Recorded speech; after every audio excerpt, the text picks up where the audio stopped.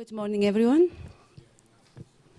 I welcome you all to this promising workshop under the title Psychoanalysis and Orthodox Theology. It is an honor for me to present our distinguished speakers of this first session.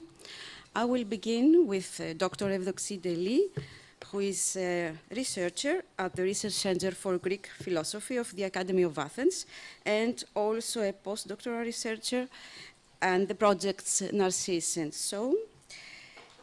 For the next 15 minutes, she will introduce us to the subject, speaking about the interdisciplinary encounter of Orthodox theology and psychoanalysis as a key aspect of the dialogue between orthodoxy and sciences. Dr. Deli, the podium is yours. Thank you, Maria.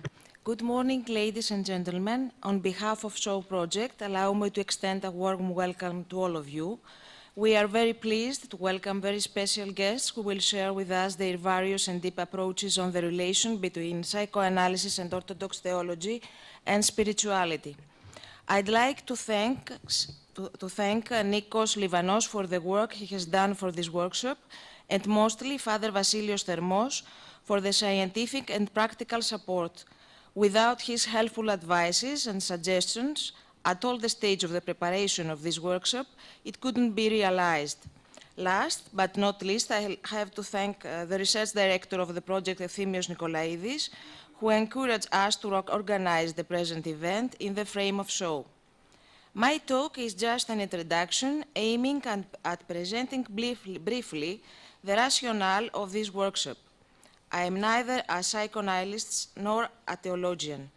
I am a historian of philosophy of a time when philosophy was considered more as a way of life than as an academic discourse, and the care of the soul and theology were part of philosophy.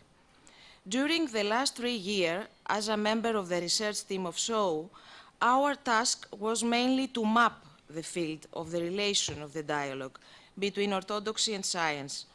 But mapping a field is not a strictly objective task. It involves a certain degree of subjectivity and choices following the angle of the persons who undertake the task.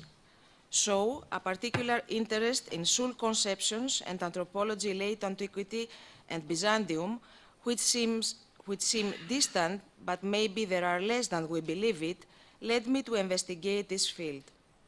Based on our research findings, diverse sources and interviews, we came to realize an increasing interest of contemporary Orthodox Christian thinkers, mainly theologians, clerics, and mental health professionals, psychotherapists, in a variety of modern psychological sciences and practice, including depth psychology, existential, systemic, cognitive behavioral theories, etc. This increase is related to a noticeable evolution occurred, not without regressions, in the way Orthodox thinkers deal with contemporary challenges of psychology. The interest in psychoanalysis is reflected in the large number and the broad scope of the relevant sources, which not only provide multi-level and at times contradictory approaches on core issues related to anthropology, but also include important topics of a larger interest both theoretically and in ordinary life, such as the meaning of faith and of spiritual experience nowadays, the concepts and representation of self and God, the idea of human flourishment and psychological endurance, the ambivalence of Orthodox Christianity towards modernity and West as an indispensable corollary of modern science, the critical and reflective approach to religious culture and mentalities in Orthodox countries related to social psychopathology, and finally, questions of ethics and values as effective motivators in people's conduct and social action, without denying the importance of all other areas of the dialogue between orthodoxy and science, such as physics, cosmology, mathematics. I think that the field of psychology and religion's encounter is a privileged one, insofar as it involves the most intimate and at times hidden or even dark sides which underlie both thinking and imaginary functions, actions, and emotions of believers and non-believers. Among the variety of modern psychological schools of thought and practices, today we focus on psychoanalysis and orthodoxy. So, the first question which arises is, why especially psychoanalysis? First of all, because the selected research material and sources attest to the importance of Freud and post-Freudian psychoanalytic theory, which seems to be in the heart of the discussion, for being accepted or criticized by the actors of the dialogue. In this general framework, psychoanalytic concepts elaborated by Freud, Jung, Adler, Lacan, Klein, Winnicott, Bion, and Dolto intersect with core elements of Christian psychology and anthropology drawn for biblical and patristic thought, as well as from ascetical spirituality. All these connections are treated in relation to modern Orthodox theology, for instance, Christos Gianaras, John Zizioulas, Dimitrous Staniloae, and modern philosophy, Levinas, Wittgenstein, Paul Ricoeur, Cornelios Castoriadis, Martin Buber, Bertie Ayeth. Orthodox thinkers and theologians from different Orthodox countries or Orthodox diaspora and diverse contexts provide various hermeneutical approaches and focalization on psychoanalysis, while they adopt a rather eclectic stance toward it. Following our research findings, the Orthodox approaches to psychoanalysis emerge around four main core: pastoral care and adequacy of the priest-therapists to support suffering modern subjects, anthropology, with issues such as soul and psyche, the distinction between psychological and spiritual development, body-mind problem, passions, addictive behaviors, meaning of disease and death, mystical and intuitive experience. Thirdly, questions on identity and modernity, on how Orthodox people define and understand themselves toward religion and science, and how they experience these two discourses within their self and life, not only as individuals, but also as social and religious group, in various and changing historical and cultural context of Orthodox countries. Fourth, religiosity and mentalities, including the investigation of the distortion of morbid religiosity in Orthodox societies, which are closely related to psychopathology and social dysfunction. The second reason for choosing to focus rather on psychoanalysis than on other psychological schools of thought is that the Freudian theory have been the most controversial and the most influences of all in modern time. Formulated in a rather godless, mechanistic and materialistic post-Darwinian universe of the Western Europe, psychoanalysis have been for a long time ignored or rejected both by the Western and the Eastern Christian Church. As John Gottingham points out, Darwin's role is that of John the Baptist to the Freudian gospel. Freud's approach to religion, conceived as a neurosis, as a fixation to an archaic and infantile image of father, together with his focus mainly on sexuality, provoke the resistance of religious people toward a vision of man which brings to light and decode not only his creative, but also his destructive forces, articulated around the key notion of the desire.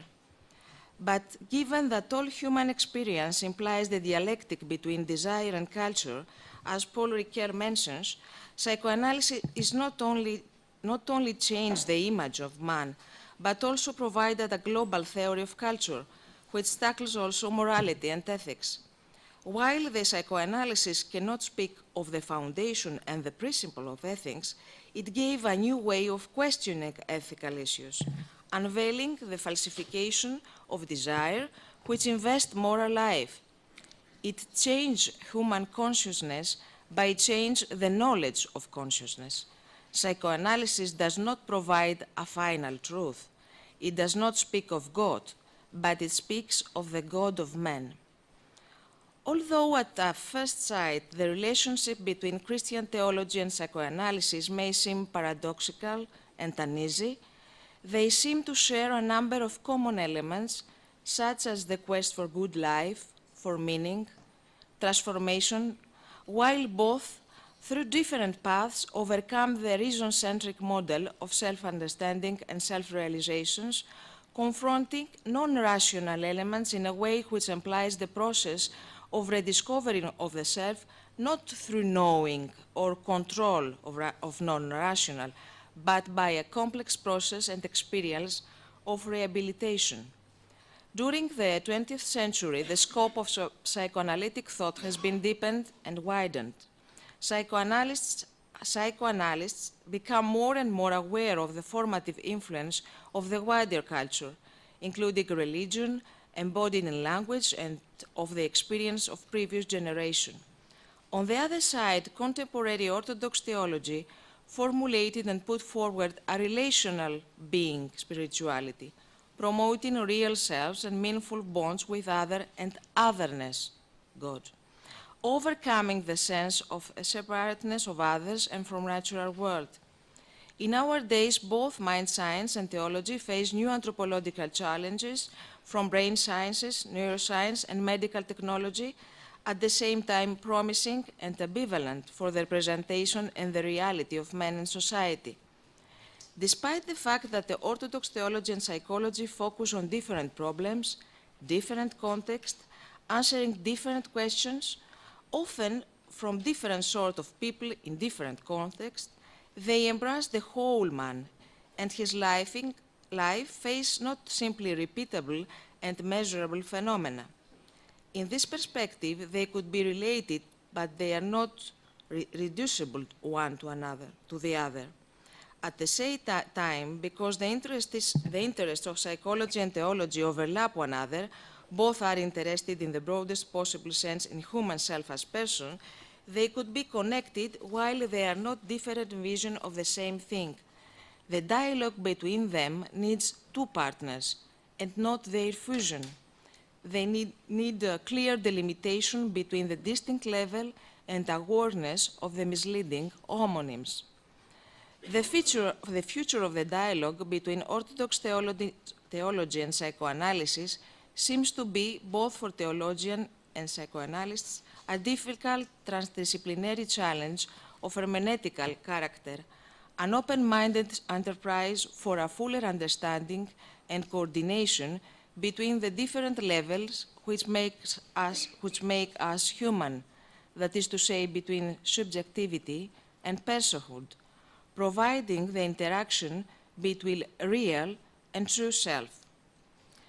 Now I would like to close my presentation going back to philosophy and to Plato, and to share with you a passage from the first Alcibiades or Plato, one of the most poetic dialogues, by a passage which was commented by Foucault and which has inspired Seferis. Freud and the fathers of the church were readers of Plato. So, Socrates, then, if an eye is to see itself, it must look at an eye, and at that region of the eye in which the virtue of an eye is found to occur. And this, I presume, is sight. And if the soul too, my dear Alcibiades, is to know herself, she must surely look at a soul, and especially at the region of it in which occurs the virtue of the soul, wisdom, and at any other part of a soul which resembles this. And can we find any part of the soul that we can call more divine than this, which is the seat of knowledge and thought? Then this part of her resembles God, and whoever looks at this and comes to know all that is divine will gain thereby the best knowledge of himself. This famous passage, in which self-knowledge is said to require seeing the divine part of our soul reflected in a soul as a mirror, gave birth to two opposed interpretations. The theocentric interpretation, according to which knowing the self requires knowing God, and the anthropocentric, according to which knowing the self requires dialogue with another soul like ours. But if both interpretations are possible, this is because Plato didn't answer it, calling us to revisit the question again and again. Thank you.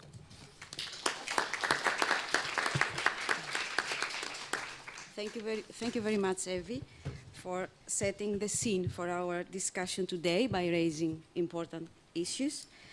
And now I wish to call on our next speaker, who is Dr. Alexandridis. He's a psychiatrist, child psychiatrist and psychoanalyst, member of the French, Hellenic and International Psychoanalytic Society. And the theme of his presentation is the genealogy of the religious into psychic space. Okay, good morning. On behalf of the Greek Psychoanalytic Society, I want to congratulate the organizers of this conference and the people working on this very, very interesting project. And I want to tell you that we would like to work with you in a more organized way in the coming future.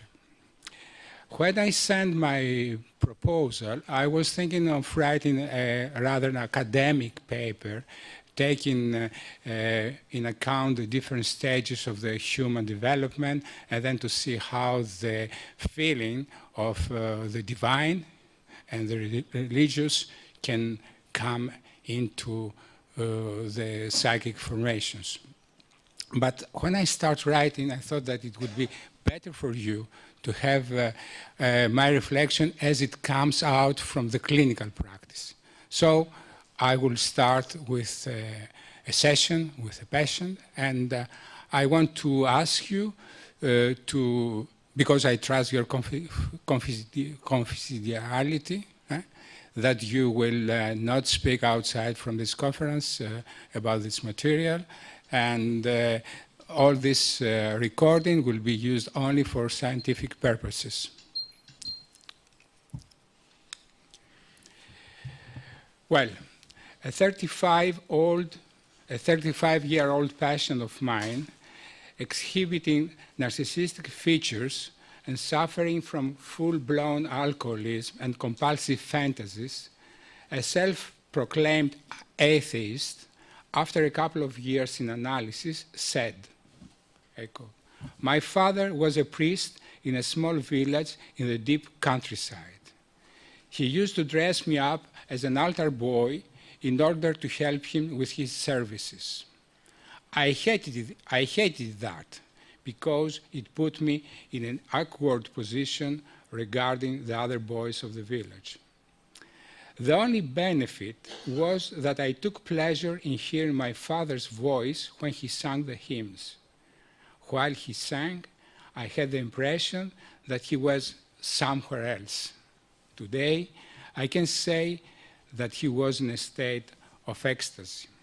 One day, when I was around 10, he took me to an exhumation. Standing in front of the open grave, I saw the decomposed body. Horrified, I looked around for help. My father glowed in his holy madness. The gravedigger jerked about like a robot, while the dead looked completely dead. All three of them were unapproachable, and I panicked at the thought, the seemingly absolute truth, that I was the only living person there.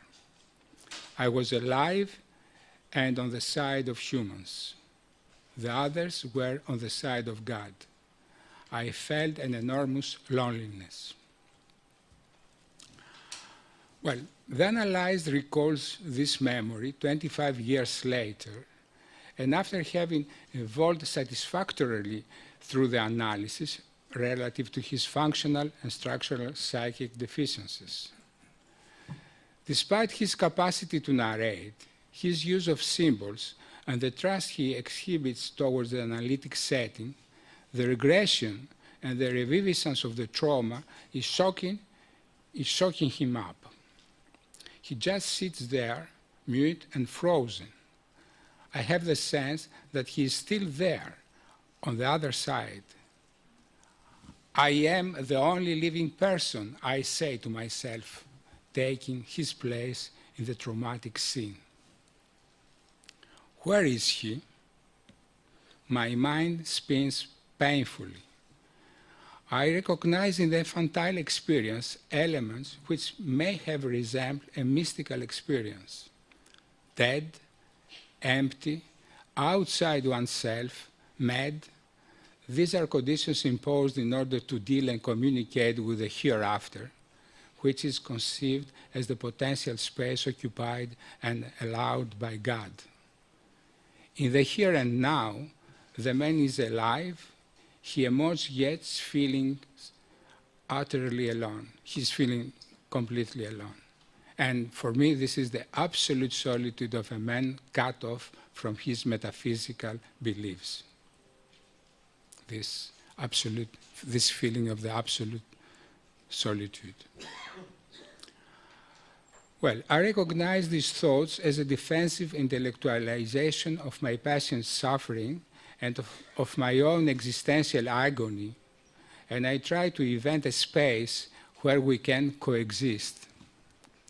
I fear that any direct intervention concerning his now versus then might be too traumatic, while any reference to here and now of our relationship might be dramatically insufficient. I need a scene which can contain the same intensity of feelings and thoughts, but as a substitute reality. Trusting my intuition, I start narrating the scene from Hamlet, the play, in which the prince stands before the gaping grave. The grave digger tells him that the bones in the grave belong to Yorick, the old king's jester. Hamlet is overwhelmed by emotion, and he recalls the playful, tender, physically intimate manner in which Yorick used to frolic with him hundreds of times during his childhood. Is Yorick a substitute of Hamlet's absent mother? Gertrude, according to my analysis of the tragedy, though I don't have the time to expound on it today, is devoted of empathy towards her son, contrary to the affection Mary feels and exhibits toward Jesus, of which more will be presented in a while.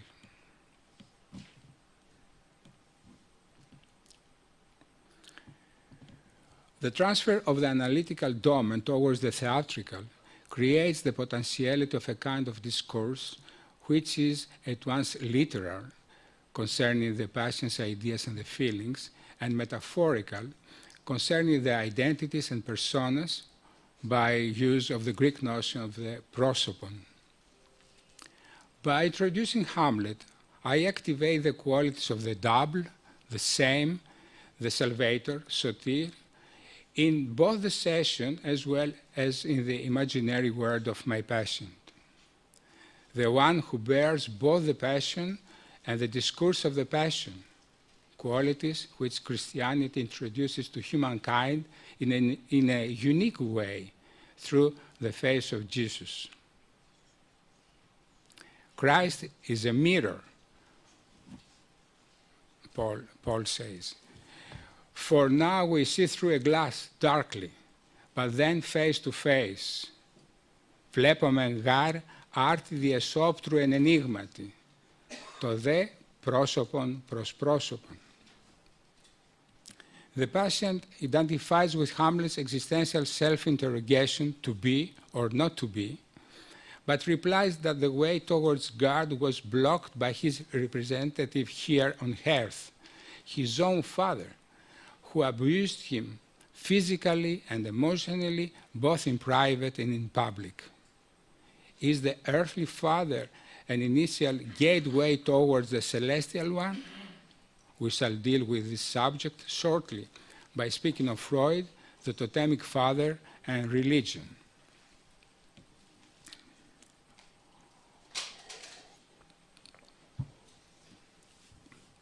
Well, my patient, having positively exploited the theatrical reference, began to play in the transitional space according to Winnicott's conception with the Yorick analyst, me.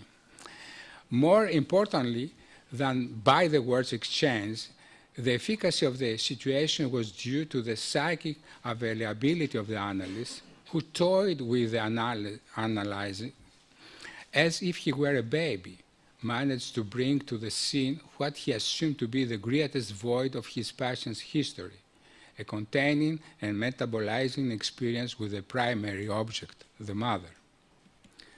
This novel experience of a caring maternal object allowed for more substantial regressions during the sessions.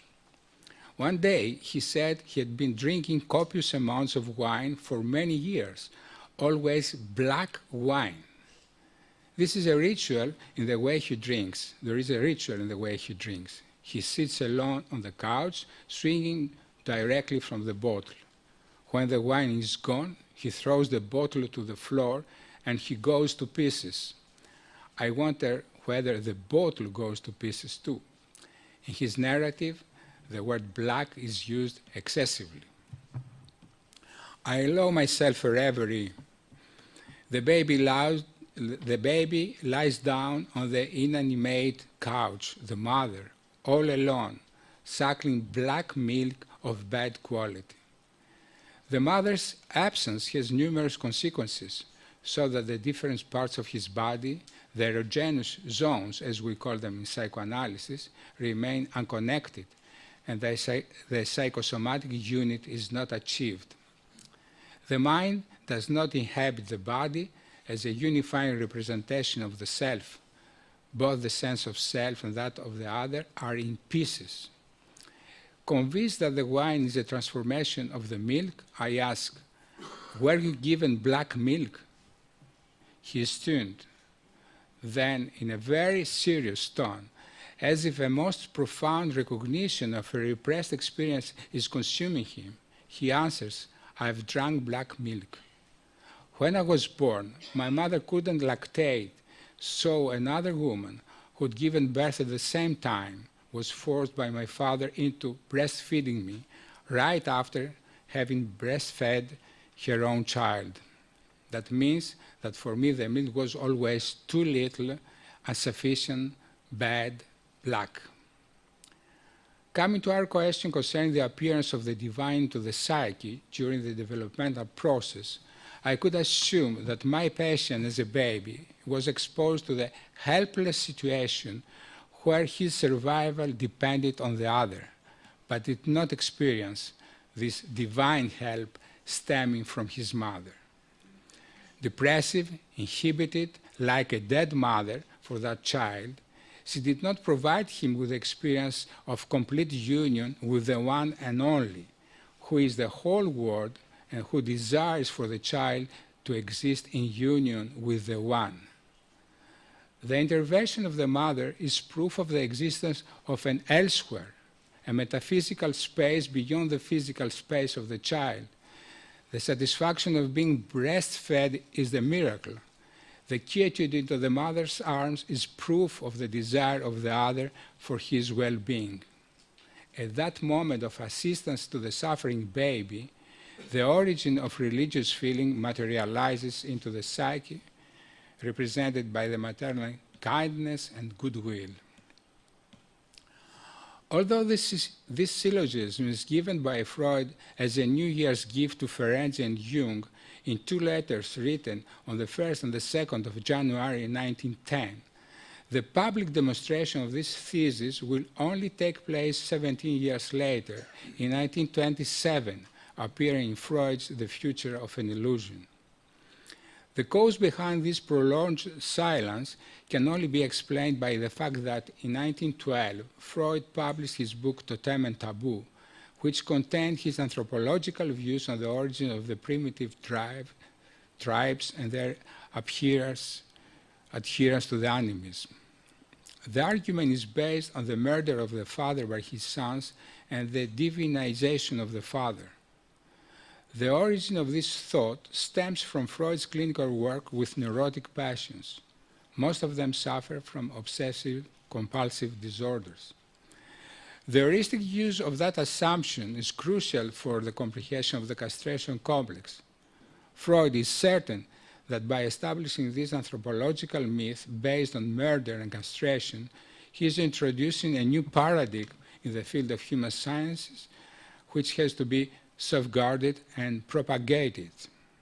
The Mother Goddess religion has to be kept behind the scenes for the glory of the Father God religion to emerge in humanity. According to Freud, this version of the Freudian Father God religion is atheist and not subject to any theological dogma. Freud will use this theory copiously and sometimes very formally, according to me, running the risk of losing the essence of the matters treated in his work, as is the case with the sacrifice of Christ. He writes that if the Son of God was obliged to sacrifice his own life in order to free humanity from the original sin, following the retaliating law, the Talmudic one, an eye for an eye, one can suppose that the sin had to do with a death by murder. Only thus could self-sacrifice be viewed as an act of atonement. If a sin was done against the Father God, it should be the most ancient crime of the humanity, a parricide. The murder of the prime father of the primitive horde, the killing of a father figure whose recollective icon was thereafter transformed into a divinity. I believe that Freud's totemic theory is substantial for its views on animism and the introduction of the death drives into the fields of humanities and theology. This theory marks the intersection of two different movements of human development. First of all, the most archaic one is the oral cannibalistic identification with the omnipotent Father, as he figures both in the family cell and in the social system. That introjected Father figure is a prelude to God and to the notion that the divine resides inside the human being. This extended perspective did not form part of Freud's views. And the other important movement in the human development concerns the death wishes for both father and son, owing to Oedipal rivalry. The totemic approach of monotheistic religions provides certain intriguing interpretations concerning the introduction of guilt into the religious and social domains, the divinization, theosis, through death. Only through death is the Father divinized, and perhaps Jesus and men as well. Setting aside the discussion concerning the work of death drives, which passed through the passions of Christ and the necessary for an analyst reference to masochism, I shall focus on the work achieved by life drives. Primitive religions were based on the female virgin mother goddess who gives birth without male participation. On the basis of monotheistic religions, Judaism displays the divine dimension to Father God. God creates the world and the various species, and thereafter all creatures are reproduced by copulation. Christianity starts off with a scandal, the unnatural concept of the Immaculate Conception. In my opinion, this is a fresh start of great spiritual importance.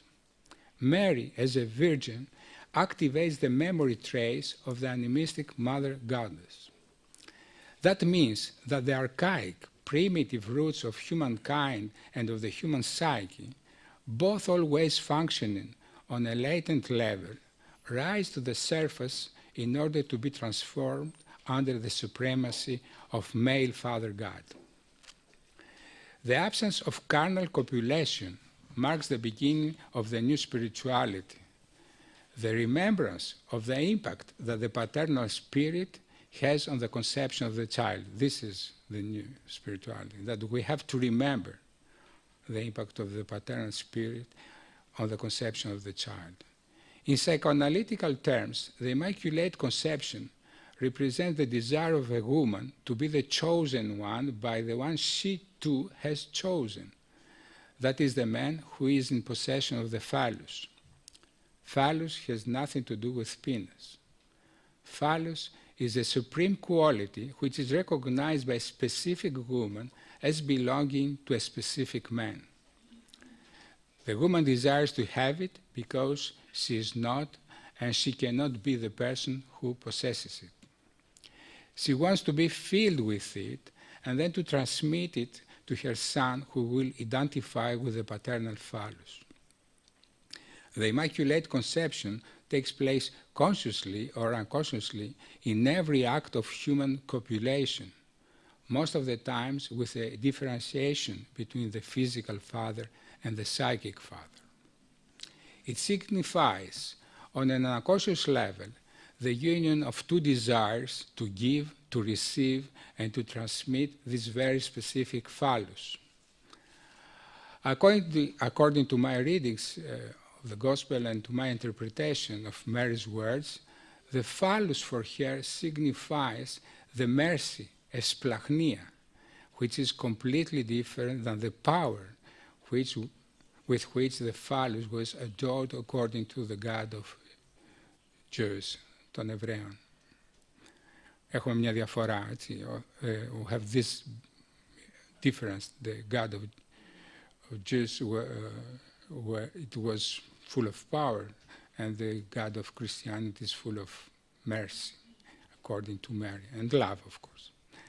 Christ is conceived within a triangular familial system, wherein both sexes are clearly defined. A psychic energy stemming from both parents is to be invested in the child who forms their project. Mary is happy with her choice, and she probably carried her son with joy. She felt sorrow during the delivery because of the loss of the absolute symbiosis with the child, but she did not suffer any kind of postpartum depression, despite the hardships, because she was able to transfer her psychic investments to the newborn. At least, this is her experience as perceived by Jesus, an experience which formed the substratum for one of the most potent metaphors concerning the resurrection. Christ says, Jesus says, a woman, when she is in travail, has sorrow, because her hour is come. But when she is delivered of the child, she remembers no more the anguish, for the joy that a man is born into the world. Όταν η γυνή τίκτη, λύπην έχει ότι ήλθεν η ώρα αυτής. Όταν δεν γεννήσει το παιδίον, ουκέτι μνημονεύει της θλίψεως, δια την χαράν ότι εγεννήθη άνθρωπος εις τον κόσμο. Mary raised Jesus with love and was always a psychic vessel for him, and his mother kept all these things in her heart, και η μήτηρα αυτού διετήρει πάντα τα ρήματα εν την καρδία αυτής. She was also, at least according to popular iconography, an external container for him, as a simple, loving mother holding her baby, as a mourning mother in the Pietà, as a triumph mother in the icon of Pantanassa, the Queen of Fall. This icon, with a very characteristic phrase, she holds the one who is holding the world, η κρατούσα τον κρατούντα τον κόσμον, to me signified a renewed encryption of the archaic animistic duality of divine mother and son, and in psychoanalytic terms, the representation of the child as the phallic projection of the mother's narcissism. Mother and son have to take pleasure in their narcissistic union, but they should never forget that the phallus was provided by the father. Should they forget it, the risk of entering into the hallucinatory process of madness or belief in miracles runs very high. The conflict between duality and triangulation, in my view, is resolved during the wedding at Cana. Mary mentions to Jesus that the wine has finished. She does not explicitly ask him to perform a miracle, but Jesus understands her desire or her demand and probably annoyed answers, "Woman, what have I to do with thee? Τι εμεί και εσύ γίνε?"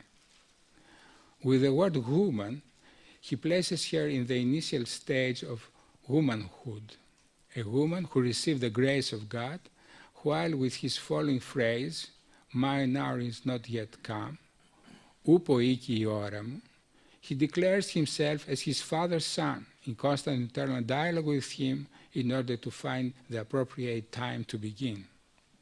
The miracle is performed, and the conjunction of the two desires is realized through the Son. Mother expresses the materialistic part of the miracle, the Word in the name of the Father, the spiritual one. The wine is the new blood, the new substance, and the new symbol which links Christ to his people after his departure. Let us focus on this line of transformations and substitutions. The blood of Mary, which sustained Jesus inside her belly, the milk of Mary, which fed the baby Jesus, the water at Cana, which is transformed into wine, symbolizing the new message, intended to sustain the people's hearts, and wine again as a message when it is turned into the blood of Jesus during the Last Supper. The circle which began with blood ends with blood. The blood of the Old Testament, through the matrix of Mary, has been transformed into the blood of the New Covenant through the body of Jesus, which is given to his people in order to be incorporated in them or by them. The New Covenant in my blood. Η Καινή Διαθήκη εν το αίματί μου. This is my body which is given for you. Τούτο εστί το σώμα μου το υπέρ ημών διδόμενο. The body of the Christ is the unifying experience of all the Christians. It is remarkably described by Paul in the first epistle to Corinthians. Now you are the body of Christ and severally members of it. Εμείς εστε σώμα Χριστού και μέλη εκ μέρους. Is Paul using the word literally or metaphorically? I believe that the theological discourse is both literal and metaphorical, and simultaneously time-related and timeless. In the field of this discourse, and by the application of the same discourse to the body, the realizable has already been realized. It is analogous to the word of psychoanalytic interpretation whenever it touches upon the truth of the subject. Then the potential is fulfilled. What is the reason for the accomplishment? The fact that the psyche inhabits the body and vice versa.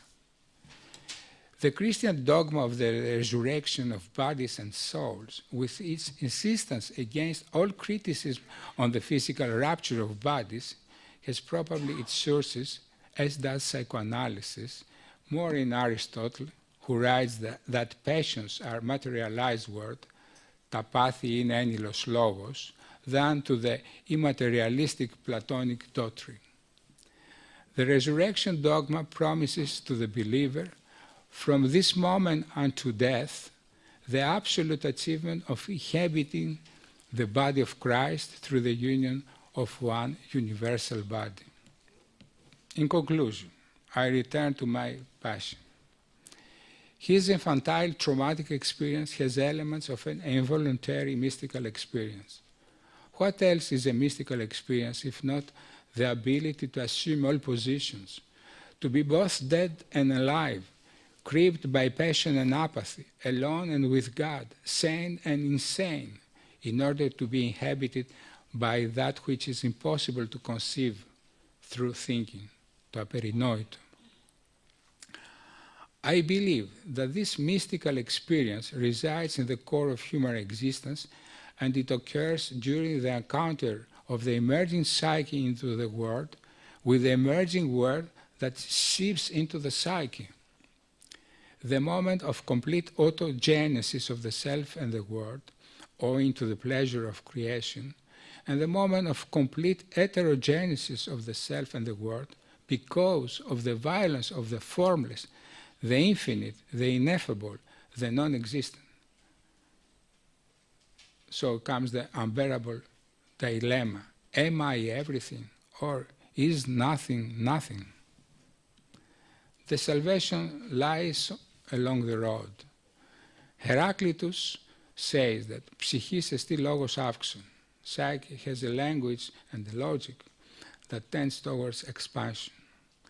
In the first step, the psyche encounters the mother as the God of the first formulation of the formless. According to this experience, the divine and later on the religious feeling will be organized within the personality on a manifest or a latent level. In my view, both solutions have a defensive attitude towards the disturbing, demonic emotion of one's first contact with God, or in analytical terms, with the drive. Thank you.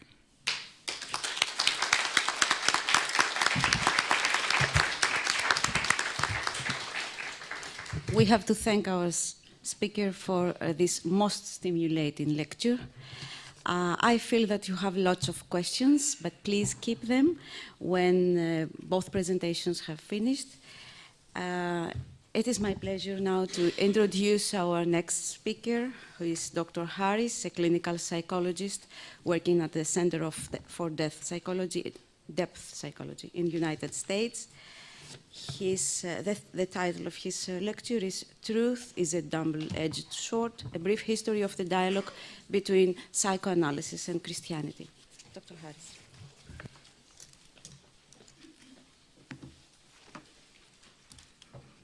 Thank you, fathers, colleagues, professionals in allied disciplines, and academicians from other disciplines, and the general public. Thank you for coming out on your Saturday. And I am deeply humbled and privileged and very grateful to be here and be a part of this dialogue. Thank you also to the coordinators, Father Vasilios Thermos and Nikos, and the rest of the staff for organizing this event. The problem of taking up so many important issues in 30 minutes is threatened with the possibility of reductionism, so I hope that maybe I can introduce some lines of thought to stimulate the dialogue. And the advantage of having only 30 minutes in analytic inquiry and dialogue is not having it run on forever. So there is an advantage. Okay, let me begin. At the beginning of the 20th century, psychoanalysis began as a one-man operation with many adherents. Initially, Sigmund Freud's avowed atheism and his strong attacks on religion, in which he called it a product of childhood neurosis that must sooner or later be renounced. This attack obviously provoked many tensions for Christians. Overall, Christianity's reception has ranged from acceptance or distant regard to vitriol. I will begin by providing some background on Freud's own development, as much as I can here, that seems to have influenced his anti-religious position.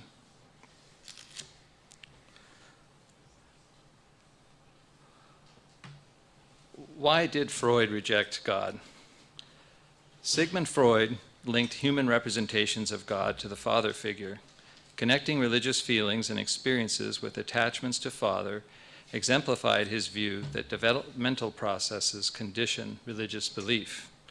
Other factors possibly contributing to his atheism include Freud's view of science and conviction that to be scientific, psychoanalysis must be atheistic. Freud's ambivalence and attraction to Christianity, another factor. There were complex factors around his Jewish inheritance, including anti-Semitism and supersessionism, but also his honesty and humility. Sigmund Freud was the first child of his mother, Amelie, and he received her central attention for just 8 months. In his perception, she was an egocentric parent.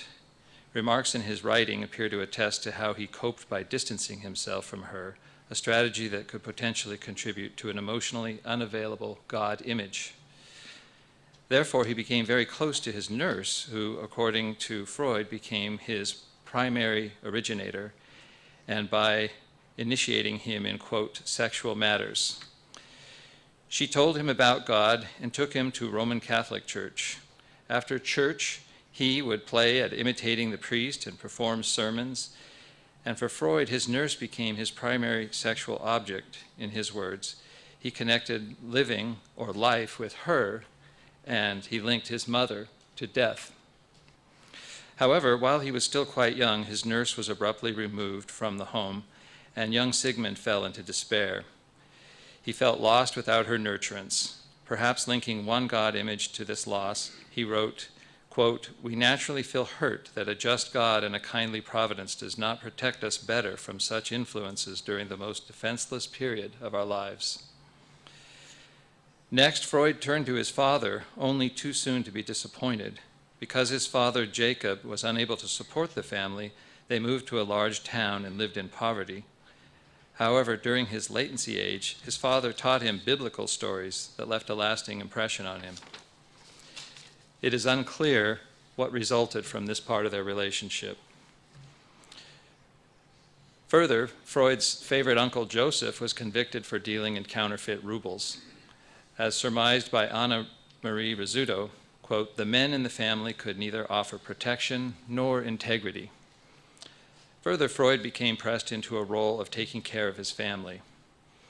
To summarize Rizzuto's detailed analysis and formulations of Freud's unbelief, 1, he felt his family's affection for him and attachment to him, but he also felt forced into the role of caretaker, foregoing the freedoms of childhood. In modern terms, he became a parentified child who could not count on his family, but he had to be there for them.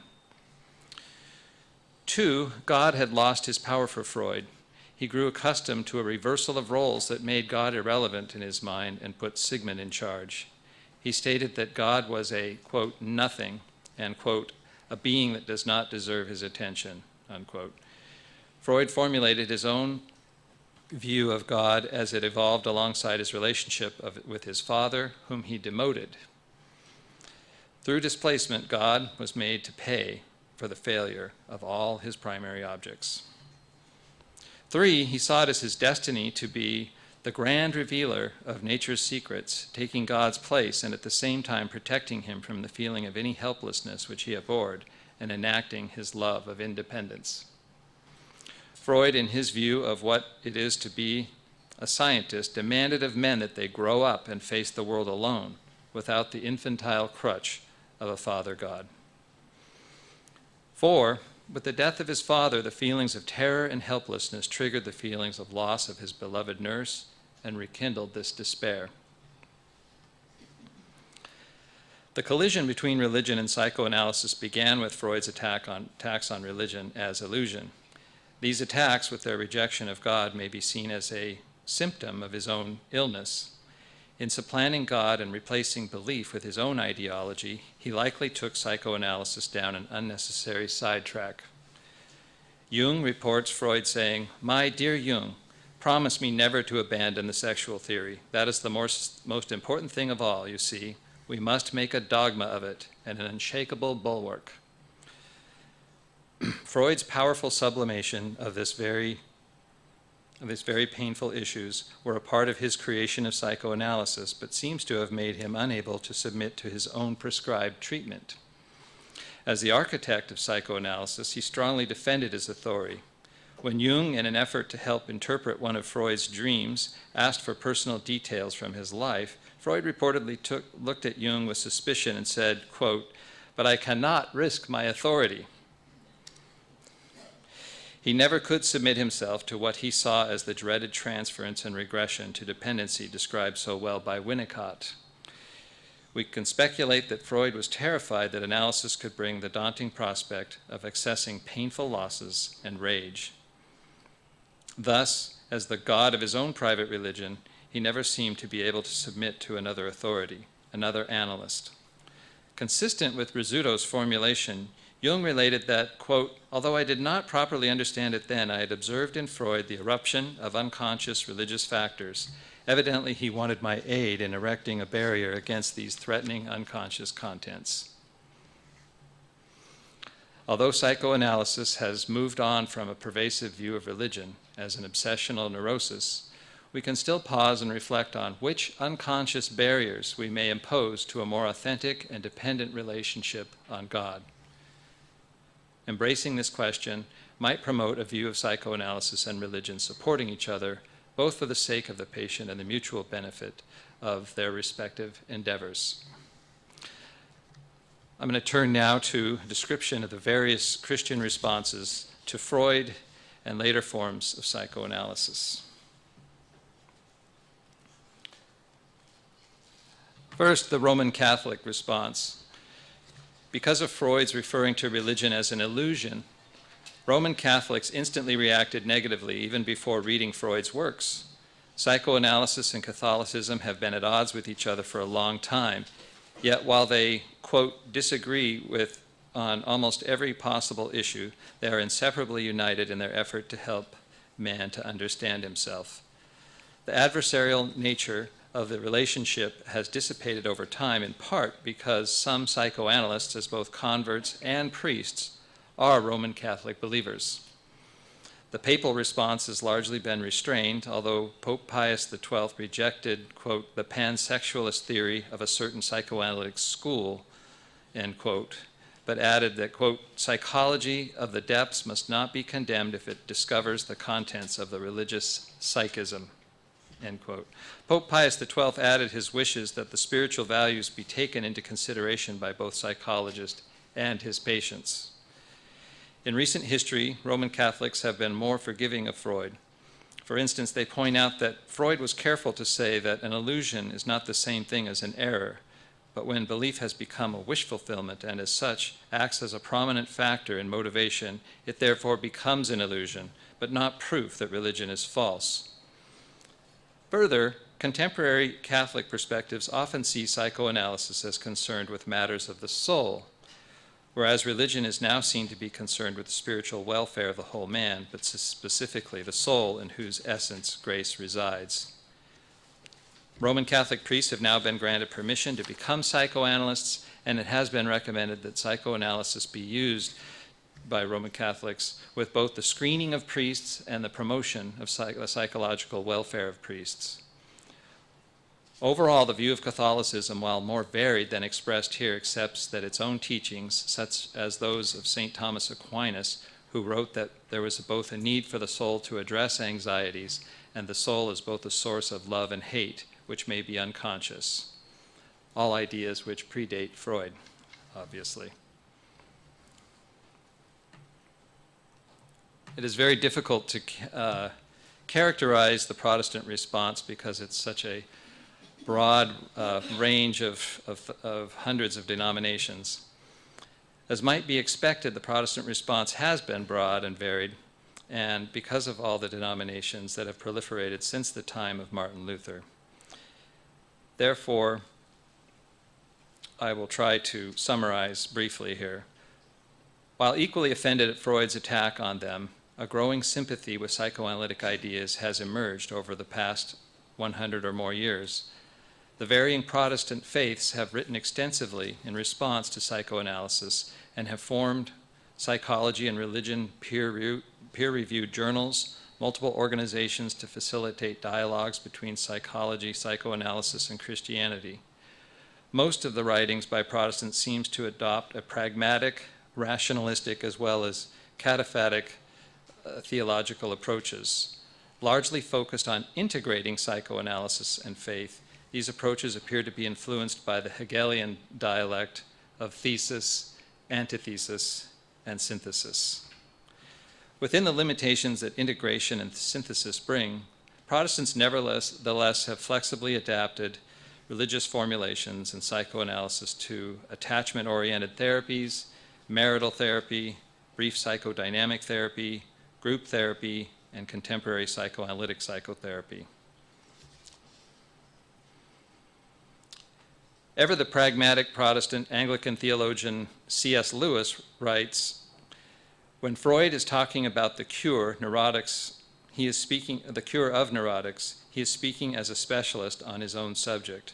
But when he goes on to talk general philosophy, he is speaking as an amateur.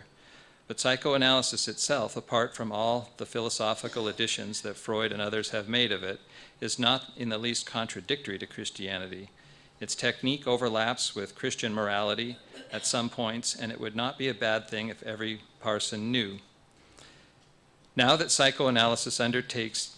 what psychoanalysis undertakes to do is to remove the abnormal feelings, that is to give the man better raw material for his acts of choice. Morality is concerned with the acts of choice themselves.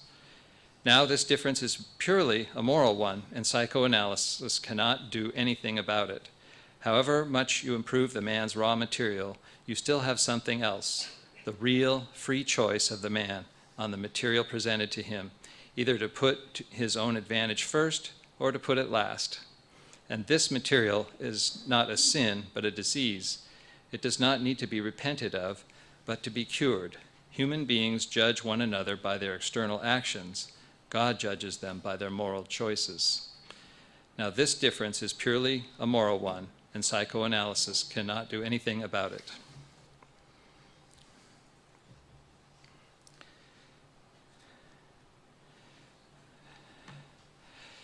In spite of being Orthodox, I think the Orthodox response has been maybe the most difficult for me to account for, but I will try to offer some things going on. Although Orthodox authorities and writers obviously reject the notion of religion as an illusion, they have made efforts to place psychoanalysis and religion into meaningful dialogue. Some writers appear to present them as competitors for the truth or faith, rather than keeping them in dialogue, discounting psychoanalysis' theological shortcomings. A now classic work by Archimandrite Vlachos, whose great account of healing that the Church and her sacraments offer, seems to dismiss psychotherapy or psychoanalysis and credit all emotional healing to the work of the Church. Characteristically, Orthodox writers and theologians do not submit to the Hegelian dialectic, which runs the risk of diminishing the contribution of both disciplines in the end. Further, this approach can result in psychologizing religion or converting psychology into some kind of secular faith. The Orthodox Church, by maintaining its position that the ontological truth and the teachings of the Church as laid down by Christ and his apostles are immutable, has potentially positioned herself not to feel threatened and to adopt those applications of the truth flowing from psychoanalysis that may aid the Christian. In the United States, the Orthodox Christian Association of Medicine, Psychology, and Religion, called OCAMPER, was founded in part for dialogues of psychology and faith. Although it has been difficult for me to put together an organized view of the Orthodox response, many Orthodox writers, many of who are here today, are addressing this dialogue. Also, the North American Serbian Orthodox Church sponsored an institute to promote psychology in the service of truth, of the Church, which has increased the focus on this dialogue. Thus, the moment and fervor for this dialogue between the two seems to be growing. There may be many other organizations, journals, and discussions going on. Perhaps it would be helpful to have an international association if we do not have one. When reviewing other Christian literature in the United States, there is very little mention of the Orthodox contribution to this dialogue. It is not whether clear if this is a reflection of Orthodox isolation or its diversified jurisdictions or some other factor. This seems to be a matter needing further clarity and exploration. In sum, several Catholic, Protestant, and Orthodox psychoanalysts have dissented from Freud's views on religion.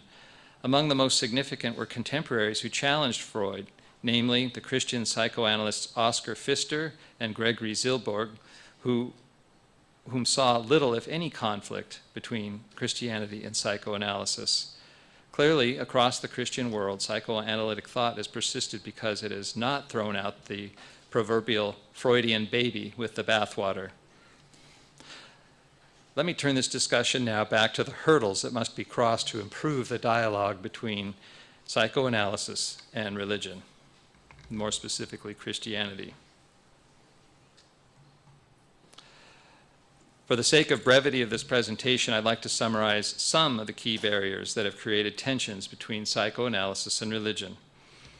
Psychoanalysis is not religious, a religion, or theological in nature.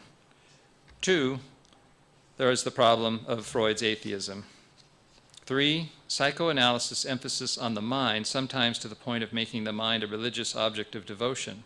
As an example, early adherents were excommunicated for not agreeing with Freud. 4, certain psychoanalytic thinkers see autonomy, self-sufficiency, and self-fulfillment as the goal for psychoanalysis, again, without any apparent theological or ontological base.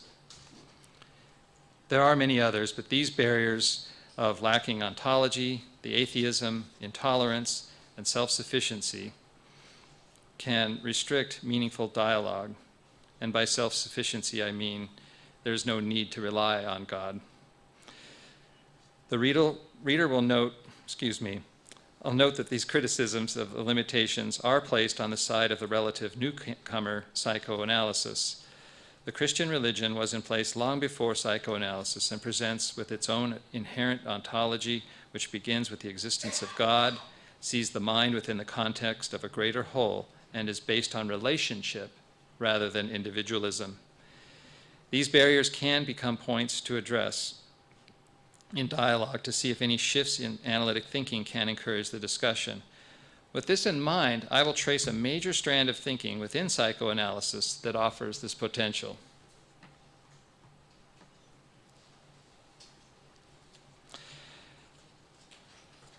I will weave together a brief narrative that traces a seismic shift in psychoanalytic theorizing since Freud and appears promising for potential dialogue with the Church. With one statement, Ronald Fairbairn of Scotland effected a major shift in analytic thinking. Quote, libidinal aims are of secondary importance in comparison with object relations.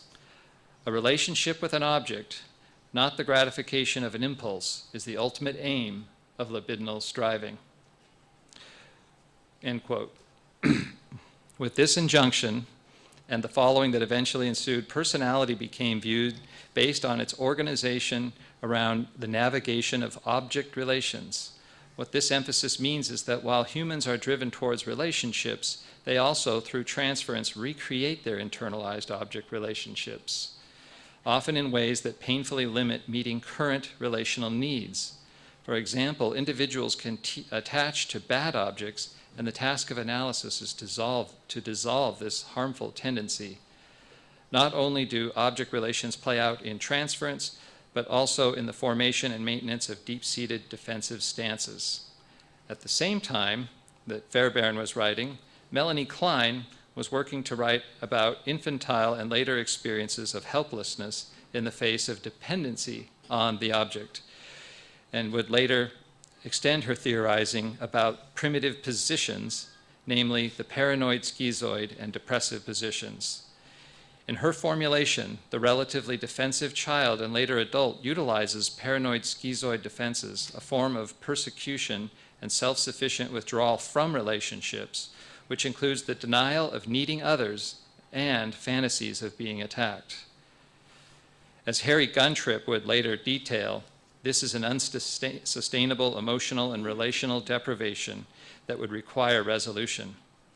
The resolution, according to Klein, is to move into the depressive position, which involves the recognition of the need for the other through necessary gestures of repair.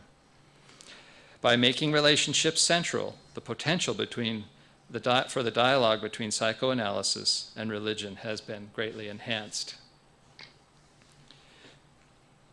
Donald Winnicott underscores further about dialogue. Donald Winnicott underscores this relationship emphasis and links it to the issue of authenticity.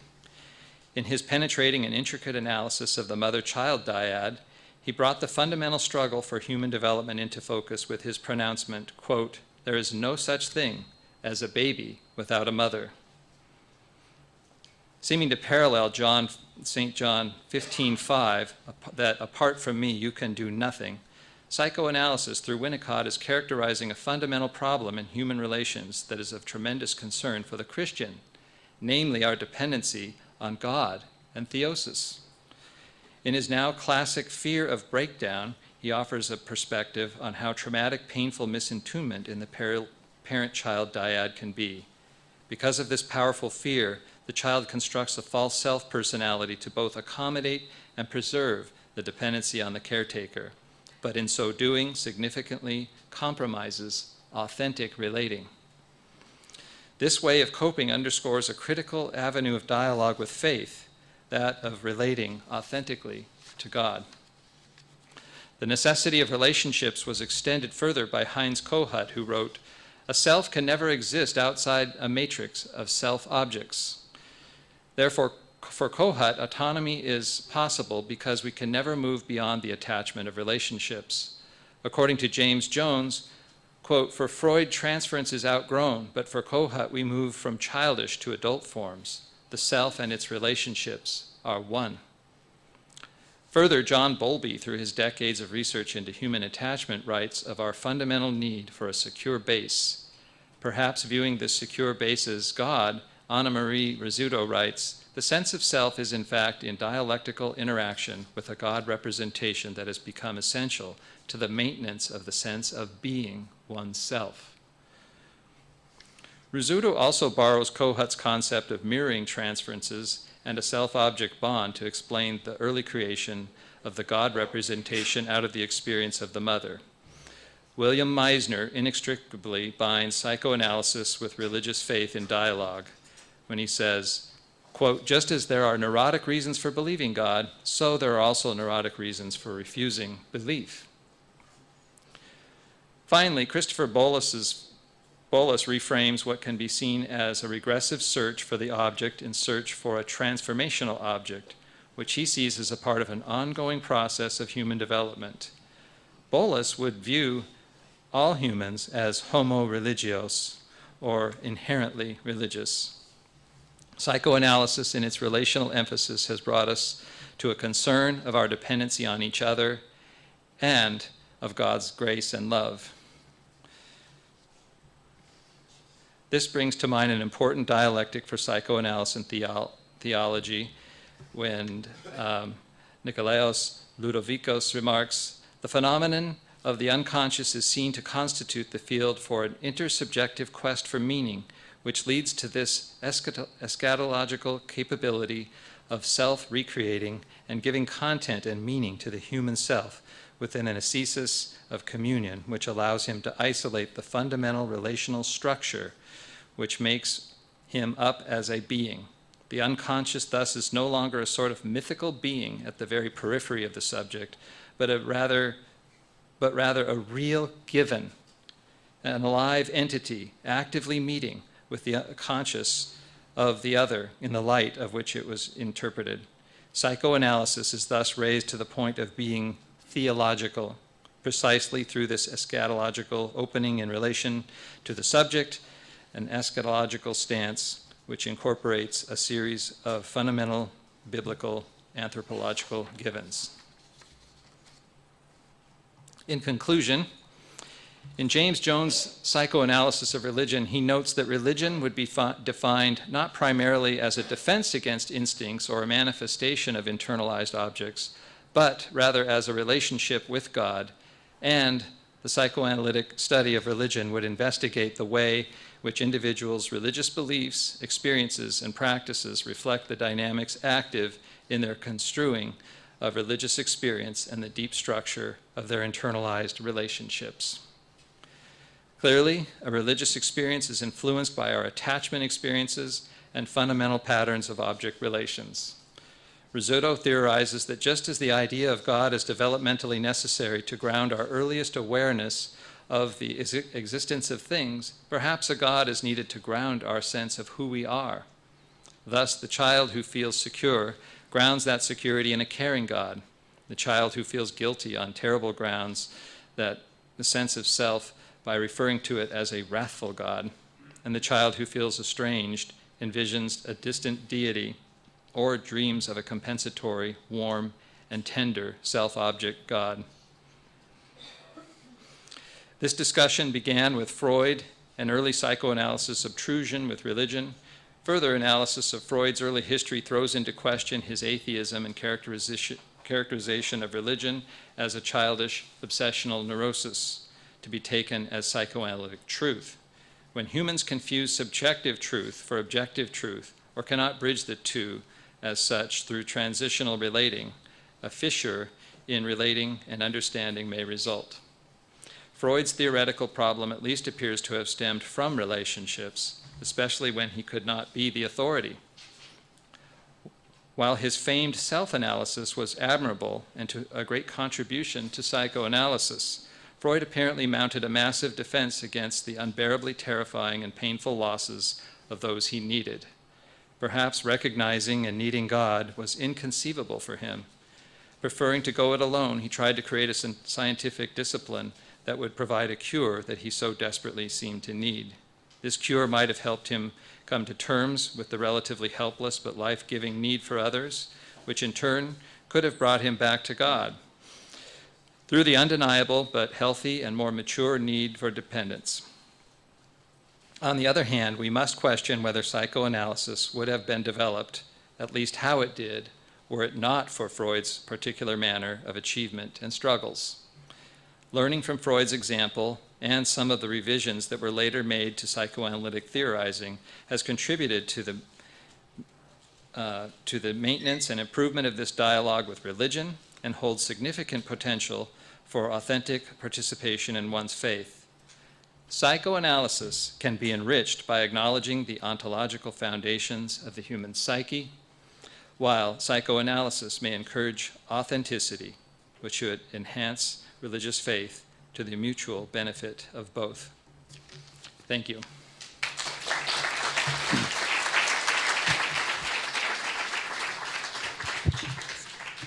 Thank you, Dr. Harris, for this comprehensive insight into our theme.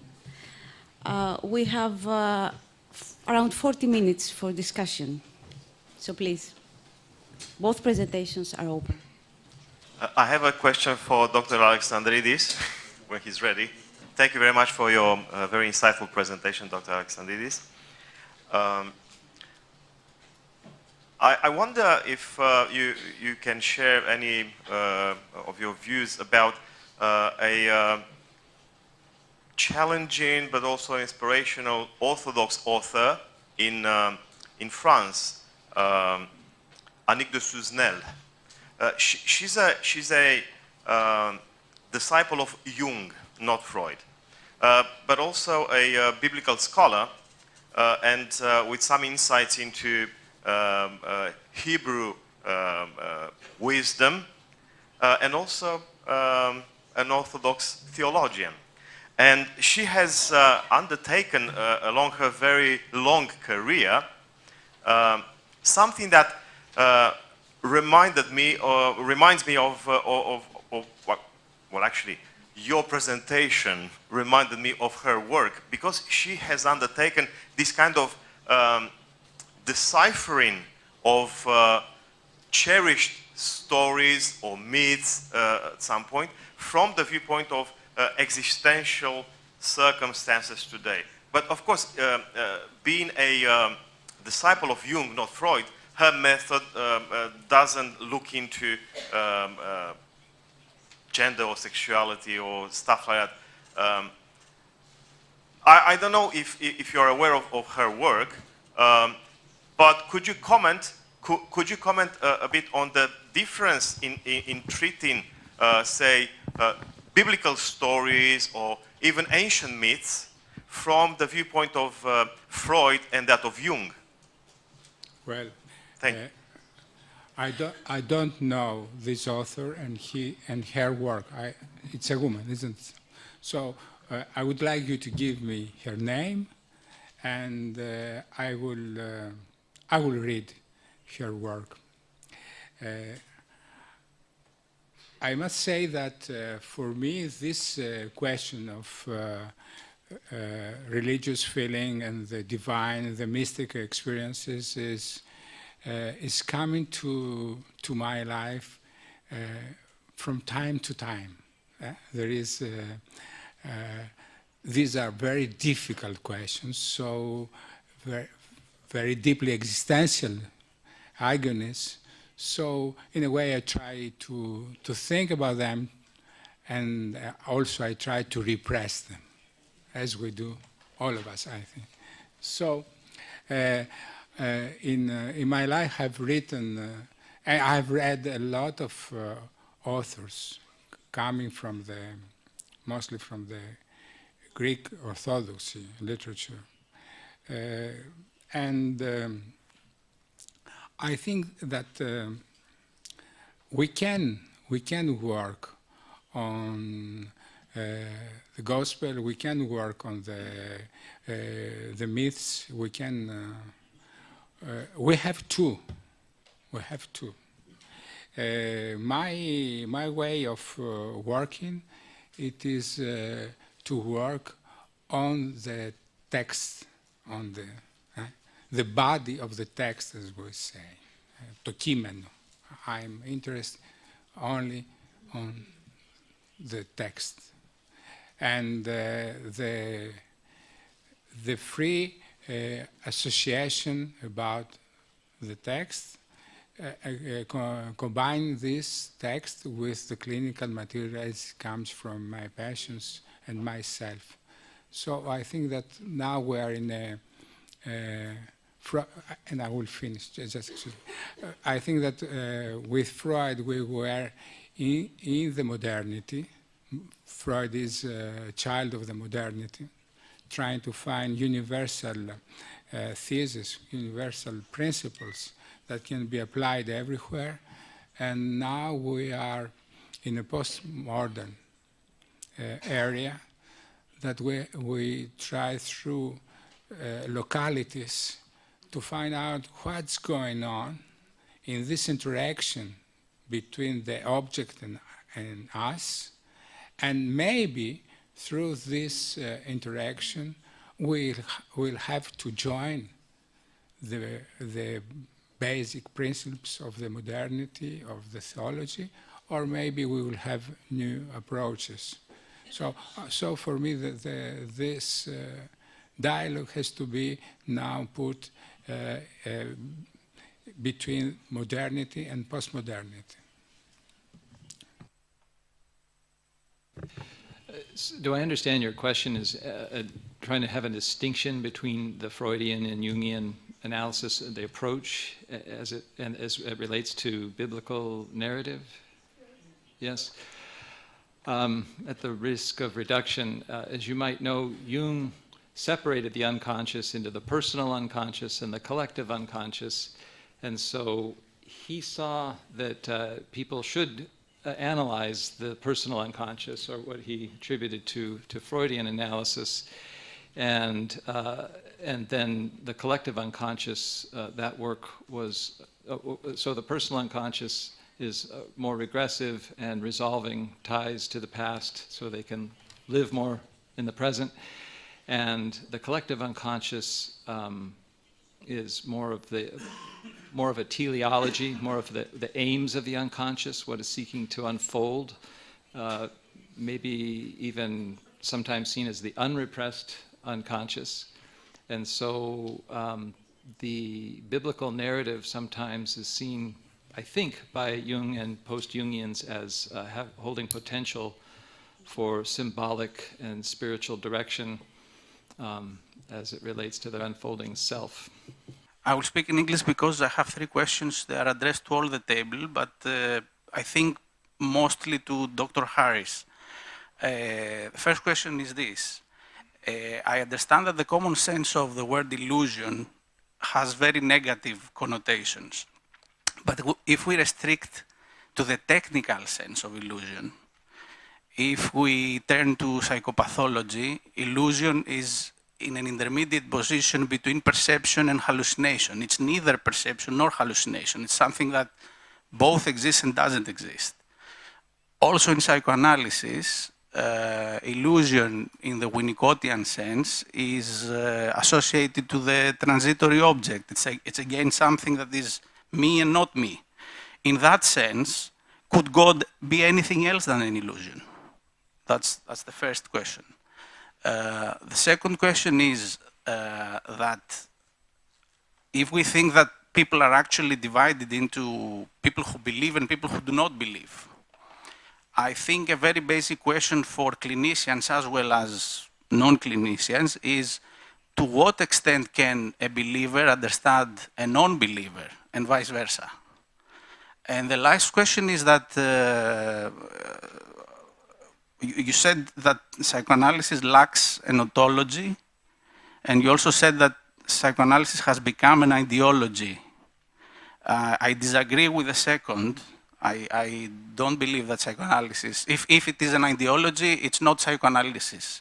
And the benefit of lacking an ontology is exactly the risks of ideology. I may have to have you repeat the second question. I wholeheartedly agree with the first assumption of illusion as, and actually as a part of apophatic faith to, that transitional relating is absolutely essential to faith. And by this, for the sake of the audience, the sort of facing the unknowable God as we wait for God.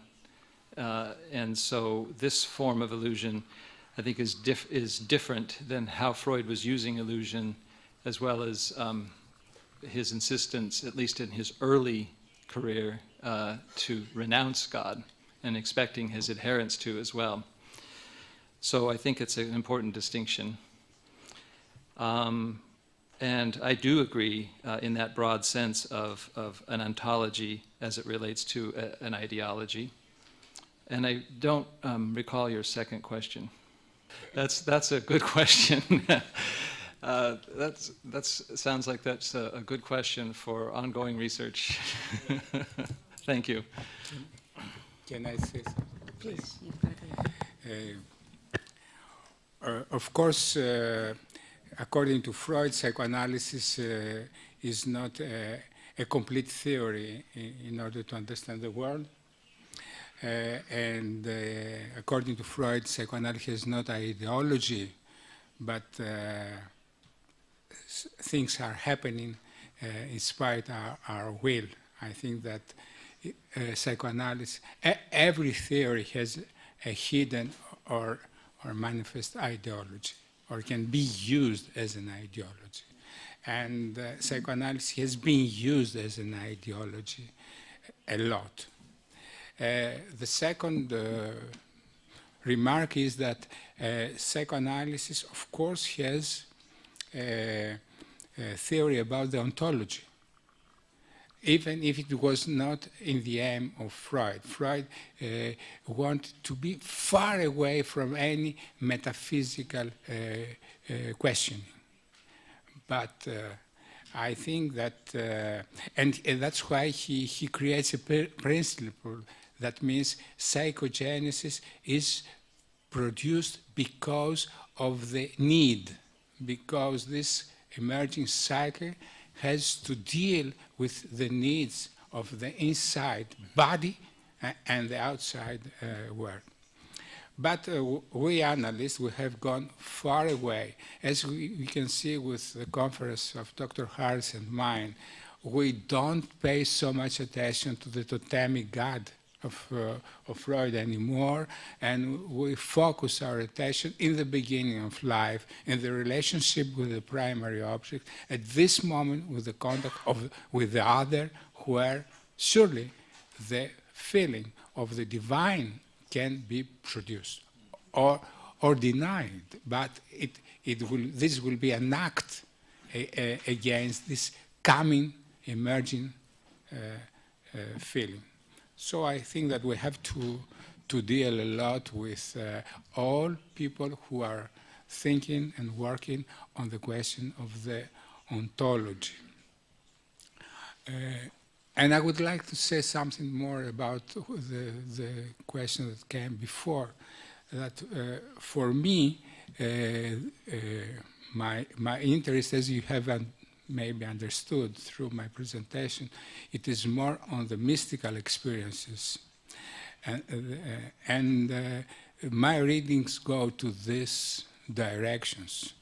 And I think that we can find a lot of things if we treat the question of the soma, of the body, which I think is essential. And I came here in order to hear from you talking, mostly the theologians, talking about the soma and the body and how it is perceived by the Christianity. And for me, this is a very, very fertile field in order to work together, psychoanalysts and theologians, Christian theologians.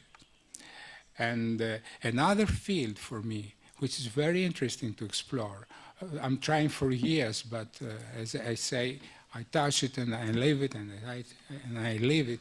It is true madness. That's why also I gave you this example.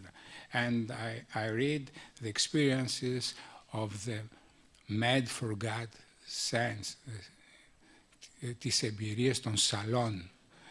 For me, this is also a very fertile field for in discussion, intersection between theology and psychoanalysis. So the approaches, the main approaches is the primary relationship, the body, and the madness for me. I would just like to follow up briefly and then more questions. Sometimes I view madness as the lost sheep of our flock. I should be obliged to Professor Harris to comment on a book which has been quite recently translated into Greek too, of Lacan, The Triumph of Religion, and his final decision to close his school in Paris. Actually, in his book, which is in his middle of his career, he said some quite unexpected things. He said, psychoanalysis is dead. The existential problems are beyond the range of psychoanalysis, and the only solution is religion. And not only religion, Christianity, vraie religion. The second question, because it's to Dr. Alexandridis, there is an immense literature on mystical subjects. If we don't understand what an old professor of pathology said, that it's a little bit tough what I'm going to say, be careful of psychoanalysis. It's a disease which presents itself as a cure. Second, I'm totally in agreement with you when you said that there is an ontotheology in psychoanalysis. And actually, psychoanalysis, if we look at it from an epistemological point of view, it's a private religion. So we don't have to have a discussion on terms, science and religion, but we have to be honest with ourselves. We make an interreligious dialogue. We have a private religion and another religion. To say that this is science, it's epistemological naive. And the final question is the American Association of Psychiatrists was fed up with all these theories, and although they have, the system has been criticized, and quite well criticized, they have DSM-5 now, which theoretically is totally theoretical, because we cannot find a way through all these different theologies which are in conflict with each other. And the final question, we have meta-analysis quite recently with what we call integrative psychotherapy, which says that psychoanalysis as regards the levels of effectiveness is very, very low. And in the upper level are cognitive therapies, and what's quite exciting is mindfulness therapy, which is quite similar to what we call theoria. And I finish. Of course, there are upgrading efforts like Pfister and Father Ludovicos' effort to make an eschatological reading of psychoanalysis. But before doing that, we have to understand that we talk about something which is very tricky, very slippery. And in order to stay in dialogue, we have to know that the partner the other partner introduces another secular religion. And it's not an accusation. It's just epistemological fairness. Thank you so much. This is a very interesting statement that you make, but this question, if psychoanalysis is a science or a theory or an ideology, is a very, very big question to deal with you now. I could say that at least I have done a 3-year seminar on this subject with colleagues reading epistemological studies, and just to say simply that if we have the criteria of the physics as the basic of science, maybe psychoanalysis is not a science. But if we move on modern psychological approaches, there are very, very important philosophers that have conceived psychoanalysis as science. But this is another question. I don't think anyway that it is a religious. This is very, very easily something to demonstrate because of the criteria we have in order to take people in training. We don't care about their religious feelings. We don't care about their sexual orientation and so many other things. So I think that a religion has more specific. If we are considered as a church, we have not any kind of this kind of criteria, and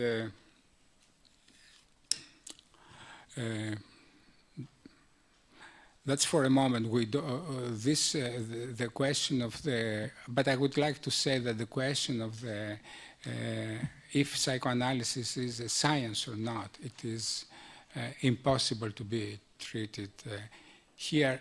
And in a way, I don't know if it's possible to be treated from people who are not have the experience of the analysis.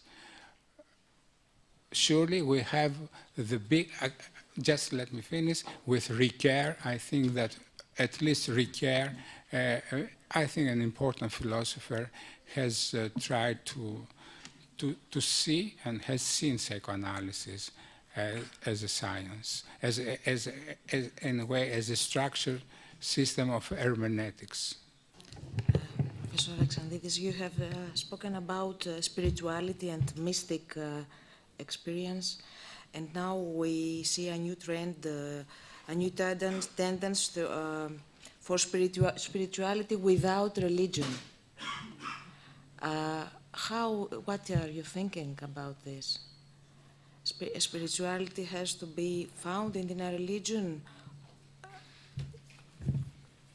I will try to be very brief. I think that it is very, very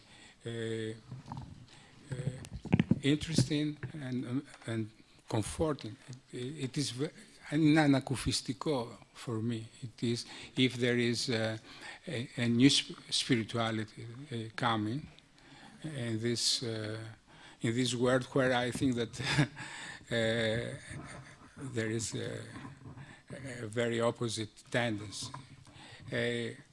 And maybe I will shock you that I think that spirituality has to deal with a religion.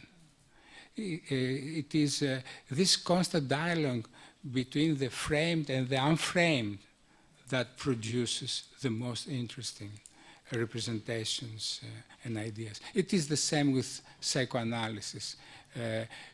You must deal with your own psychoanalysis, you must deal with your own analysts, supervisors in a free field in order to find your own way of thinking psychoanalysis. At the same time, you have to be in an institution and to deal with the organized dialogue. So I think that somebody who is interested of spirituality, he has to deal also with an organized religion or a church. Okay. One more question from this side, and then we have to turn to the other side. I have not read Freud's works, and I'm not an analyst, so I am a social worker.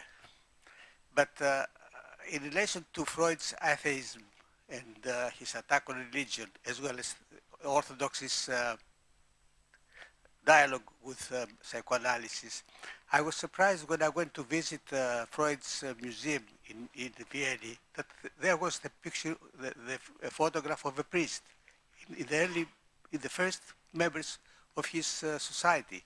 That means that either he was not a very strong atheist, or orthodoxy or religion and psychoanalysis was in a dialogue from the beginning of Freud's works. Could you clarify for me these issues?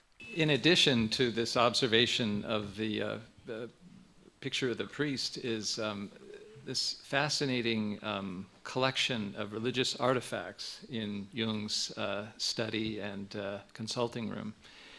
And so there's been much written on it, what this means, but it seems to be a lot of latent material to try to understand about maybe perhaps something that he never let go of as much as he sounded so exacting in his severance of his ties with religion or religious ideas.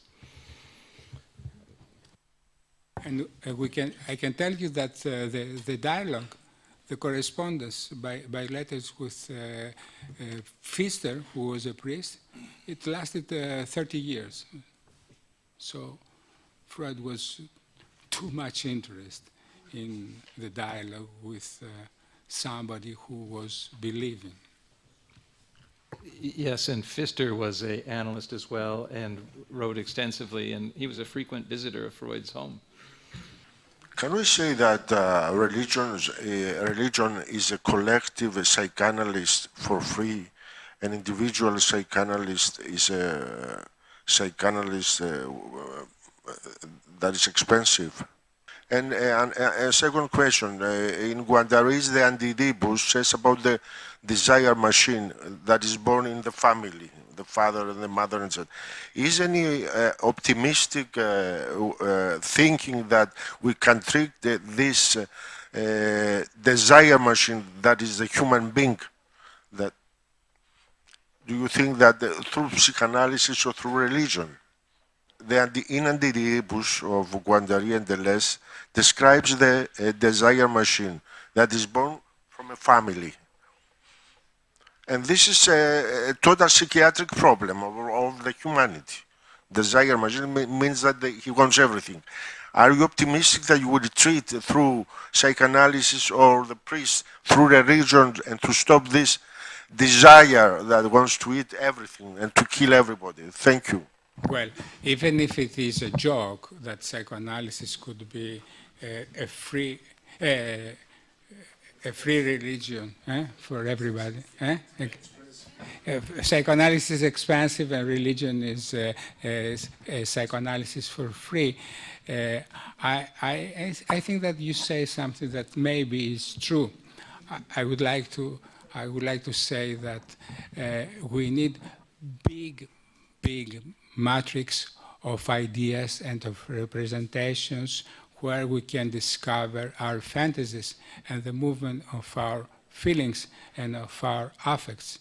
And in this way, the religion, constructed religion, as I try to say by giving you some examples, for me, Christianity is a very structured religion, including, I would say, all the possible fantasies and desires of the human being, and also, I repeat it, all the possible connections and illusions we can have between the mind and the body.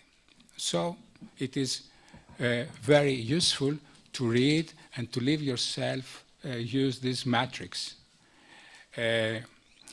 And the Oedipus, it is a very specific position of Guattari, and maybe it is not known But the question is Oedipus complex a fundamental complex which is innate to humans, given through our DNA, as Freud thinks, as the anthropologist Claude Lévi-Strauss thinks, or is it something that it is produced through the development of the society?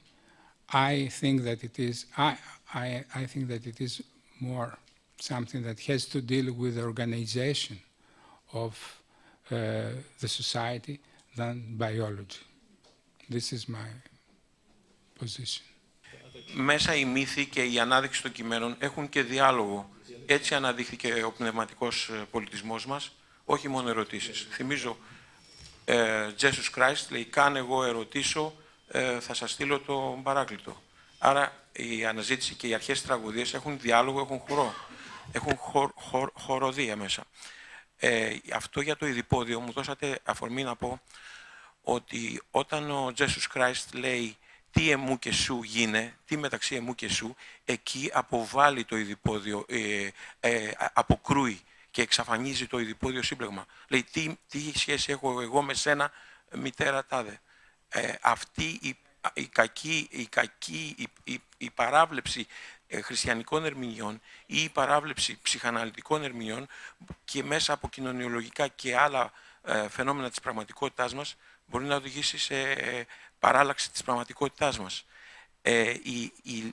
Η λέξη χριστιανός, παραδείγματος χάρη, υπάρχει μόνο 3 φορές στην Καινή Διαθήκη και μάλιστα η μία λέει εναντιοχία μαθητής χριστιανός, δηλαδή πάει πακέτο η λέξη χριστιανός. Μαθητής σημαίνει ενδιαρκή εν εξέλιξη. Για να καταλάβω τις μονοθεϊστικές θρησκείες, η ελληνική γλώσσα έρχεται πίσω από τα ιερογλυφικά στήλη της Ροζέτας και τον Όμηρο, που σημαίνει ότι είναι πολεμικός κώδικας. Επαναλαμβάνω, η γλώσσα είναι πολεμικός κώδικας για να ερμηνεύσουμε την πραγματικότητά μας. Ας πούμε, η λέξη αλήθεια είναι κατά μία εκδοχή από το άλλη, που σημαίνει πλάνη, απάτη δηλαδή, και το θεία, θείον. Είναι ένα μείγμα μολότοφ, βόμβας, από το θείον και από την πλάνη. Εκεί που λέει, ας πούμε, ιατρέ, θεράπευσε εαυτόν. Λέει κάπου εκεί. Μια ερώτηση για να κάνω. Υπάρχουν κοινωνικές τάξεις σήμερα στην κοινωνία μας, οι οποίες θα έπρεπε με σύμπνοια να αλληλοεπιδράσουν. Που δεν γίνεται. Δεν γίνεται η αλληλοεπίδραση διαφόρων κοινωνικών τάξεων και άλλων πεποιθήσεων. Πάσης φύσεως. Υπάρχουν τοξικά και στην χριστιανική θρησκεία και σε όλες τις μονοθεϊστικές θρησκείες και στην ψυχανάλυση. Και θα σας δώσω ένα τελευταίο, ορισμός του ανθρώπου. Θέλετε να περάσετε στην ερώτηση. Δευτερόλεπτο. Ορισμός του ανθρώπου στα Ευαγγέλια λέει αγαπήσεις Κύριο τον Θεό σου, εξ όλης της διανοίας σου, εξ όλης της ψυχής σου, εξ όλης της καρδίας σου, εξ όλης της ισχύως σου, εξ όλης της δυναμιός σου. Να ένας ορισμός του ανθρώπου. Μέσα εκεί περιέχει την ψυχή. Άρα η ψυχή είναι ένα υποσύνολο του ορισμού του ανθρώπου, άρα μπορώ να την υποδιαιρέσω και να την κάνω και αυτήν επιστήμη. Αλλά είναι υποδιαίρεση. Ευχαριστούμε. Η ερώτηση είναι να είμαστε ποιητές και όχι ακροατές. Ακριβώς.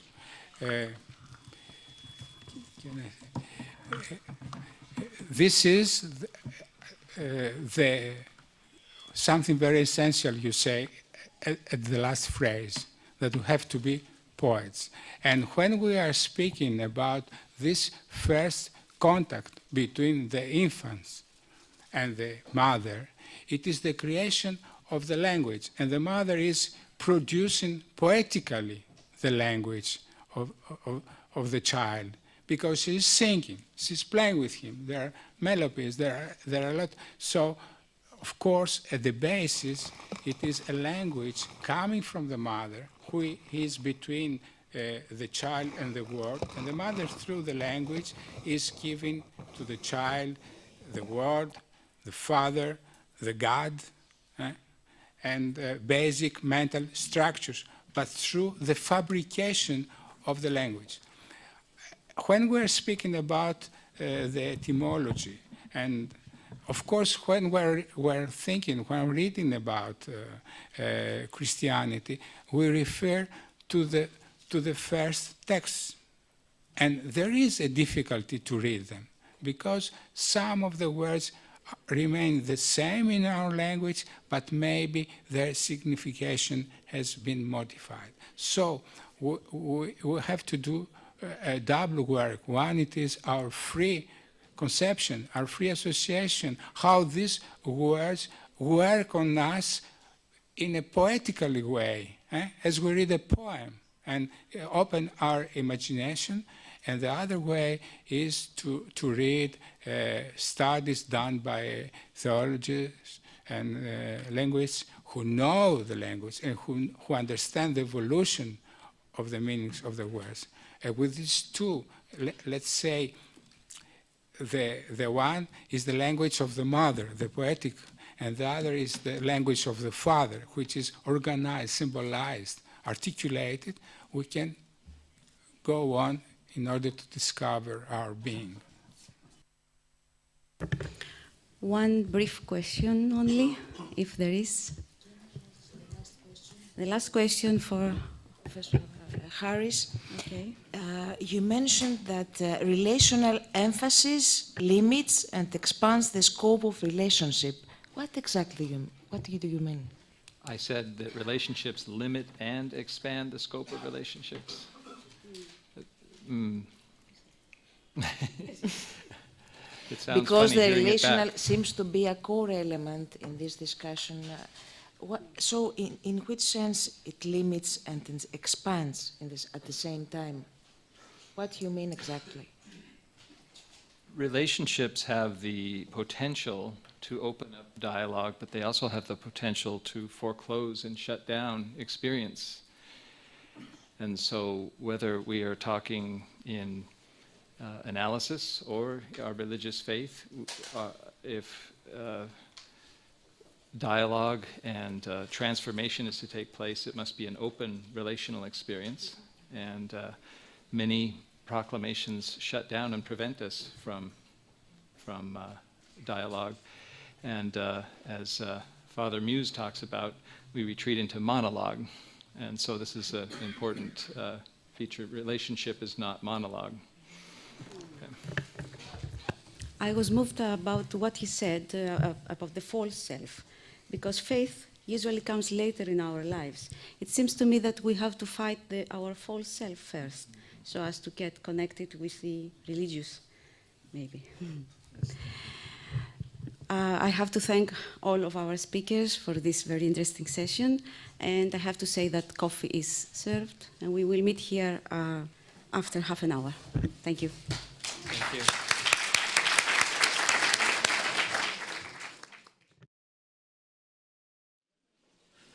Before starting the second session, I would like to invite Dr. Efthymios Nikolaidis, who is the director of this Science in the Orthodox World project, to greet our gathering today. Thank you, Father Thermos. Thank you, all of you. So project Science and Orthodoxy Around the World is funded by Templeton Watch Charity Foundation, and we are grateful to the foundation for this. We are at the third year of this project. The main aims of the project are two. The first one is to chart the relationship between orthodoxy and science today. This was accomplished by 10 researchers all over the world who contributed to constitute a database which is open to the public. You can visit our website on projectso.org, and there you'll find all our events, and also you can find the database. I would like to thank all of you for being here today. I see that the theater Leonidas Zervas is full on a Saturday morning, and this is very impressive. And of course, I'd warmly thank the three organizers, of course, Father Thermos, Dr. Evi Deli, and Nikos Livanos. Thank you very much.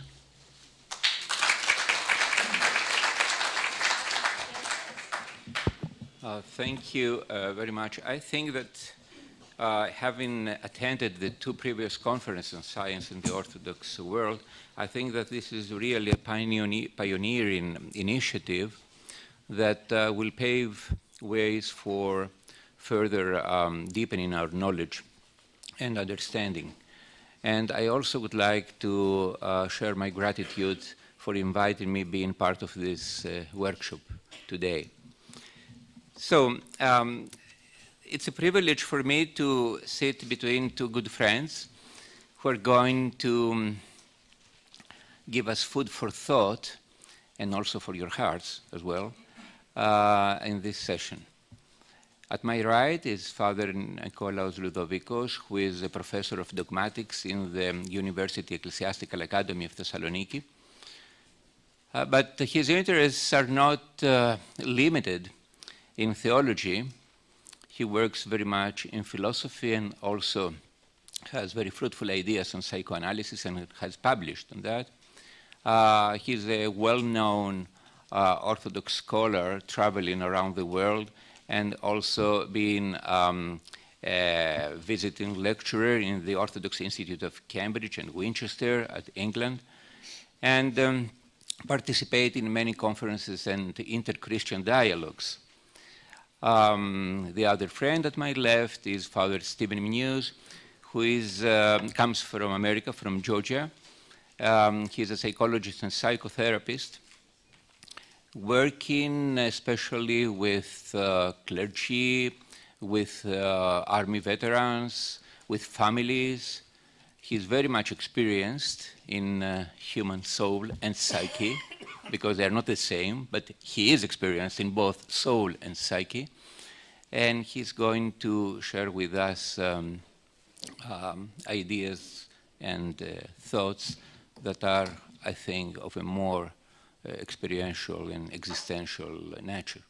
So we'll start with Father Nikolaos Ludovikos. And would you please switch it on? Thank you. Thank you, dear colleagues and friends. And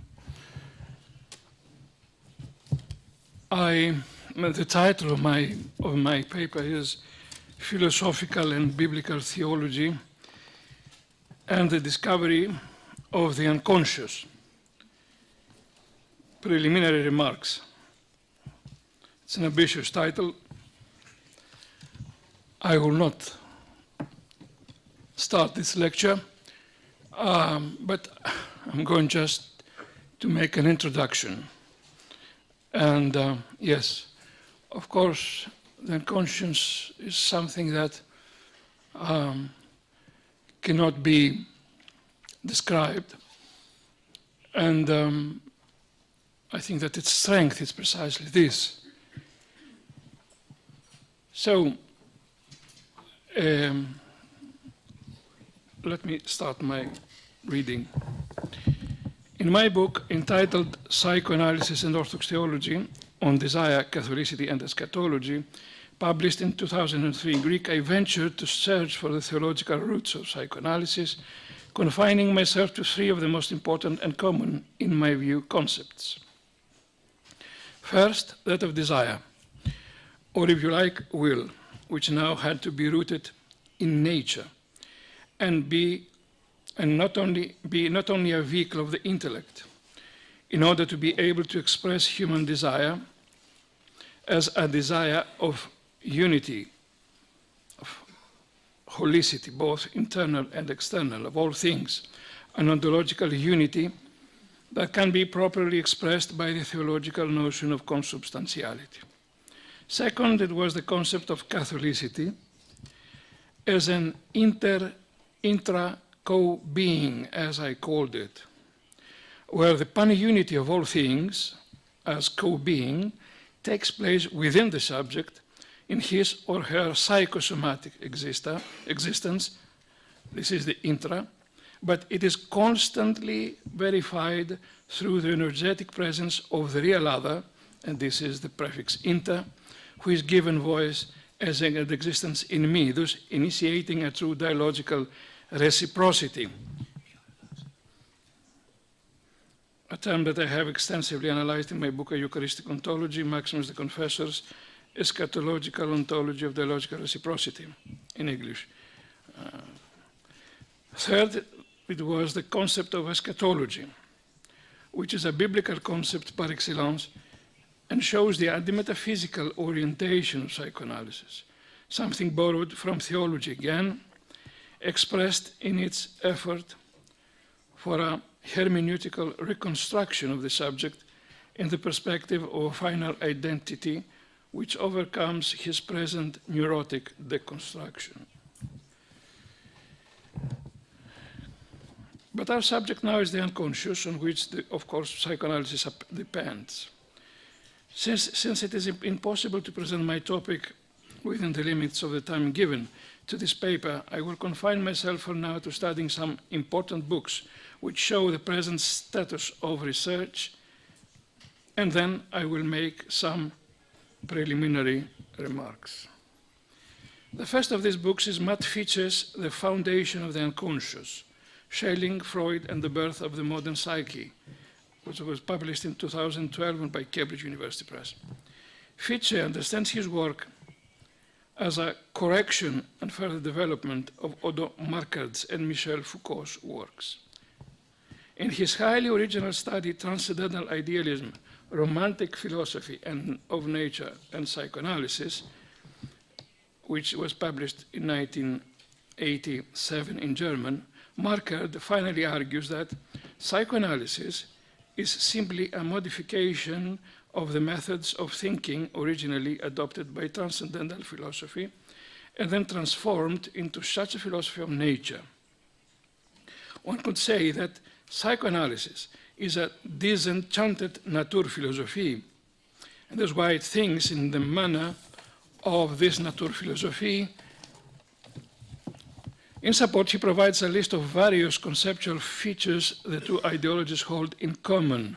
For instance, the turn from mind to nature, the stress on recollection and clarifying the prehistory of the ego, as well as the project of consciously retrieving unconscious histories. He suggests that the relationship between the two periods has remained unnoticed, largely for the reason that Schelling's writings are no longer read. However, he thinks that in this way, psychoanalysis follows transcendental philosophy's falling away from an engagement with political reason.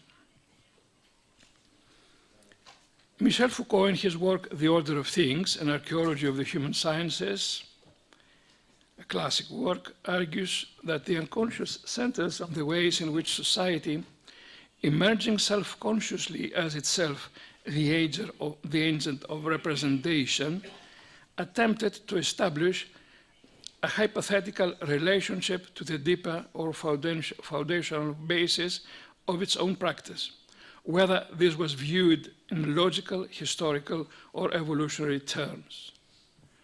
At some points, Foucault seems to use it as a shorthand for the whole project of German idealism.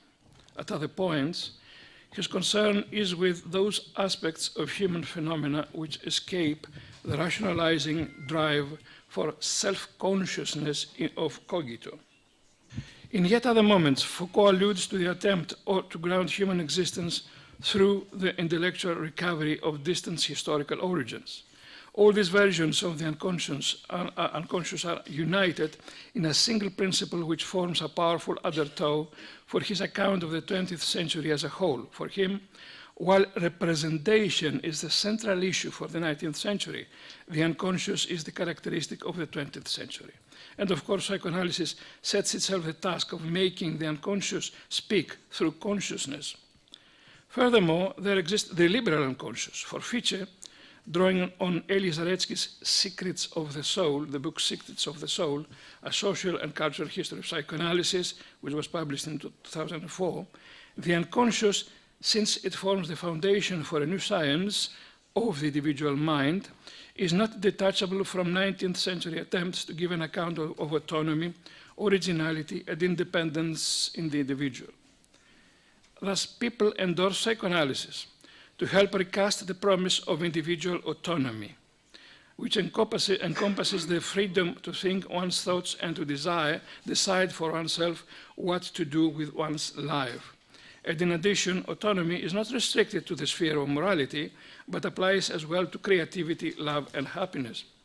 The core argument of Zaretsky's book is that the increasing interest in an unconscious psyche reflects not simply the attempt to produce an adequate account of the phenomena of interior life, but also a concern with establishing the possibility of a self-caused self, or a self with the logic of whose development is irreducibly detached from more systematic forms of explanation, or from the idea of its manipulation by external authorities or other determining causes.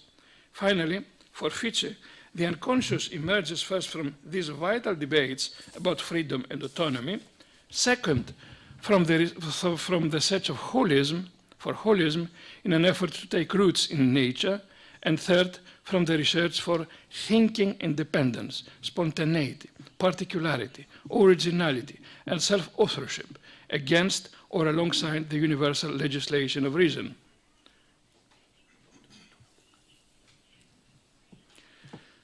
All these, according to the author, bring Freud into close association with Schelling. What brings them together, however, is not a romantic vision of the unity of nature.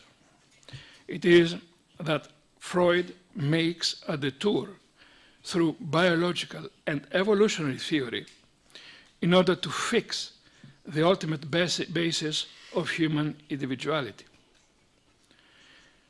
The turn to nature and the attempt to reconstruct a logic of separation and conjugation in life's most elementary units is everywhere shadowed by tensions in the modern and liberal theory of individuality and by the anxieties of the contemporary world.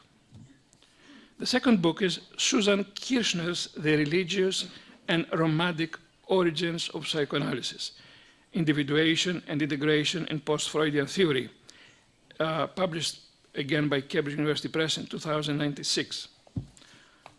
According to her, the contemporary Anglo-American psychoanalytic development and theories are cast and elaborated in terms of a generative metaphor that has an ancient and culturally distinctive source. It is the Judeo-Christian mystical narrative of the history of the soul. This narrative pattern has been progressively secularized and interiorized. The entire trajectory now is seen to take place in this world over the course of an ordinary life. Moreover, it is now told as the story of the development of the individual personality, not of the history of race or the world. In place of the Plotinian distaste for individuation and individuality and Christian mystics' ambivalence regarding them, psychoanalytic development, the developed modern psychology, imbues individuation with an unambiguously positive value. It is made an end in itself. As for the other end of development, exemplified in the capacity for intimate relationship, it too has been modified over the course of time and disenchantment.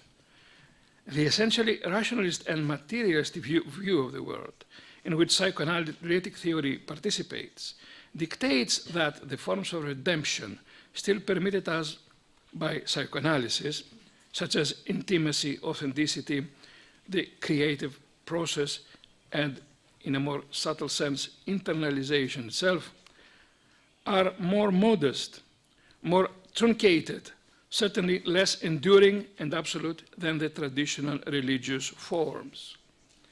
Thus, like its forebears, the psychoanalytic narrative remains a narrative of ultimate concern, spelling out the terms of the meaning of life and the sources of suffering.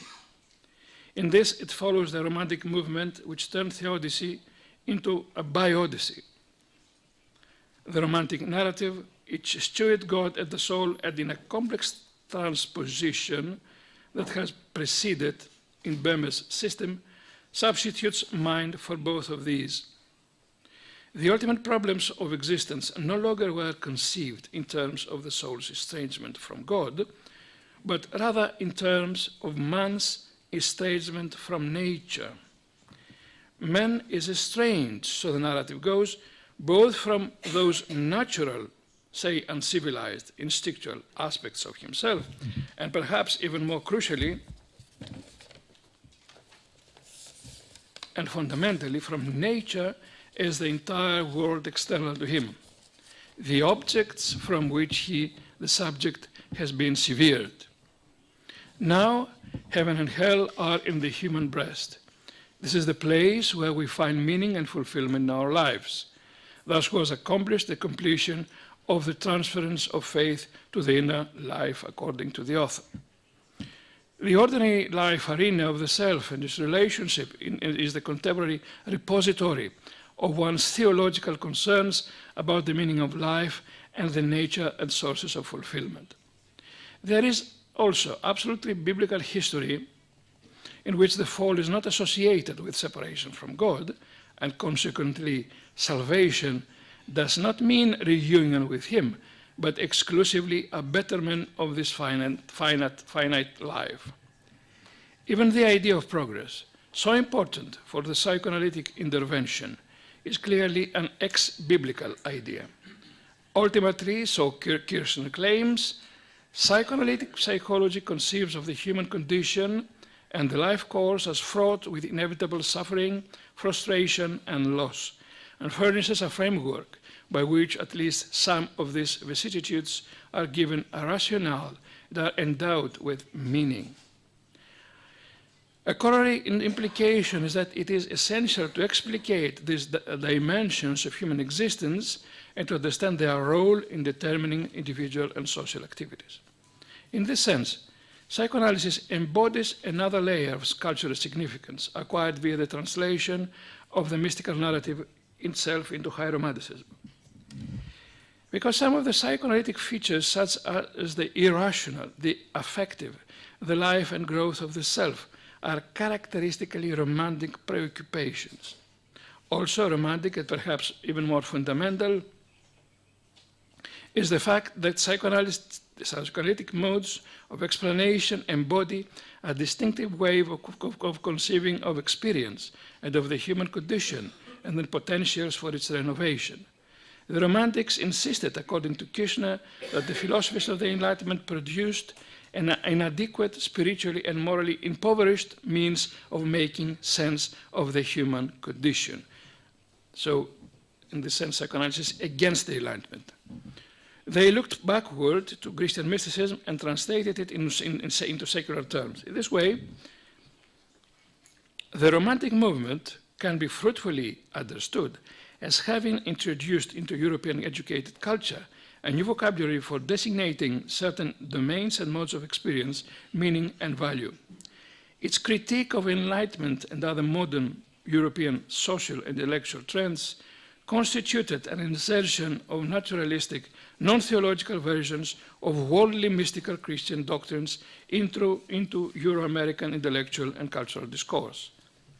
In any case, whether or not specific psychoanalytic theorists considered themselves or could be interpreted as crypto-romantics, these psychoanalytic modes of explanations, clearly can be viewed as carriers of this encounter Enlightenment set of connotations. Romantic thinkers and artists perceived a shallowness and a spiritual impoverishment in much of emerging modernity. In their view, these enchanted visions of nature, self, and history were inadequate.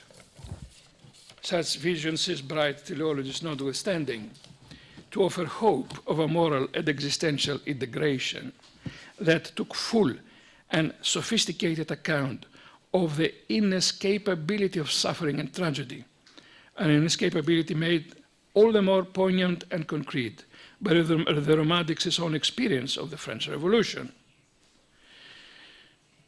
Just as the romantic spiral was conceived to provide a more adequate spiritual account, so psychoanalytic theories too embody a perpetuation of this tragic, hopeful sense in the midst of the later modern social life.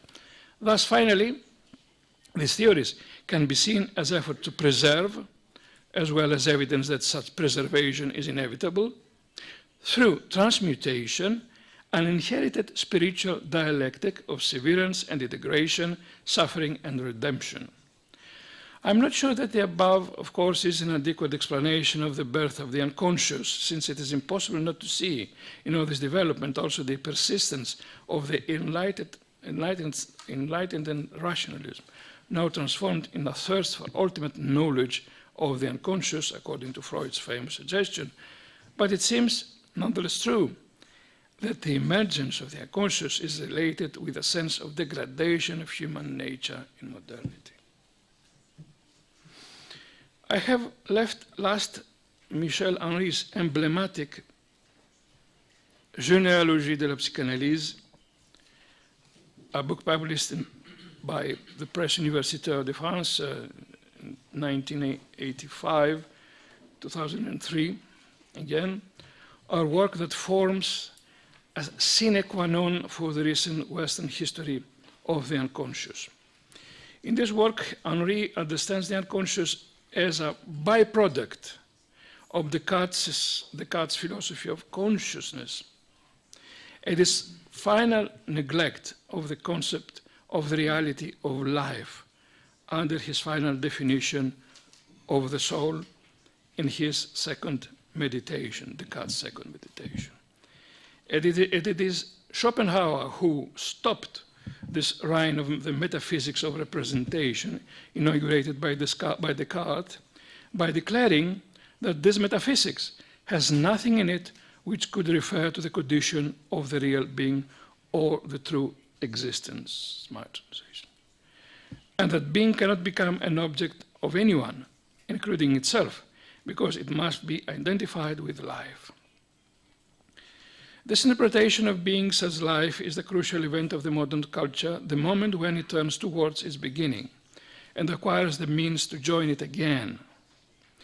Now, the fundamental determinations of existence come to the fore, such as the body, the action, the affectivity. Schopenhauer establishes human primitive corporeity. On the other hand, Henry continues, the Kantian theory of the interior sense, which reduces this, i.e. the absolute subjectivity, into an ecstasy from time, and thus into a representation, prevents us from giving a phenomenological meaning to immanence, which immanence defines, at the end of the day, the will. The will is placed under the yoke of the Western thought, and it is submitted, says Henry, to its fate, which fate is that this thought is produced in the light of the temporal ecstasies and enters the darkness of representation or the unconscious. Life is thus lost at the very moment it is given a name, and Freud is already here. This thought of life reaches its peak, of course, with Nietzsche at his eternal return of the same, which is life. Thus, according to Henry, the Nietzschean will is finally the unconscious darkness of life that escapes the light of representation. The unconscious is identified with life, which runs under the representative thought, forming being's secret foundation. In this way, and beyond representation, l'inconscient est le nom de la vie. The unconscious is the name of life, according to Henry. There exists a reciprocal movement between consciousness and unconsciousness, and this mutual possession forms an ontological law where all the future of being lies, as Henry says. Thus, the unconscious of representations forms the essence of life, l'essence de la vie. However, Henri seems unable to see that this new ecstatic will, which now wants to express nature, gets immediately out of it again, since it soon becomes a will to power that always exceeds nature, understanding being in an always as an always more than being. Thus, it is not so much an affirmation of life, but it tends to be in its final negation, its final negation of life, in favor of an unlimited transcendence for the sake of power. How much time do I have? 6 minutes. Okay. And now, after all the above considerations, I will make some preliminary remarks for my topic as promised. This is the most essential part of my presentation, of course, but we have no time for the essentials. 1, the unconscious relates to the truth and the fullness of human nature. But what is this nature? Any sort of absolute affirmation of nature per se concludes with various sorts of naturalism, except this nature is, as I have called it in the past, a dialogical nature. But here Orthodox theology has many things to say. What is nature? Nature can be the biggest trap after the big trap of transcendence. 2, unconscious has to do with the will, and subsequently with ecstasies. We need a history of ecstasies, East and West, in order to discern similarities and differences. It is true, of course, that in general, ecstasis is conceived in a pernicious Neoplatonic way. 3, the unconscious is apophatic. It is a radical unknowability, which, however, pretends to possess the absolute knowledge. Bion's work is the best modern psychoanalytic articulation of this.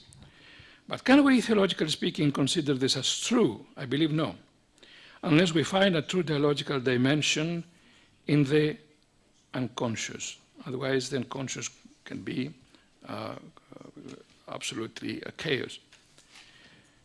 4th, the unconscious is wise, not only through negating representation, but also because it reflects the Ursein, and thus it can be related with the image of God in man. 5, in this sense, the unconscious is revealing. It reveals hidden corners of this image. 6, the unconscious is, in this sense, an image of the pan-unity of things, of all things in man. And therefore, 7, it is a call for communion, since it allows the koinonetic essence of human will, something that only the patristic theology can describe, and also Jacques Lacan tried to describe, showing that once we pronounce the word desire or the word will, we mean the subjectivity, unavoidably. But this cannot be explained. It can be explained only through the theology of homoousion and the mystery of the cross. So psychology, once again, needs theology in order to be accomplished, anthropologically speaking. 8, but the unconscious is also the history of the resistance to all the above. It is not only life, but it's also its annihilation. Yes, it's the absence of all this at the very same moment. 9, in this sense, the unconscious is somehow ambivalent and has multiple meanings, since it ignores contradiction. And 10, precisely because of this, the unconscious is eschatological, in the sense that it has to do with the final fulfillment of human nature. We will learn what the unconscious is, but not alone, only with the others, and only through and by God, who is offers as the prototype of this image. And just a phrase before I finish.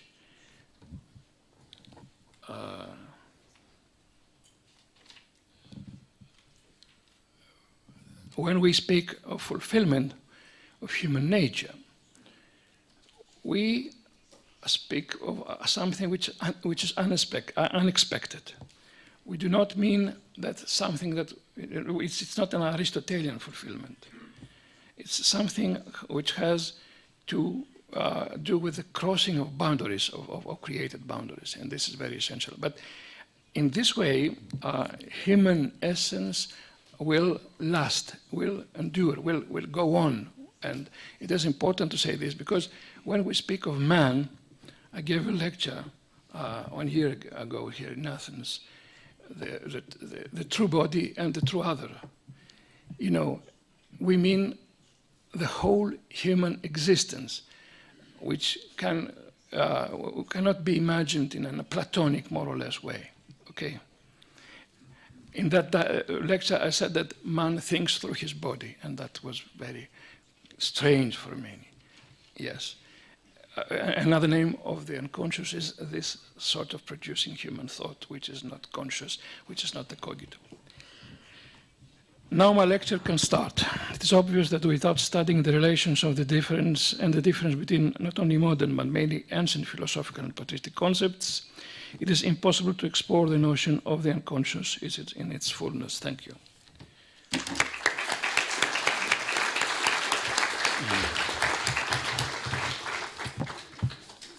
We thank you very much. Having survived this prolific and stimulating presentation, we now can proceed to Father Stephen Migneau's once. So the floor is yours, Father. After 2 days at this conference among the eminent scientists and now sitting here, two fantasies from the Bible elaborate themselves in me. One is of the guests invited to the feast from outside, and one is in there who's discovered by the angels without proper clothing and is thrown out. This is one aspect. The other is of the feeding of the 5,000, that 5,000 are gathered, and they're looking for bread, but is it the arton or the epiousion? And in one sense, this question, which brings us here, I think is elaborated by that. I'm very grateful to be here, and I thank the organizers very much. And I will offer my 5 loaves and 2 fish and ask you to prevail to transform them for usefulness. Any discussion of the relationship between psychoanalysis and Orthodox Christianity involves an antinomy that lies at the heart of a theological anthropology. We cannot answer who is man without also answering who is God. While the mysteries and ascetical psychology of the Church may be regarded as the full and necessary means for harmonizing and fulfilling created human nature with the uncreated divine nature offered through communion with Christ, this involves biopsychosocial realities that are the concern of both psychoanalysis and patristic theology. St. Maximus the Confessor offers a key distinction. He writes, "Divine grace cannot actualize the illumination of spiritual knowledge unless there's a natural faculty capable of receiving the illumination. But that faculty itself cannot actualize the illumination without the grace which God bestows." End of quote. Jean-Claude Lachey further distills the anthropological significance of this antinomy when he declares, "Man defined by himself independently of his relation to God that is inscribed in his very nature is a non-human being. There is no such thing as pure human nature. Man is man-God, or else he does not exist. I will therefore consider the contributions of psychoanalysis in light of the larger ontological and soteriological reality of communion with Christ as the foundation of human personhood." Recent neurobiological advancements in the study of shame, attachment, and affect attunement are congruent with patristic understanding in which humanity turns its face away from God as depicted in the story of Adam and Eve. Tompkins writes, "At all stages of the lifespan, the misattuned relational transactions of shame trigger gaze aversion, a response of hiding the face to escape from being seen or from the one who sees, and a state of withdrawal. Psychoanalysis attempts to help persons tolerate the shameful self-representations and associated affect that allow for the acceptance into conscious awareness of repudiated psychic acts. As with confession, it is a relational cure, albeit one without the ontological dimension of encounter with Christ inherent to the ecclesiastical context of communion. Both patristic psychology and psychoanalysis seek to overcome shame-based characterological defenses that disrupt the dialogos of communion by substituting a false self in place of vulnerability and the transparency of the I-thou relationship with God and other persons, and of one's own being in a certain way. Orthodoxy's suspicion of psychoanalysis I see as having its origin in Freud's reductionistic anthropology, which failed to recognize an ontology of personhood distinct from nature and the psychological projections of intersubjectivity, following Feuerbach's philosophy. Freud's view of religion as a coping mechanism comprised of repression of instinctive drives in response to internalization of family of origin and cultural taboos led him to insist that, quote, whatever may be the value and importance of religion, it has no right in any way to restrict thought, and prohibitions against thought issued by religion become the cause of severe inhibitions in the subject's conduct of life, end of quote. This is congruent with an orthodox patristic understanding which distinguishes personal encounter of faith from extrinsic motivations, such as ideological or psychic defenses. Orthodoxy recognizes the ontological dimension of sin as the primary underlying etiology of psychopathology in order to determine the kind of treatment needed, which determines which thoughts are to be examined and which are to be consciously avoided. St. Mark the ascetic describes the critical role of humility needed for spiritual discernment and the value of self-examination while pointing out the danger of trusting one's own mind. He writes, there's an energy of grace not understood by beginners, and there is also an energy of evil, which resembles the truth. It is advisable not to scrutinize these energies too closely, because one may be led astray, and not to condemn them out of hand, because they may contain some truth. But we should lay everything before God in hope, for he knows what is of value in both of them. End of quote. Certain types of thoughts, logismi, are to be refused in order to avoid becoming prey to beguilement and possession by the passions that arise from entertaining them, as in the case example that I will offer at the end and hope to have some discussion. From the patristic standpoint, vainglory, kinodoxia, includes what psychoanalysis regards as characterological rigidity and developmental arrest associated with narcissistic adaptations that impede relationality. The Gospels include many examples of vainglory, beginning with the prototypical response of Adam and Eve to sin, who in shame turn their faces away from communion with God, attempting to hide awareness of nakedness behind metaphorical fig leaves, whereby they monologically regard their own psychological reflection as the azimuth of reality, rather than discovering the relationship with God. In effect, it's the objectification of creation, of the self and of the other, rather than theologos, dialogical reciprocity. The humility of repentance that reestablishes communion with God in contrast to the fragmentation and projections of the man-made, shame-based self is described in the gospel accounts of the Pharisee and the publican, the rich young ruler, Simon and the woman who washes Jesus' feet with her tears, and many others. Jesus was quite graphic in pointing out the incongruence between the public persona and the hidden motives of the heart in persons appearing religious when he declared, "Woe to you, teachers of the law and Pharisees, you hypocrites! You're like whitewashed tombs that look beautiful on the outside, but on the inside are full of the bones of the dead and everything unclean." John Cassian was among the first of the Neptic Fathers to catalog the major passions whose nuances were being closely observed. His description of vainglory reveals how its ubiquitous presence remains largely outside conscious awareness, while distorting perception and changing behavior. He writes, "Vainglory is a multiform and subtle passion which is not readily perceived even by the person who it tempts. It is difficult to fight against because it has many forms and appears in all our activities, in our way of speaking, in what we say, in our silences, at work, in vigils and fasts, in prayer, in reading, in stillness, and long-suffering."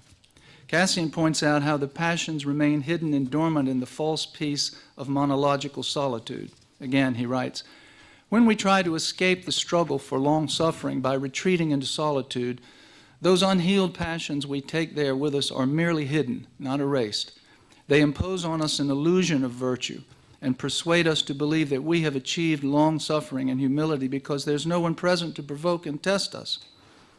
But as soon as something happens which does arouse and challenge us, our hidden and previously unnoticed passions immediately break out like uncontrolled horses that have long been kept unexercised and idle, dragging their driver all the more violently and wildly to destruction. Our passions grow fiercer when left idle through lack of contact with other people." Psychoanalytic theory agrees that what is unconsciously repressed in order to appear good is more likely to burst forth in a moment of unawareness, as Jung writes. This can be seen in the Genesis account in which Cain, one of Adam and Eve's sons, kills his brother Abel. A psychoanalytic interpretation might offer that Cain did this as a defense against his perceived inferiority and abandonment, enacting the repressed pain of his parents at their loss of communion as part of an unconscious intergenerational transmission of trauma through the mechanism of projective identification. Vainglorious striving for confirmation in the eyes of God, the God of his imagination, exceeded Cain's capacity to tolerate shame of acknowledging his vulnerability within a real relationship with the living God and with his brother. Scapegoating of the other by the mechanism of projective identification continues throughout history, culminating in the rejection and crucifixion of Christ, who willingly serves as the container for the projective identifications of what is disavowed by human consciousness as it pertains to conscience. Christ's execution recapitulates on the historical stage humanity's contempt for its own vulnerability, hidden behind the wall of shame and the resulting refusal of love. Christ is rejected in proportion to the intolerance of nakedness and vulnerability of the self before the face of the other. The self in isolation clings to a psychological self-reflection, shored up by agreement with other vainglorious strivers, in place of authentic being in communion, as Metropolitan Zizioulas has elaborated.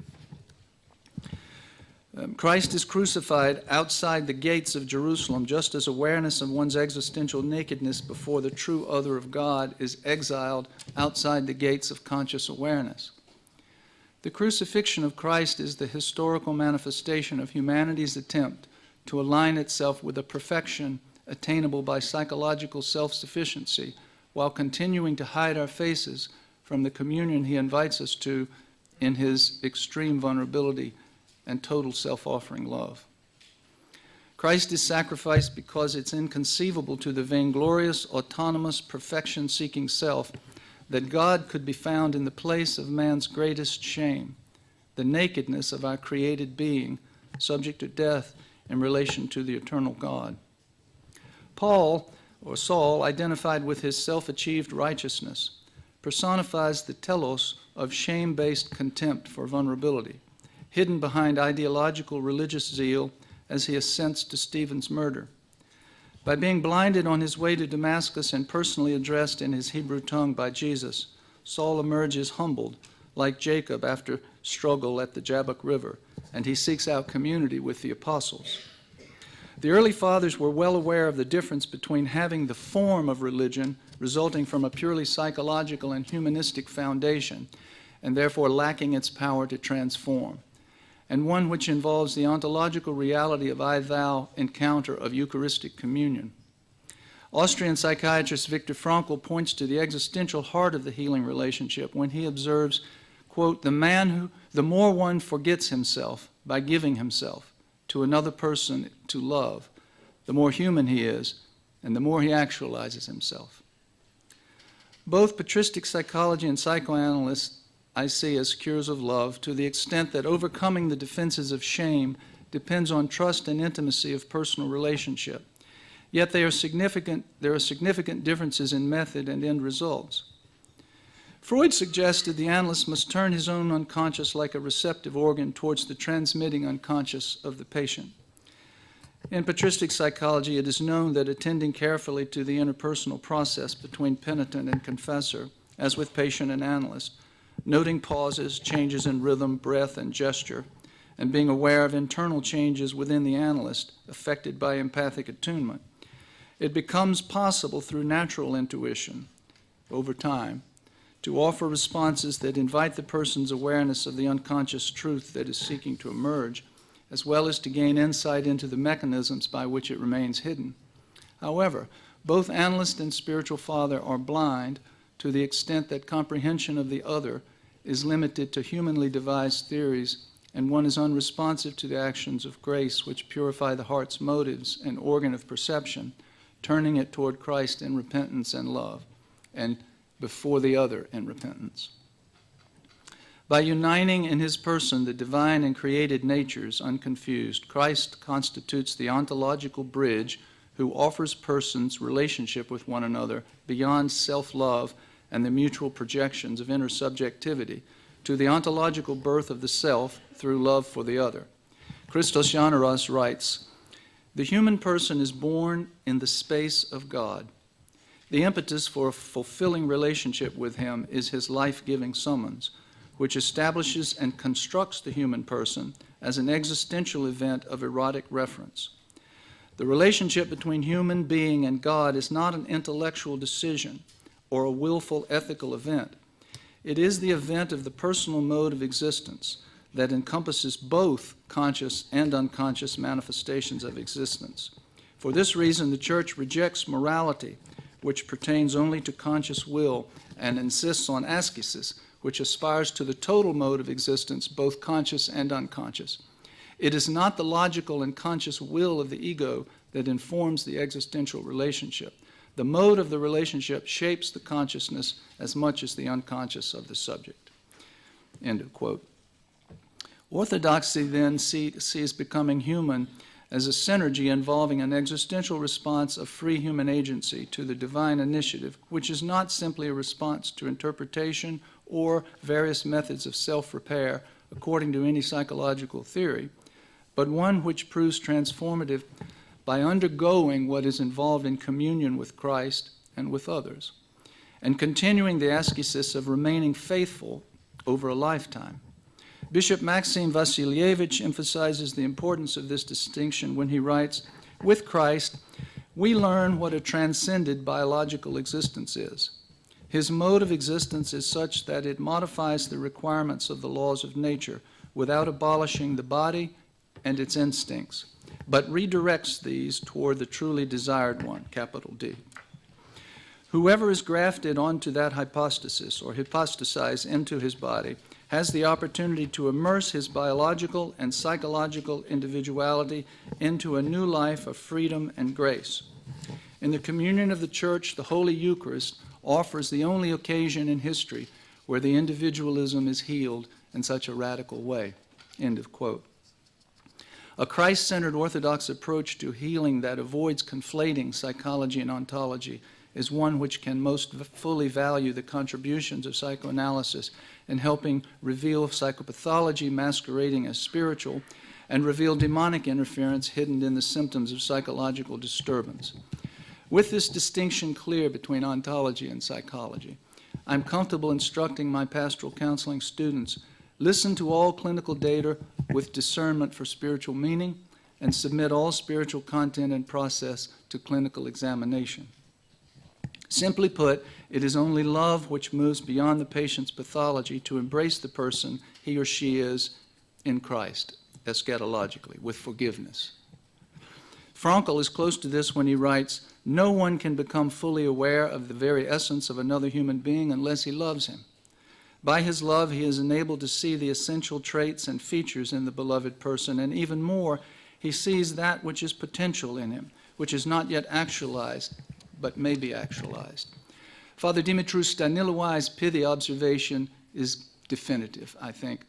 He writes very simply, "Insofar as I am not loved, I am incomprehensible." Analysis according to finite human subjectivity and man-made theories must not be allowed to eclipse, but only serve the free kenotic response of love for the other that arises out of one's response of repentance before the infinite self-offering of God in Christ, who stands between the analyst and the patient and offers himself to one another through the other. In this way, it becomes possible to overcome one's pathology in a deeply involved relationship where love overcomes the biological selectiveness and narcissism, and freedom becomes freedom for the other. And now, a very brief case example of someone that I saw 350 times over 2 decades. I'm interested in the relationship between psychopathology, deep loneliness, paranoid schizoid movement to depressive position, and how the man regards what happens to him at the end of the time. St. Mark the Ascetic observes, quote, "A passion which we allow to grow active within us through our own choice afterwards forces itself upon us against our will." Ted is a man I saw 350 times over 2 decades. He first came for consultation after having been in weekly therapy for 10 years with little effect. In our first session, he disclosed homoerotic sadomasochistic fantasies which had begun at age 17 after he was molested by his piano teacher. Anxiety with women prevented him from fully consummating his relationship with a woman he'd loved all his life. He had a premature ejaculation with the woman he first tried to have sex with, and this created other problems. I learned that he had slept in the same bed with his mother, who had dementia, until he was 12 years old. There was nothing sexual between them, but there was a deep impact from this. His first therapist, a female, during the time he was beginning to explore the trauma of his molestation, kissed him, and then immediately denied that she had done so in a group session that followed right after it. So he was further damaged. He described a lifelong Christian faith of depth and meaning. When I suggested that he not fantasize about something that was incongruent with his faith, he thanked me with great relief. And he added, "All my therapists have told me it doesn't matter what I do in my mind as long as I don't actually carry it out." I invited him to begin praying the Jesus prayer. Shortly thereafter, he said that the inner voices associated with the sadomasochistic fantasies began to speak audibly to him from pictures on the cups, saying the Jesus prayer out loud when he tried to pray. After adding an antipsychotic to his regimen, this stopped. His schizoid affect and avoidant characterological defenses, sexual identity confusion, and depression were themes during our work together in the larger context of immense psychic and spiritual pain that pervaded his life, and loneliness. He had systemic cancer we had to deal with that was there, family betrayal of some very important dimensions of his life, and a periodic recurring prescription drug abuse that he had. Initially, he developed a twinship merger transference with me, which was later displaced onto another man who he met accidentally, who had been one of my patients, which created another relationship. Over the course of a year, he painfully realized that this man also, like his brothers, were taking advantage of him.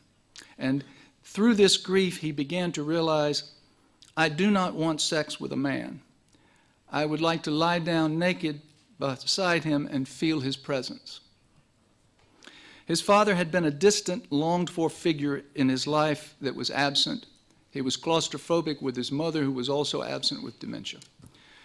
Over 2 decades, Ted's Christian faith supported him and deepened. He made progress toward greater psychic differentiation and affect tolerance. And then some years after we had concluded therapy, he returned to tell me something. I just wanted to tell you how grateful I am to you. I feel close to Christ. I haven't had any sadomasochistic fantasies or homoerotic desires for years, and I married the woman I've loved all my life. A few months later, he was back in my office, twitching violently. He said he started to feel depressed mood again, and he began abusing his Ritalin. His history of abusing stimulants had begun when his doctor gave him phentermine for his depression following the molestation. He combined this with sadomasochistic sexual fantasies that mediated the rage and helplessness of his trauma, and he would put himself as the subject, sometimes as the recipient, sometimes as the aggressor. Within weeks of resuming these combined attempts at self-repair, he began hearing voices speaking to him audibly from within, frightening him with the prospect of psychically overpowering and destroying him. So what had stopped earlier progressed immediately to where it perhaps would have been had he not had the intervening time. The voices were urging him to devote more and more energy to his fantasies in order to be healed. And he added, "They also told me not to tell you." Because his cognitive processes were otherwise fully intact, this time I did not send him for psychotropics, but instructed him to let his wife administer his Ritalin and to stop all the sadomasochistic fantasizing. The next week he was much improved, twitching occasionally with a curious expression that came over his face. He said, "The devil is poking me." After 3 or 4 more weeks, he was again at peace, praying the Jesus prayer, attending church, exploring with his wife the possibility of moving to assisted living. Grateful and allowing his tears, he said, "You know, I think all along Christ has been the answer to my suffering." St. Maximus the Confessor observes that, quote, "Self-love and the unpurified nous alienates persons one from another and cuts our single human nature into many fragments, introducing an insensibility into our nature which now dominates it, so that our nature, divided in will and purpose, fights against itself. This split leads to violence toward the self and others, who are essentially scapegoated by carrying the dissociated pain connected with being seen as irredeemably shameful and bad. In the relationship between psychoanalyst and patient, as co-pilgrims on the Emmaus Way, sharing faith in Christ together, can we see a glimmer of the presence of God at the heart of the truth that St. Maximus expresses? Quote, "Only love overcomes the fragmentation of human nature that underlies our alienation."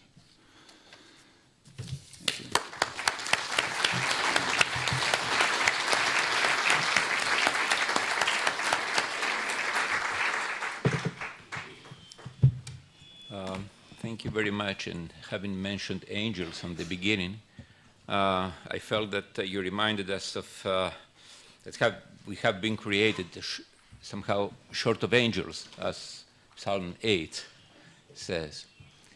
So before starting our discussion on these two divergent approaches, I would like to ask that although we are at the homeland of rhetorics, I would appeal to the audience to avoid giving short lectures and just ask or comment on either of the speakers.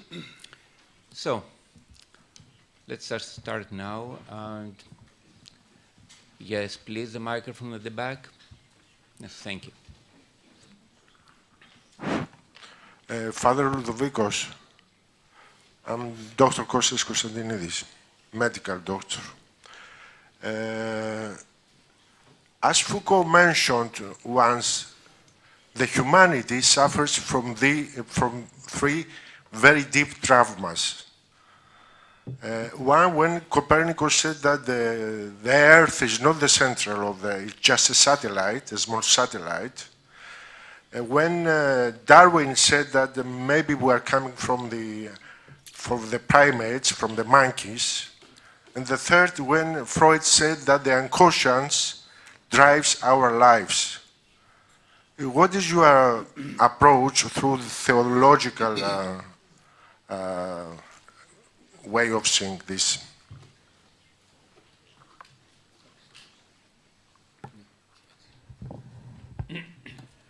Jacques Lacan once said that the unconscious is equivalent to the ancient Greek concept of fate in tragedy, the ancient tragedy, fate. It is something that we are absolutely sure that it will finally speak, and we will be spoken by the unconscious.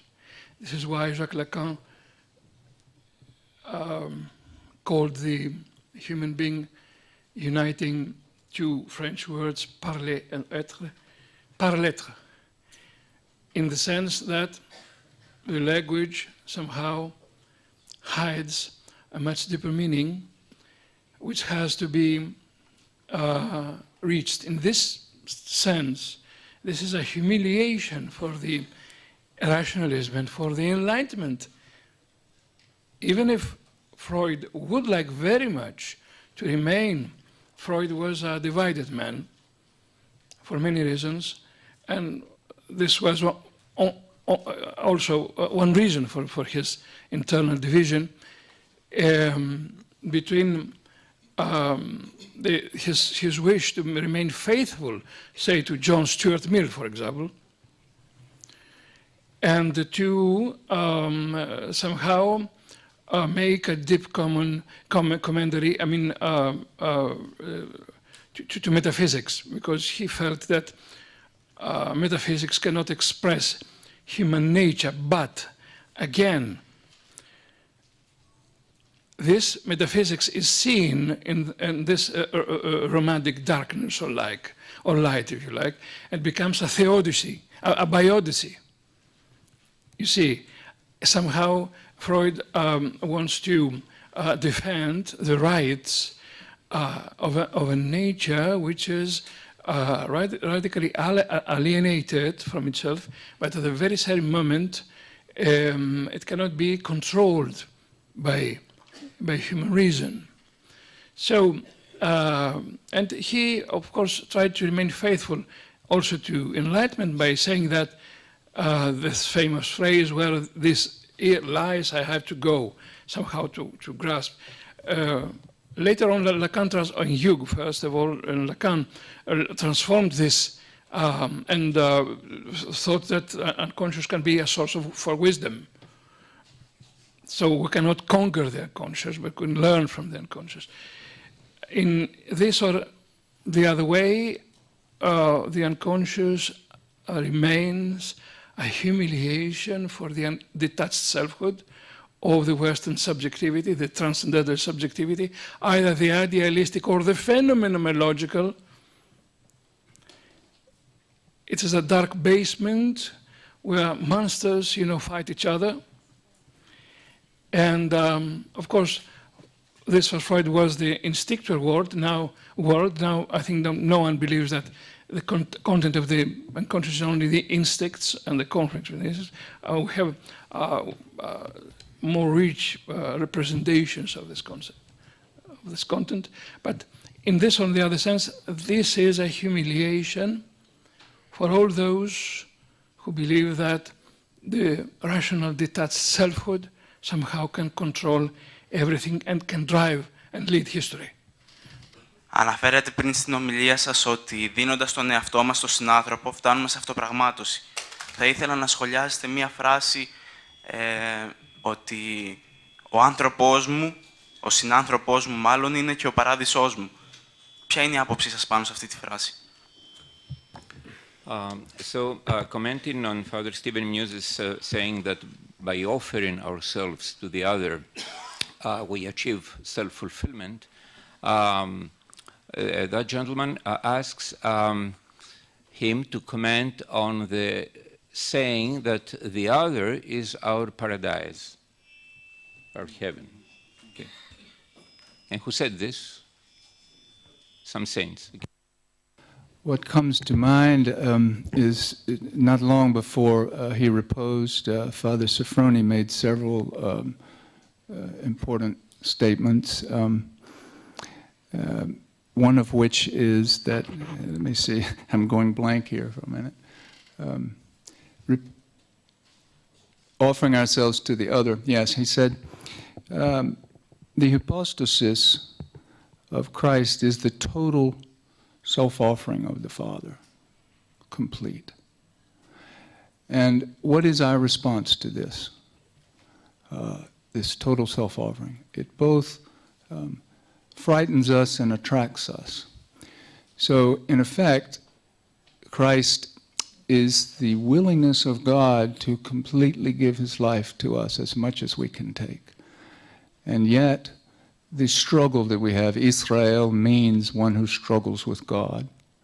And then, arguably, Bethlehem also picks this up, because Beth is house, but Lechem has two meanings.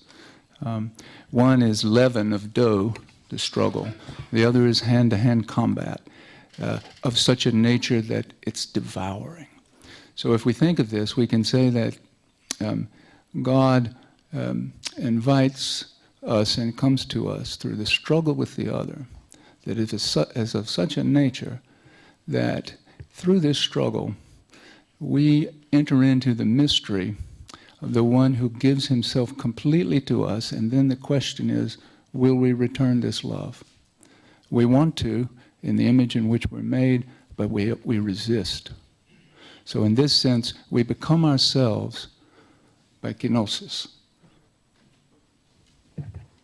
This is the great thing that takes us beyond the psychological into the ontological. So it's really, if we take God out of the picture, we have a dualism that we can't get out of. But ontologically, there's a third reality which transforms it. We are not self-transforming beings apart from God. We are relational beings who become who we are in that. And if I'm allowed to just add something here, I think this is a very appropriate field for distinguish between the psychological and ontological domains, because for secular psychology, self-fulfillment is very strongly associated with accomplishing our own goals in life. So I think that you are suggesting that this ontological self-fulfillment might be achieved without having all our goals accomplished, or even through frustrations in life. Thank you. Well, I have a question for Father Stephen concerning ascesis. And I suppose that you are speaking about spiritual exercise, ascesis, exposure maybe could be another translation. But are you talking also about ascesis in a somatic level? Are you speaking about practices, for instance, of frustration of food, sleep, and in order to change the basic physiological rhythm and open the body and the mind to the rational, for the rationalist, or to the fantasy, or to the illusion, in order to go further than the ideas that and the representation that the rationalism defendantly keep us inside. Is it something that it is in your mind? It is something that it is in your practice as a therapist, or if I dare ask, in your own personal life?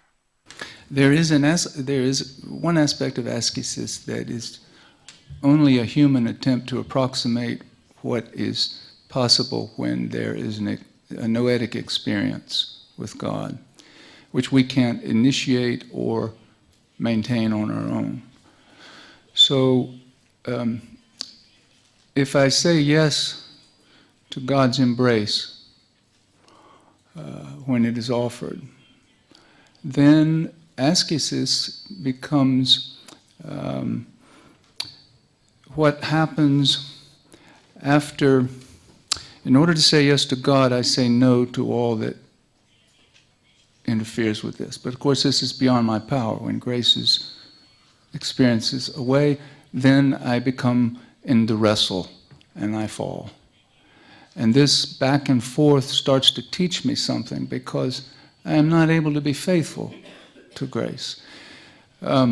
So I learn in this wrestle, like I would look at, Israel comes from Jacob at the Jabbok River, with fighting with a darkness that was also an angel, that we could say was also God's way of bringing him to overcome a hiatus that allowed him to meet his brother. If he had not wrestled and been touched and limped, been humbled, maybe Esau would have destroyed him. So psychologically, in that sense, God comes, and then we experience God going away, and we wrestle. And so ascesis is the wrestling, and it is not something that on my own, like a Buddhist or something, maybe, we don't come to God by ascesis, but ascesis is the no I say to the yes that I say to God. If I say yes in love to one, I must say no to others that violate that. That's how I understand this.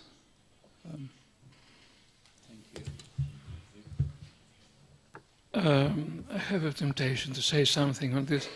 A friend who is now present in this audience reminded me of something that happened with, between me and Saint Paisius, the canonized saint, before we started this this session.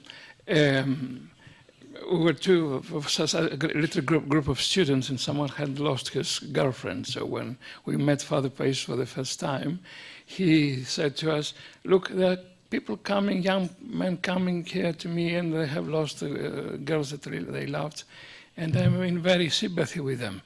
And we asked why. He said, "Look, I'm in love too." And how is this love? It was a surprise for us. We were ignorant of any spiritual tradition in that period of time. I said, "Look, if you hear someone who passes with some pieces of bread, the 40 days of the land, this is out of love. This is out of love. That means out of gratitude." Years after that, I found this phrase in Cavassilis that marked my understanding of spirituality, that the law of the Spirit is a law of friendship and gratitude. So if someone does not feel this gratitude, I think it is very difficult to understand what is ascetic life for, and what is ascesis. What is precisely, because, just denounce some food, is this ascesis? What is ascesis in its very depth? It's a self-denial, but an erotic self-denial. If it is something that is relevant, it has to be something like that. Otherwise, I don't know if it's psychologically sound. This is my little comment. I don't know if, yeah. Okay, release the microphone to Professor Vassiliadis, who is a professor emeritus of New Testament. Being the only biblical scholar in this conference by profession, I would like to make a short remark and a question to Father Nicholas, to whom I am very grateful for including biblical theology in this reflection, his reflection.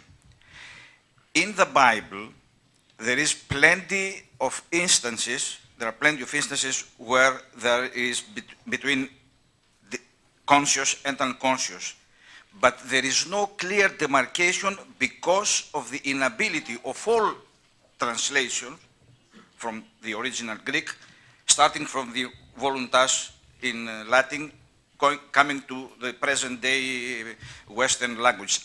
I'm not aware of the Far East translation, but I know that there is difficulty. We have one, I will say just one instance. The distinction is between voulomme, vouleste, and thelin. Thelin is the unconscious desire. Voulomme is the rational and conscious. The famous passage is that from the letter to the Romans. Ούγαρ οβούλομαι αγαθόν τούτο ποιό, αλλά ο κακό, οβούλομαι κακό πράτο. I don't do what I will as a good, but I do what I don't want as something. So this is very important to make this. There are also the use of vouleste, which is used also by St. Paul, voulome elthin, to see you again in 2 Corinthians. I want to come. This is a conscious desire, not unconscious. But in thelin, always we have the unconscious dimension, which is not translated into any Western language in the way it is presented in the original Greek. And my question to Father Nicholas is whether in the literature he presented, and there is also whether there is also this kind of biblical understanding, because all this literature coming from the West, where the Bible is the primary source of revelation, whether there is something in this direction. And thank you for including biblical also in the sense of interpretation of our later patristic theology. Thank you. Thank you too, that's invaluable. And when I wrote in my book, published in 20 years ago on spirituality, close spirituality, the meaning of the self, on the chapter of Maximus, I tried to make a distinction between vouleste, which is the rational, more or less Aristotelian understanding. That means I want something, I want to fly. But then I think of it, voulefsis, I'm thinking of it, and find it irrational. So I prevent myself from willing this, which is voulesis. Maximus introduced the word thelema for the first time in intellectual history. Thelema, it's biblical, but in the ancient literature can be found only in the poets, not in the philosophical texts. So if we would like to translate this in English, in Greek it would be kaimos. In English it would be burning desire. Burning desire, I want, but I understand. Burning desire. Burning desire.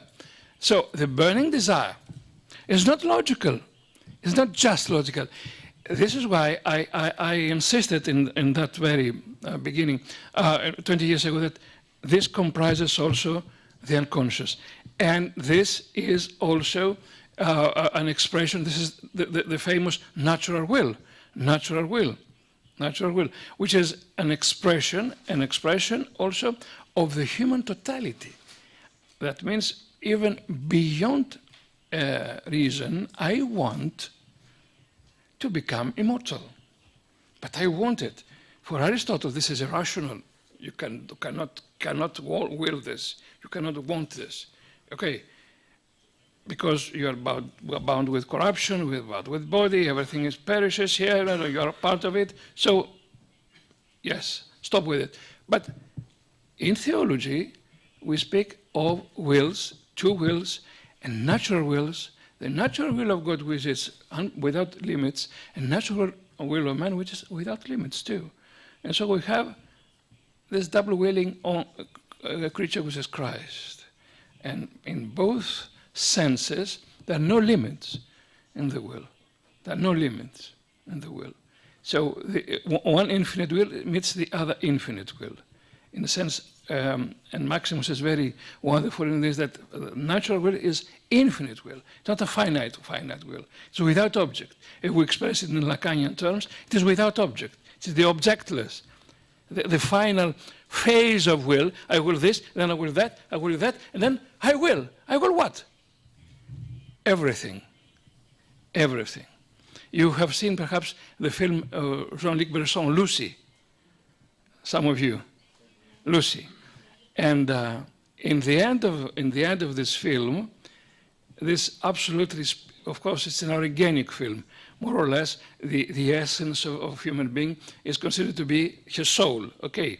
But in the end of the film, when Lucy is asked, where are you now? She's become fully intellectualized.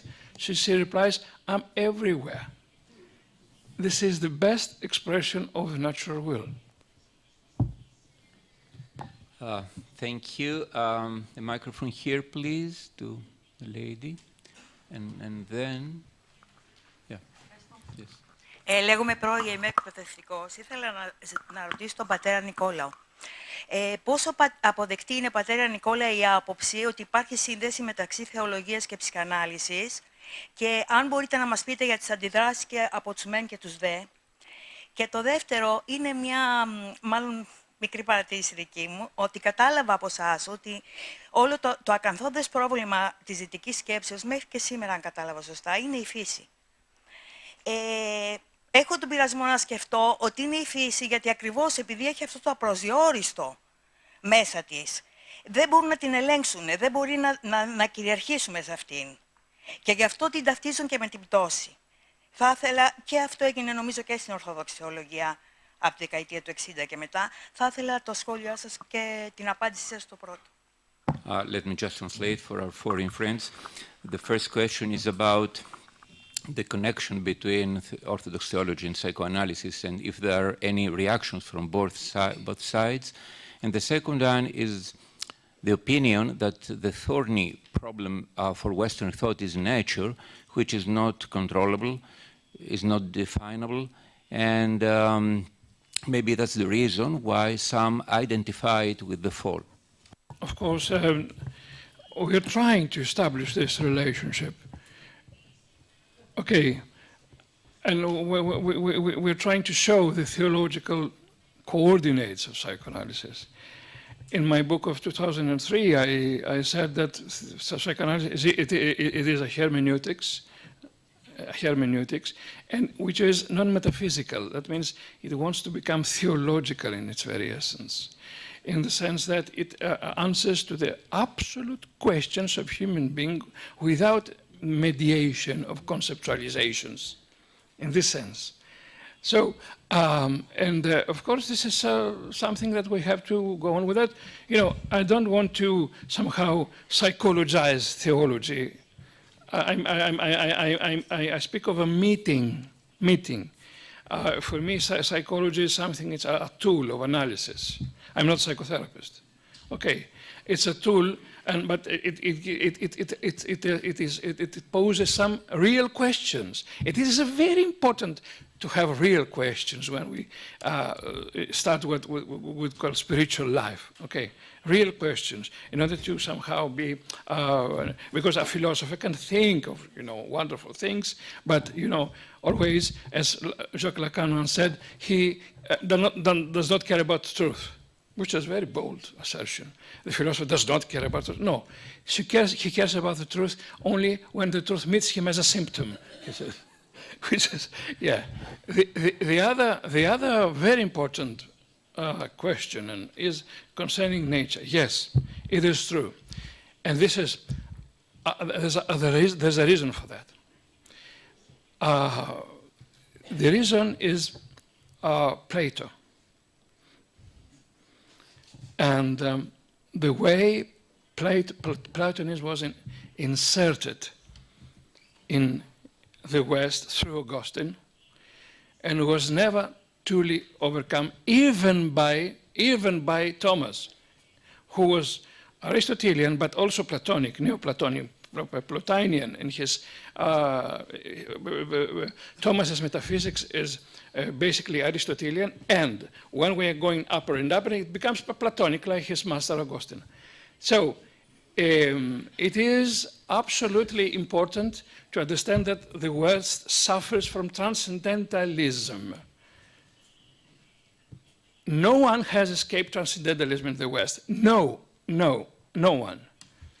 And even we speak of the voices of nature, which is the preoccupation of Schopenhauer and Nietzsche, and he is right on that. Even in that perspective, transcendentalism is not overcome.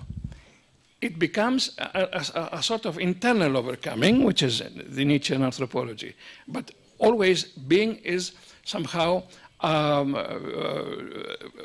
more than big. And we have to somehow go further for the sake of power. Okay. And here is, of course, the problem for theology, because if we follow the existentialism or personalism or all the other connotations, we use nature this very same moment, the very same way. So, and somehow we decide that there exists a being called personhood who somehow transcends nature and wants to be liberated by nature, and who is freedom by nature itself. It's a freedom, not grace, but the person is freedom, and somehow wants to achieve things without nature, which nature is corruptible and is a burden of necessity, and all these things which are cannot be found in the fathers, because incarnation talks about nature. This is why I insist all these years that nature is dialogical. Nature is not given. It will be given. We don't know what nature is. It's a gift of God. In order to deal with it, work with it, and psychology helps to work this direction. This is why I'm against, when all those personalists are against psychoanalysis, against psychology. They do not understand why we need this to work with this nature. Depressed nature, frustrated nature, and this is very important for the Western culture. And this is why also this is against the Enlightenment, let me tell. Against the Enlightenment, because the Enlightenment has stretched too much the power, somehow, of human reason. And though Enlightenment says that he somehow justifies human nature. No, this is not true. He wants to surpass human nature, to overcome human nature. This is why Enlightenment ends with enhancing, biotechnological enhancing, political enhancing through totalitarianism, enhancing human nature, because nature is just, although he claims that he somehow somehow gives justification, offers justification to nature. So I think that, on the other hand, if we just have nature in our minds in order to justify nature, after all, without this dialogical understanding of nature, we will fall to a naturalism. Somehow we will close the window again, close the door again. And though we want to justify nature, we somehow do not know how to do it. Because nature was a source for revelation, the ancient Greek philosophers and in the Bible. I don't know if this is an answer to a very serious question that you have put. Just a little PS on that. I think it's a famous painting by Raphael where Plato's pointing up and Aristotle is pointing down on the steps. And this is the problem of the split in the Western culture, I think. And so the mystery of Christianity is that Christ's theanthropic presence, which is really not in that painting, changes both Plato and Aristotle in the new reality that comes into being through him. Θέλω να σας ευχαριστήσω από ψυχής γιατί μας δίνετε μια δυνατότητα να προσεγγίσουμε πράγματα που μόνο με μια ταπεινότητα, για να μην θεωρηθεί ύβρι, μπορούμε να προσεγγίσουμε σήμερα. Με το θέμα που βάλατε, την ψυχανάλυση και την Ορθόδοξη Θεολογία. Ένας προβληματισμός που μου βγαίνει και θέλω να το μοιραστώ μαζί σας είναι πολλοί κόσμος λέει υπάρχει Θεός. Νομίζω ότι είναι μάλλον λάθος αυτή η ερώτηση. Αλλά η ερώτηση σωστή είναι αν υπάρχει σχέση με το Θεό. Ζούμε στη φύση που μας περιβάλλει και όπου κυριαρχεί η νομοτέλειά της. Και θεωρώ ότι είναι ιδανικές συνθήκες, γι' αυτό συνεχίζει και υπάρχει ζωή. Και όπου καλείται ο άνθρωπος να εξελιχθεί μέσα από την ελευθερία, γιατί έτσι είναι φτιαγμένος, και με την υπευθυνότητα των επιλογών του. Βέβαια, χαρακτηρίζεται πολλές φορές από τον ναρκισσισμό, εγωισμό, ατομικισμό και τα πάθη του. Απ' την άλλη πλευρά, το ασυνείδητο που υπάρχει μόνο στους ανθρώπους ως πηγή σοφίας, όπως υπόθηκε προηγουμένως, μας βοηθάει λίγο να βρούμε μέσα από την ψυχανάλυση τον δρόμο μας πέρα από όποιες πεποιθήσεις και γνωσίες που έχουμε, που πολλές φορές λειτουργούν ως φυλακή μας. Με μέσον και όπλο, θα λέμε, με μέσον την αγάπη, κυρίως προς τον εαυτό μας, για να μπορέσουμε να αγαπήσουμε τους άλλους, αναπτύσσοντας την αγάπη, βοηθιόμαστε στην πιο στενή, ουσιαστική σχέση με το Θεό μας. Just let me summarize this point that narcissism is the basic obstacle for healthy relationships in the world. Also, the critical question is not if there is any God, but what's our relationship with God. And the unconscious can contribute in this search and discovery for God. I forgot your last sentence and question. Is there any question for any of the speakers? Yes? Can you repeat just the last sentence? I will do, no problem. So unconscious will help us find our own way through psychoanalysis instead of and against all beliefs and cognitions that may limit us in the jail of their own constructions. So it's not a word as it was in a question as it was articulated, but obviously you are asking for comments on this. And what about Dr. Alexandridis? You would now to contribute. So may we have the microphone here to Dr. Alexandridis, and then our speakers will comment on both. If we're speaking about an unconscious who is capable to formulate a kind of answer, we're not speaking of the unconscious, the dynamic unconscious of the first topic. We're speaking about the theory that Freud formulated later on, speaking about the ego, the superego, and the id. Because the id, το αυτό όπως το λέμε, ή το εκείνο στα ελληνικά, the id has two, let's say, main parts. One, it is the formulated unconscious that comes from repression. That means all these very intolerable for the ego and the conscious representations that have to be repressed.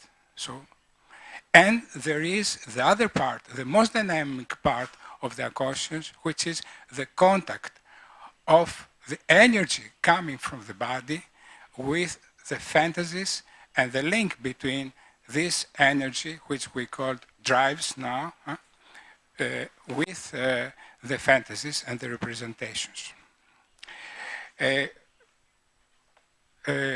Father Ludovicos mentioned a lot of philosophers speaking about the unconscious.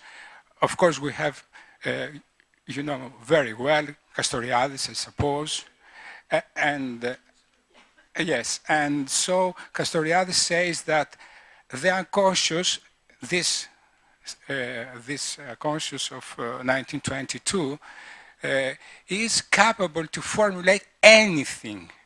So this can be an answer to this question. Maybe the possibility of the unconscious to create any form, it maybe there can be also something that can be the representation of the divine, of God.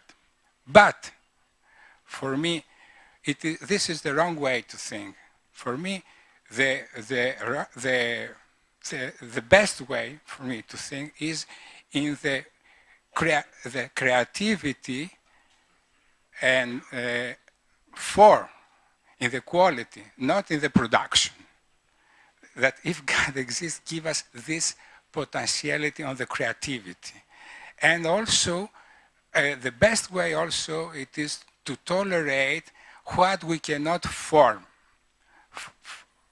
And here we're in the essence of the unconscious. The unconscious, it is an instance where the subject can remain without a form, can stand the formless, can stand what it is not capable to be formulated in images and words. And maybe here is the essence of God, aperinnoitos and so on.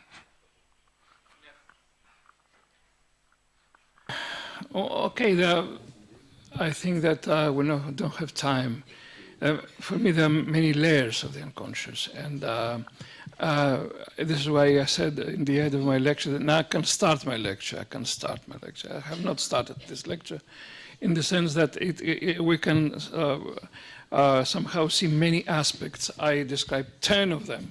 Yes, but on the other hand, just a phrase before we finish, we finish the session, to speak of the unconscious, for some people means, for many people means, something which is very close to a sort of sickness or illness, or, and or somehow you have to go to a psychoanalyst, even if all human beings have a heart, but we do not need to go to cardiologists all the time.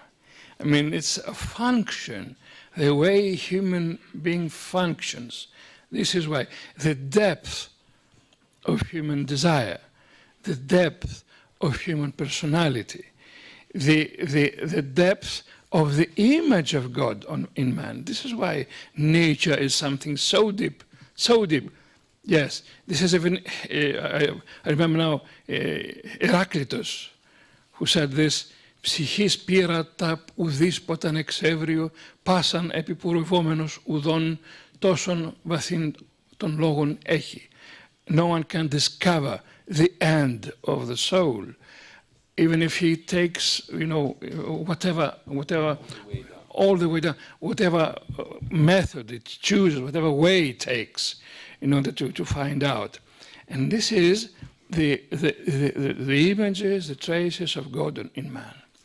This is why the discovery of the unconscious had also to do with spiritual quest in the West. It was not just, a way of healing neurosis. It started like this, but now we all know that it's much more important.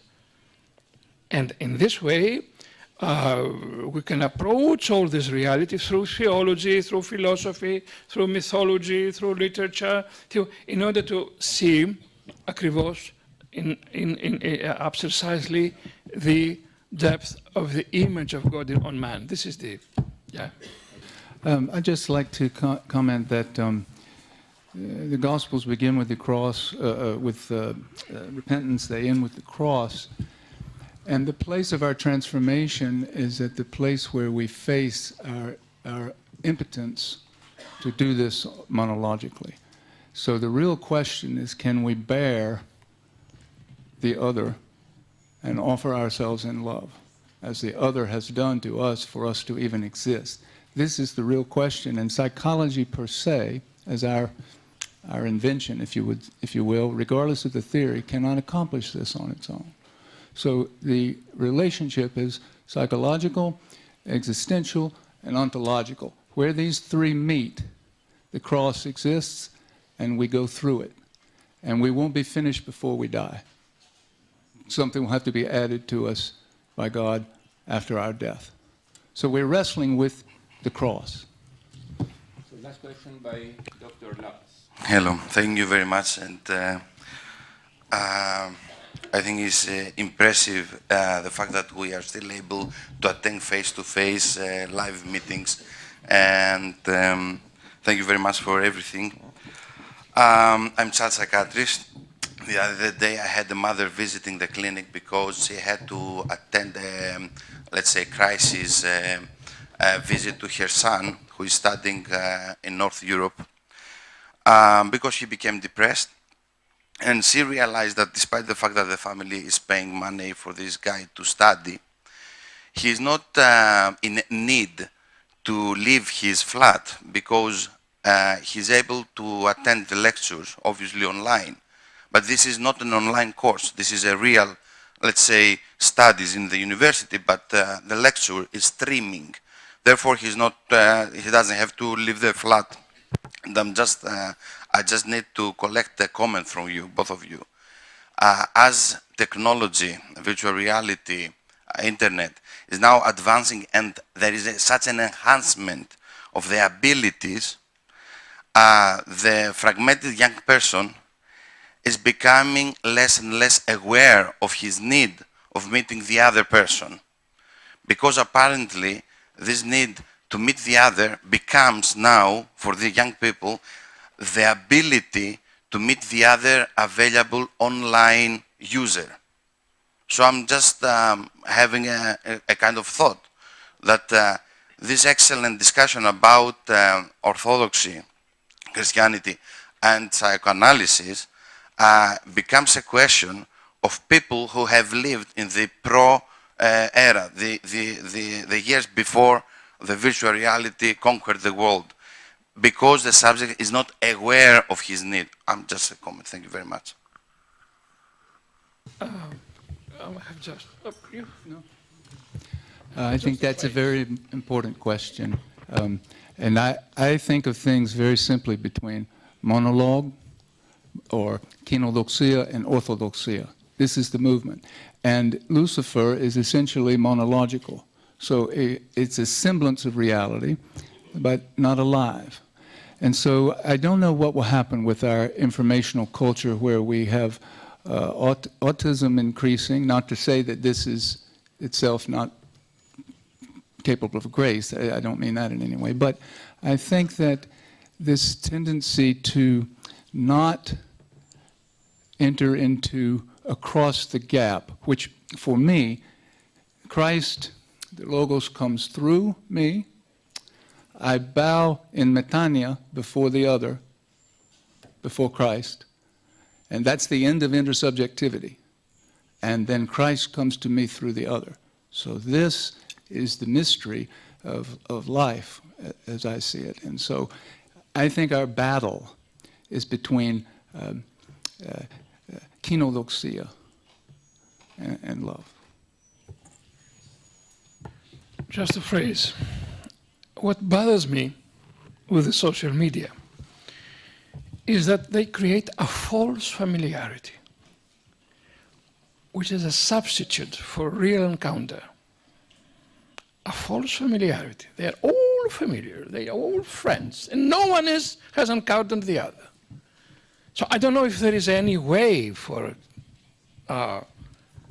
overcoming this, any psychological way. I don't see that any psychological way, but I think that only theology can provide us with criteria in order to make this sort of distinction between all this false familiarity and the real encounter with the other. So, although we know that unconscious is timeless, our conscious selves live in time and warn us now that we need the long break and the lunch. Thank you, all of you. We will begin the third session with two speakers who we all know. Dr. Dimitrios Kyriazis, who is a psychiatrist, a child psychologist, a psychoanalytic, and psychoanalyst, who is an instructor in psychoanalysis.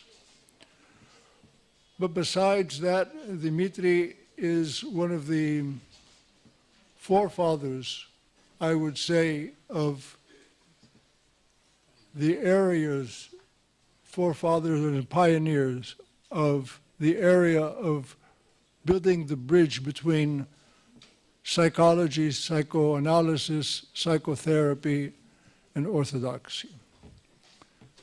And of course, we have Father Thermos, who is the organizer of this event, and I don't think I need to say too much about who he is, because everyone knows. I met both Dimitri and Father Vasilios many years ago. I think, Father Papa Vasili, I met you probably about 35 years ago, if I can put it down. And I think, Dimitri, I met you probably about 30 years ago. and we have grown to have a very close relationship. Besides thanking both of you for your contribution in the area of psychology, psychotherapy, and in the area of the faith itself, I would like to personally thank you for your friendship, and I pray that God will protect you and keep you with us so that you can offer even more to this field. I ask Dimitri to speak on the influences of Christian thought, of psychoanalytic theory and practice. Consequently, the analyst has to deprive himself of memory and desire.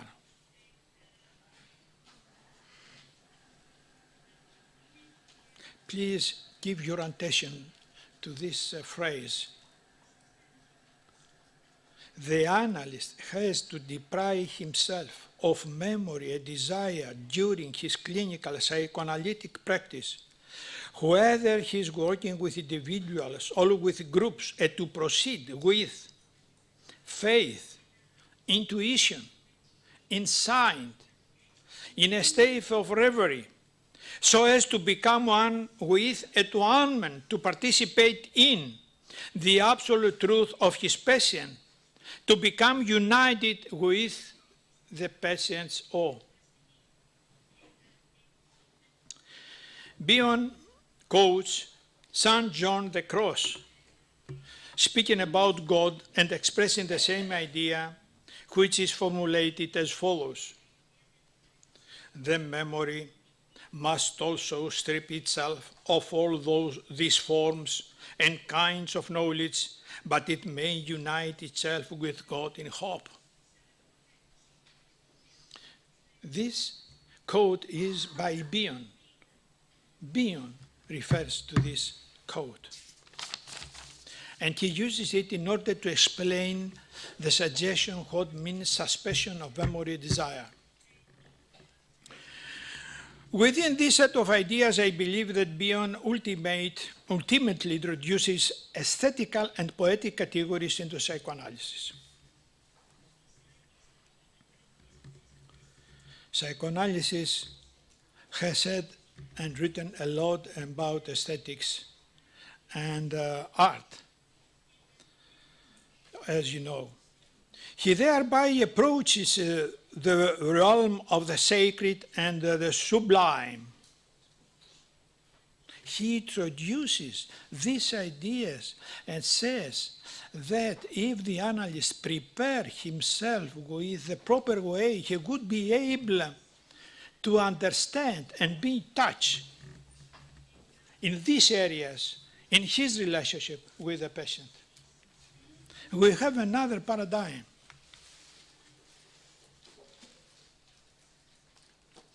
I think that it's precisely within the framework of the clinical psychoanalytic setting that Bion's theory encounters, converges with, and makes use of concepts and experiences originating or drawn from the pre-modern God-centered gnoseological paradigm which he integrates into his own theoretical developments, thus establishing a closer connection between psychoanalysis, art, religion, and science. Now coming to the end of my presentation, and I would like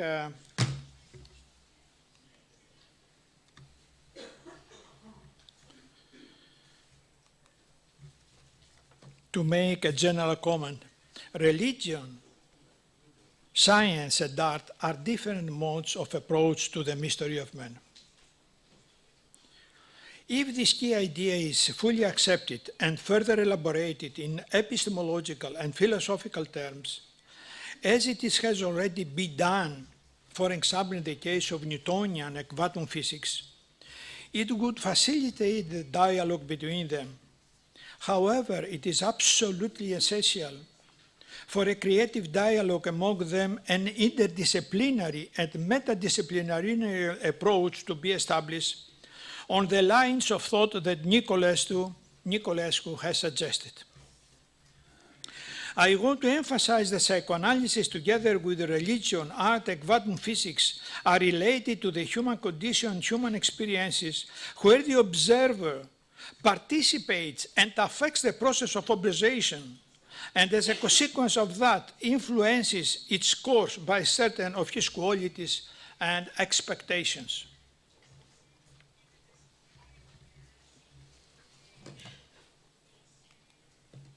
In concluding, I would like to add a point which seems to me crucial for the advancement of the dialogue, namely the shaping of the conception of God by human character. Man's conception of the divinity depends largely upon the person's character, as was observed by Heraclitus. I recall the famous statement, ethos anthropon daemon. The character of man is his fate, his destiny, his demon, with a positive way or the negative way. The significance of our conception of God, positive or negative or neutral, is important because it acts in relation to other factors as a symbolically organizing precept for conscious and unconscious aesthetic reality, both for believers and non-believers. It is usually true to say that God and one's relationship with Him cannot be reduced to its symbolic formulation. And that is made clearer from the previous discussion's presentation. I would like to close now sharing with you a brief passage from Bion's, drawn from the last lines of his book, Attention and Interpretation, where he describes the bi-directional route which must be followed by the psychoanalyst during his clinical practice, working both in the areas of memory and desire as well as in the area of the absolute truth. In one direction, the psychoanalyst works relying on scientific reason and method with the aim of restoring the fragmented maternal object in his patient's conscience. In the other direction, he needs to abandon scientific reasoning in order to function as a receptacle, as a kind of a receptive screen, and to participate through intuition, faith, and insight in the absolute truth of the analysand. This means, as Vermont says, that the analyst has to be prepared to capture his patient's ineffable experience and communicate it with him, to him. Bion writes,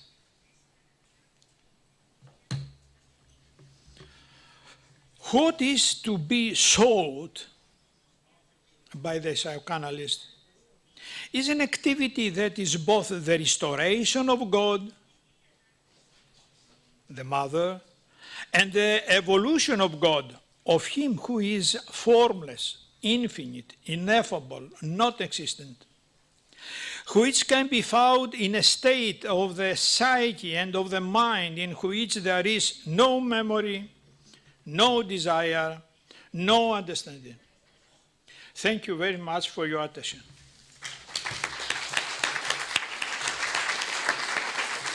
The correlation, Dimitri, that you made, I think, between stripping ourselves of all worldly cares, you didn't say it that way, but I will, in order to find God, and the stripping ourselves of our own self to participate in the patient, I think is most significant.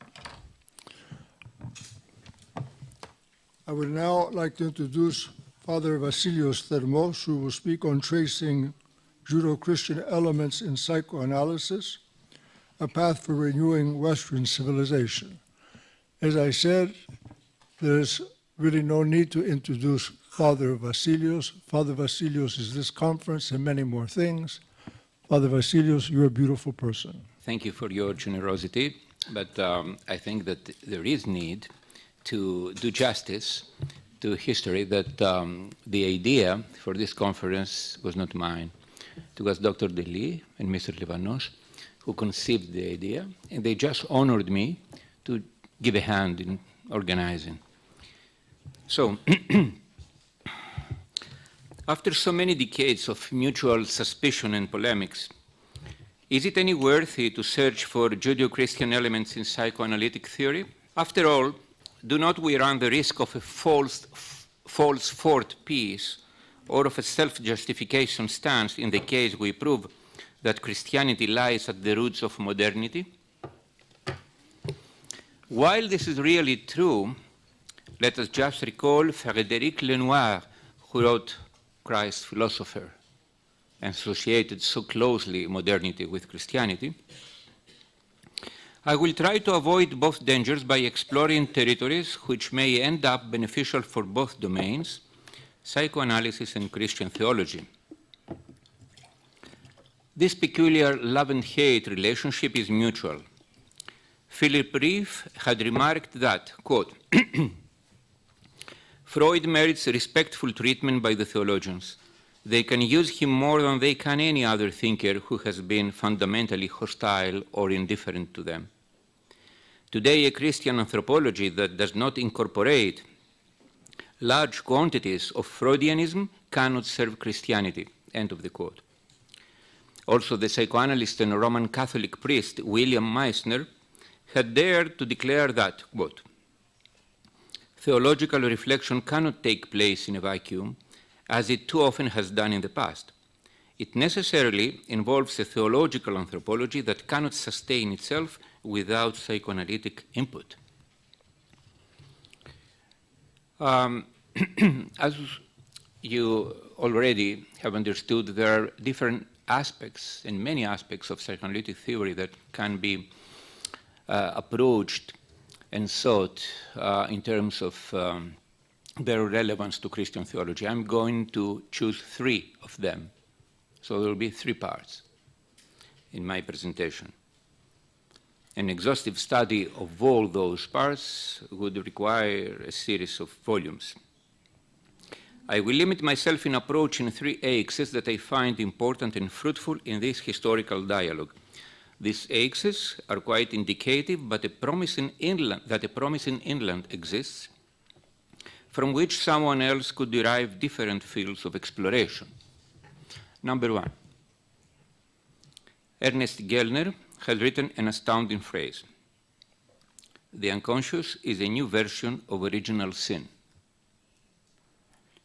Various authors followed hereafter, joining the idea that the conflicting and distressful nature of the unconscious simulates a fall.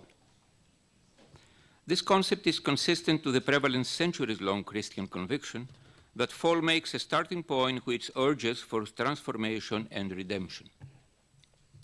Like it or not, regardless of the validity of the fall model, which has recently been questioned by some theologians, it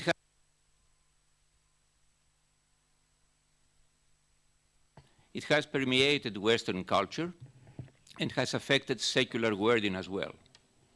The psychoanalytic analog was expressed basically by Heinz Kohut, as he writes, quote, the undeniable fact that man's failures overshadow his successes prompted me to designate this aspect of man negatively as tragic man. This is the technical term he introduced.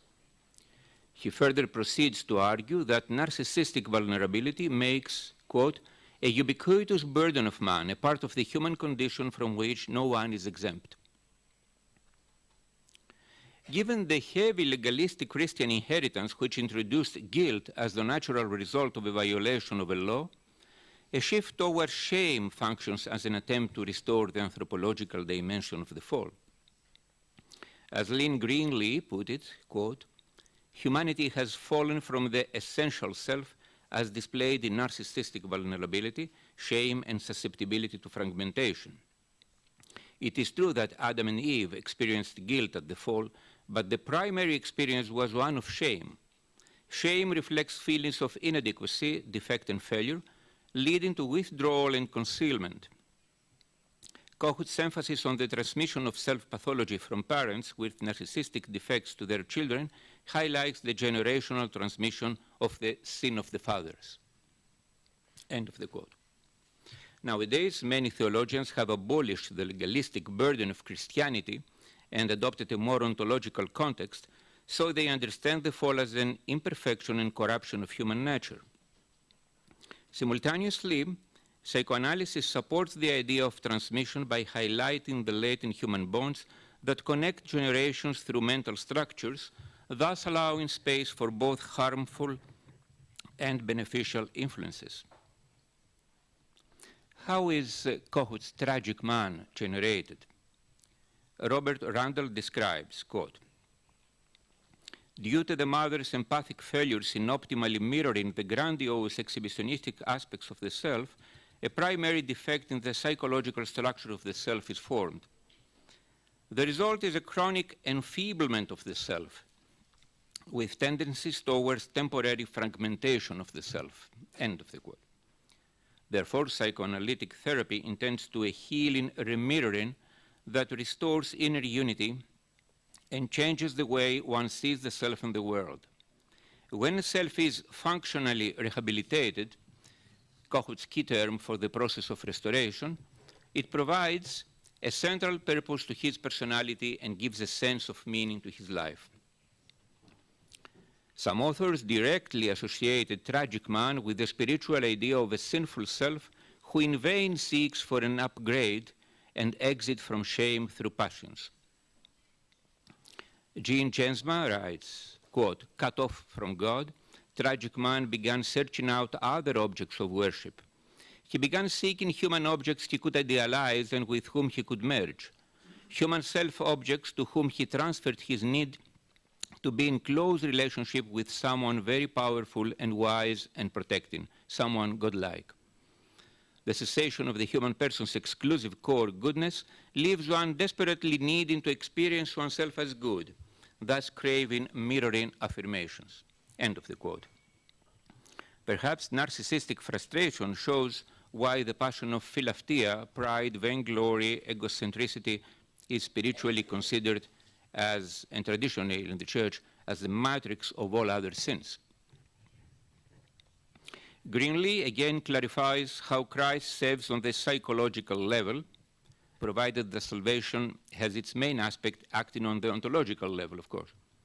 Quote, God's solution is seen in the redemptive plan of Christ's incarnation, death, and resurrection, the ultimate empathic immersion.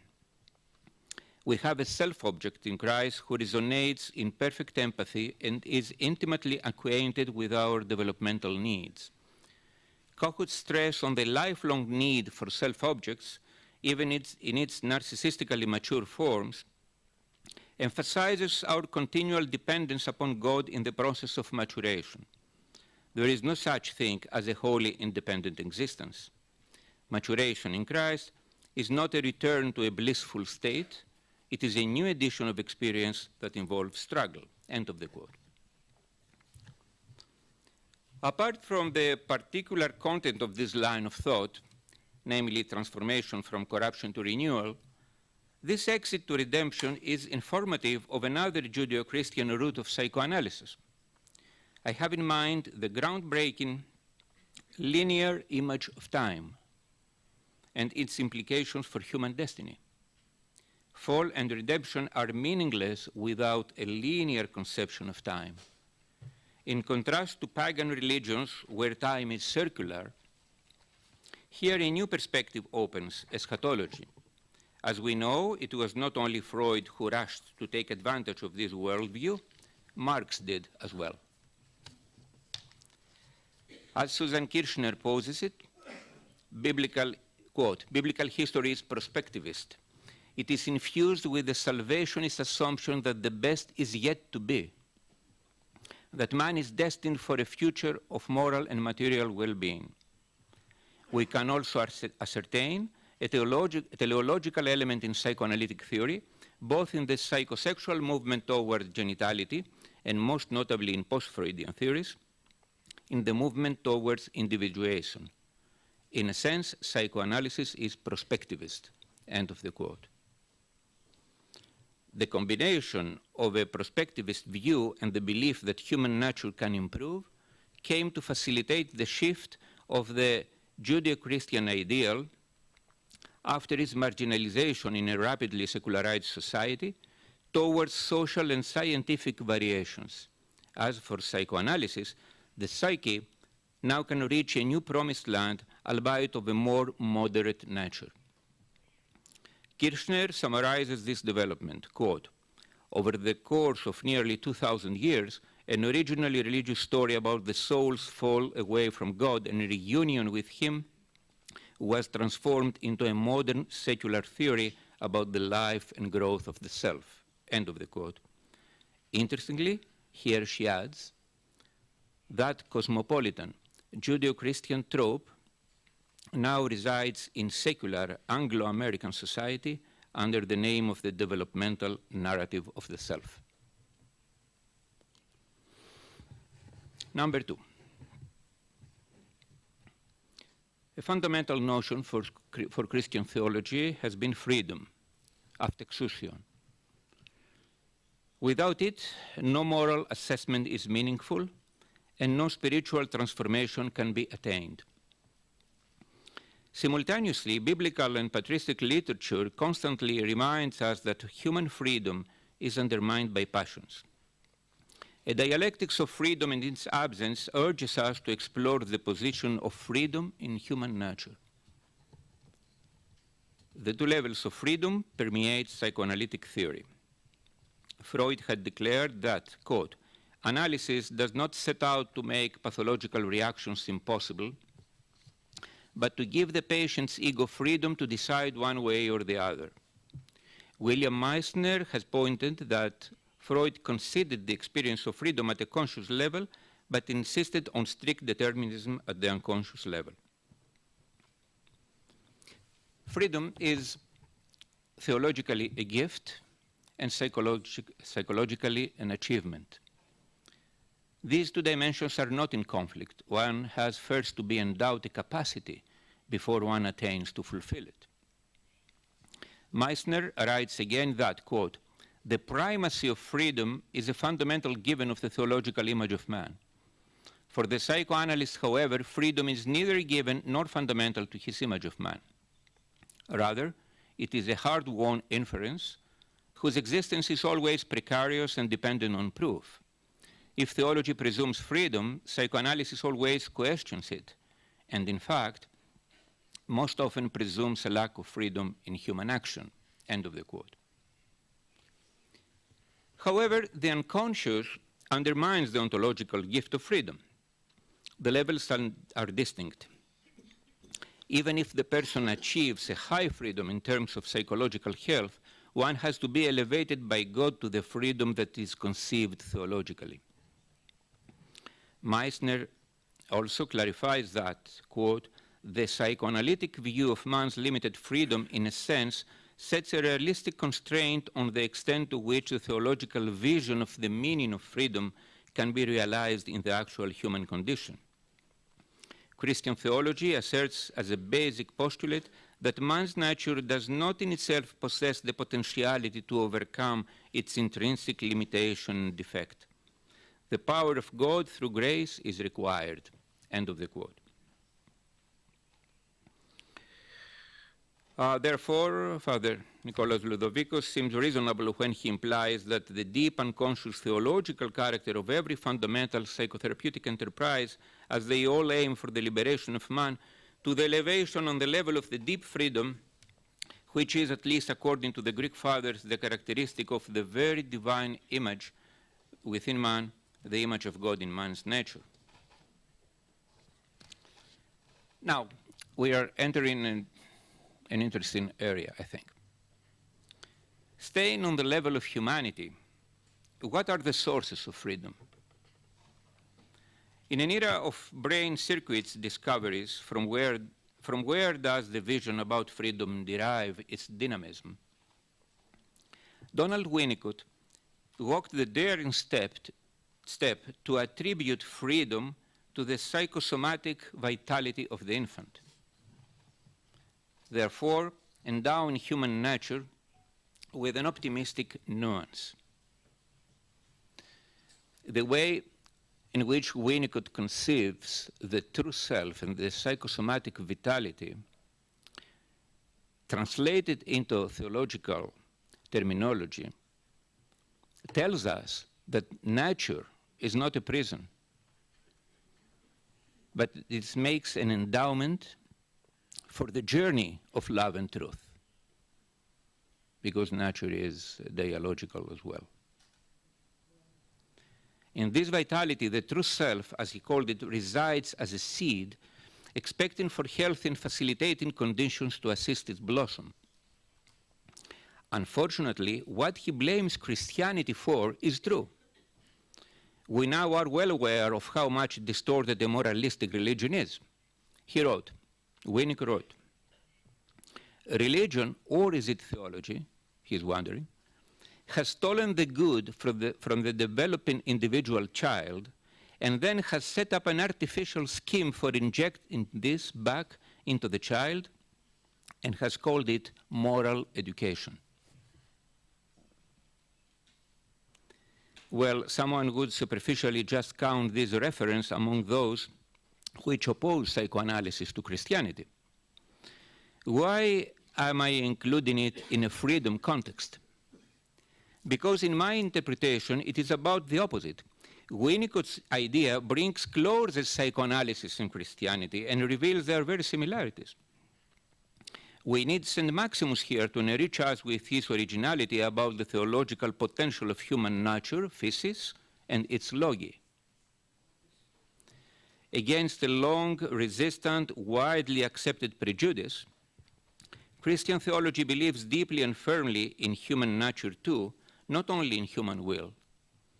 Admittedly, this prejudice has been reasonable. By this I mean that Christianity has been persistently unaware of its theological treasure, and thus gave the impression that it attributes to the fall ontological significance by considering the corruption of human nature as heavier and more influential than its inherent wealth. This historical failure of Christian theology to derive from its deep sources led Winnicott to diagnose a kind of contest between God and humans. For him, the attributes of God are reduced to the hidden good properties of human nature, which Christianity did not value. He writes, religions have made much of original sin, but not of original goodness. That which, by being gathered together in the idea of God, is at the same time separated off from individuals who collectively create and recreate this God concept. We usually like to associate human nature with determinism, not with freedom. Winnicott and St. Maximus converge here, I think, to equip us with a new approach. Therefore, an expedition to regain the value of human nature and convince the scientific community seems a fascinating and rewarding effort. It will involve a reconsideration of self-consciousness of Christianity and at the same time an optimistic message for humankind. 3.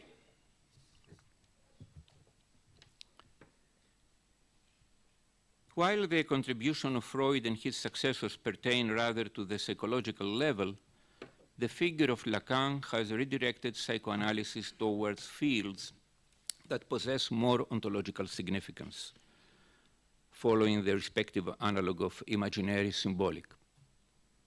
Christian theology could not but be highly interested in this endeavor. One key Lacanian concept that connects psychoanalysis with Christian theology is desire.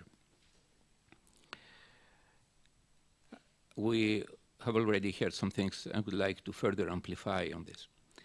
Once the caregiver introduces the infant into the realm of the symbolic, humanization is launched and psychological life begins. Kristeva summarized this process by epigrammatically writing, I do not exist unless recognized by a beloved authority. There is an introduction of apophatic thought here. Petar Yevremovich, whom we are happy to have among us today again, dares to say that, quote, a human being, regardless of age and place, is, according to psychoanalytic theory, primarily a desiring being. Understanding existence means understanding desire. Desire is an ecstatic category. It finds its meaning and identity outside the subject. It seeks for finding itself outside itself. End of the quote. Desire stands at the middle between drive gratification and expectation to be loved. It is what remains pending after the drive has been satisfied, after going all the way. And then,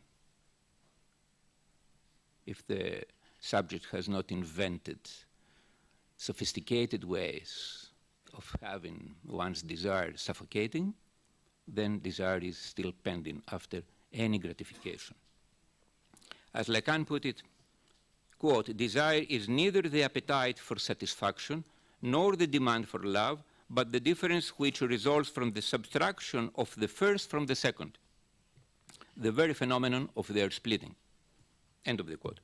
Therefore, desire marks the space that warrants that the subject will not fall prey of consumerism, the domain of drive's gratification, neither will be lost into an endless craving for receiving love.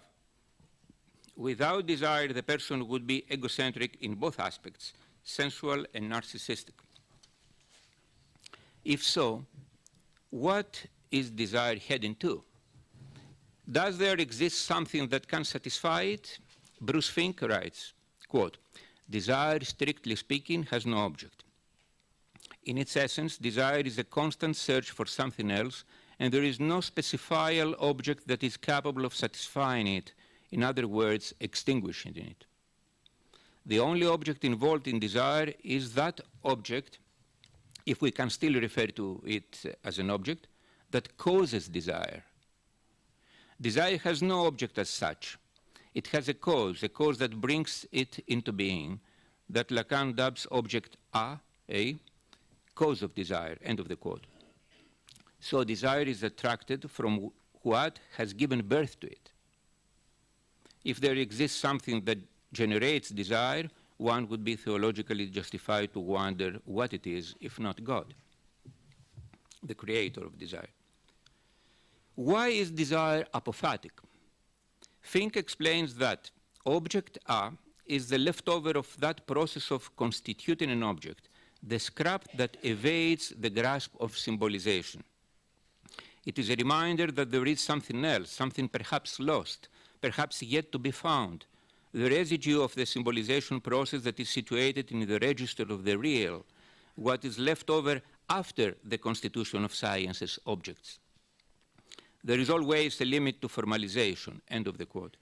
I would imply that from a theological view, object A is not God, but the space for God's signifier, namely the mystery of what does not fit into words. It is this landscape that encourages Charles Winquist to suggest a theology of apophaticism and desire. He reminds us of the mutuality I mentioned in the beginning by writing. He's writing, quote, a theology responsive to Lacan will be a theology of desire unless it delimits its own interrogative structure. That is, what we encounter in Lacan that is immediately relevant for any theory of theological discourse is that its speech will always speak a lack, and that the domain of its discourse is barred, so that the otherness of reality does not belong to description, but to desire. A post-Lacanian theology, he continues, would not be defined by the object of its inquiry. It cannot become a system because it works against the completeness of a system. End of the quote. Are we able to discern the radical consequences of these last sentences? The hint is that it is not basically the content of theology that becomes critical for the subject, as one's thirst for God is, that is a vital desire dynamic enough to not reduce itself to bodily or narcissistic drives. And I think this is the reason why even in when the content of theology is exquisite, is excellent, some people cannot assimilate it because it's on the structure of personality, the critical point, not in the content of theology they proclaim consciously. As Yevremovich again declares, quote, From the psychoanalytic point of view, it is undoubted that in the structure of subjectivity there is inherently an empty space for God. Someone else always occupies this divine space. The entire human life could be understood as a series of attempts to cope with this void. The very problem is not how much one is religious, but whom or what one recognizes as God. And he ends the quote. Maybe for this reason there are some Christians who are not aware of that. And there are Christians who are practical atheists. Returning to the task of tracing the Judeo-Christian origins of psychoanalytic concepts, I think we can solidly assume that the Lacanian desire echoes a critical Maximian attribute of human nature. Natural will, physikon θέλημα, makes a fundamental structural prerequisite for gnomic will, proeresis, which is the human power that pursues the good and the salvation. What is informative here is the idea that the Lacanian concept of desire is nothing less than an indispensable feature of human beings, which is meant to continuously seek for a person and a relationship that do not exist in this life. Desire is the locus and the mechanism of seeking God, who cannot fit into symbolic systems, and that's why desire never ends, even in the saints, in the condition of theosis. To conclude, one could possibly identify other indicative areas of Judeo-Christian elements in psychoanalysis. What all of them have in common, though, is that they share critical human attributes with ontological significance, albeit distilled through the lenses and the vocabulary of modernity. This elaboration has offered them the citizenship of modern times and makes them look alien to theology. They cannot be identified now anymore as Christian. To distinguish their Judeo-Christian character is to do justice to Western intellectual theory. Yet here something greater is at stake. Reuniting psychoanalytic notions with their theological ancestors has the potential of endowing the psychoanalytic legacy with existential dynamism it was deprived of because of the omnipresence of secularism.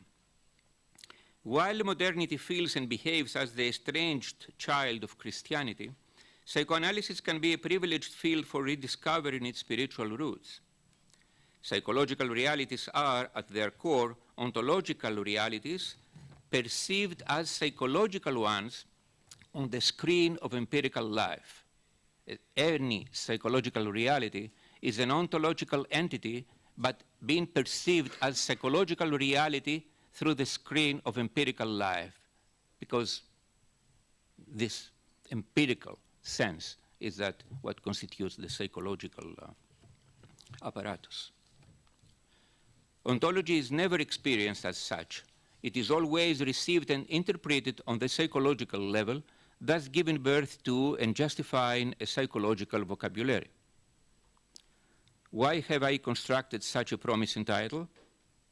Because the West, after having enjoyed the benefits of secularism until the last drop, has started learning in depth its dead ends and thus has begun to suffocate. To catch new breaths, Western modernity recently turned to postmodernity in an anxious seeking for new breaths, in the hope that it will derive the fresh air of existence, a sense of freedom of the ego, a renewal of relationships, the lost vitality of unified psyche and body. Indeed, new horizons opened in this cultural shift, yet at the price of loosening the boundaries of being through a blurred anthropology. Christianity, at the contrary, possesses the dynamics of theanthropia as an encounter of persons, as a healing restoration, as the mystery of the other. If psychoanalysis turns to its theological roots, it will not be a regression because supposedly Christianity is older than psychoanalysis, but this is not a regression because this is not regressing to the past. should not be conceived chronologically. Christianity is much older than psychoanalysis, but its theological axes have not yet been fully discovered. Instead of calling our era post-Christian, as many do, I would dare to argue that the Western world has not yet been adequately Christianized. The journey from the psychological subject to the ecclesiastical person seems still a battle not fought. The hidden potential of Christian anthropology, namely the structure and function of human person, waits for the exquisite reading of human psyche, which is called psychoanalysis, so that they both will better serve truth and love, provided that Christians are aware of that potential. Thank you.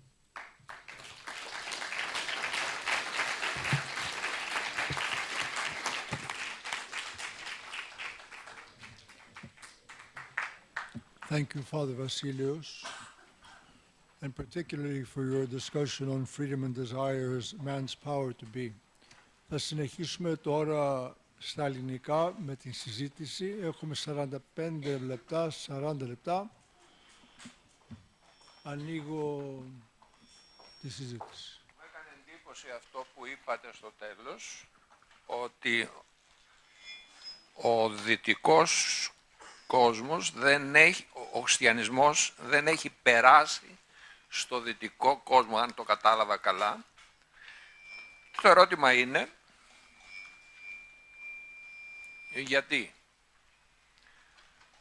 ποιοι παράγοντες είναι αυτοί οι οποίοι εμπόδισαν αυτή τη ζήμωση και από πού προέρχονται για να έχουμε αυτό το αποτέλεσμα, το οποίο νομίζω είναι πάρα πολύ σημαντικό, μου κάνει μεγάλη εντύπωση και συμφωνώ.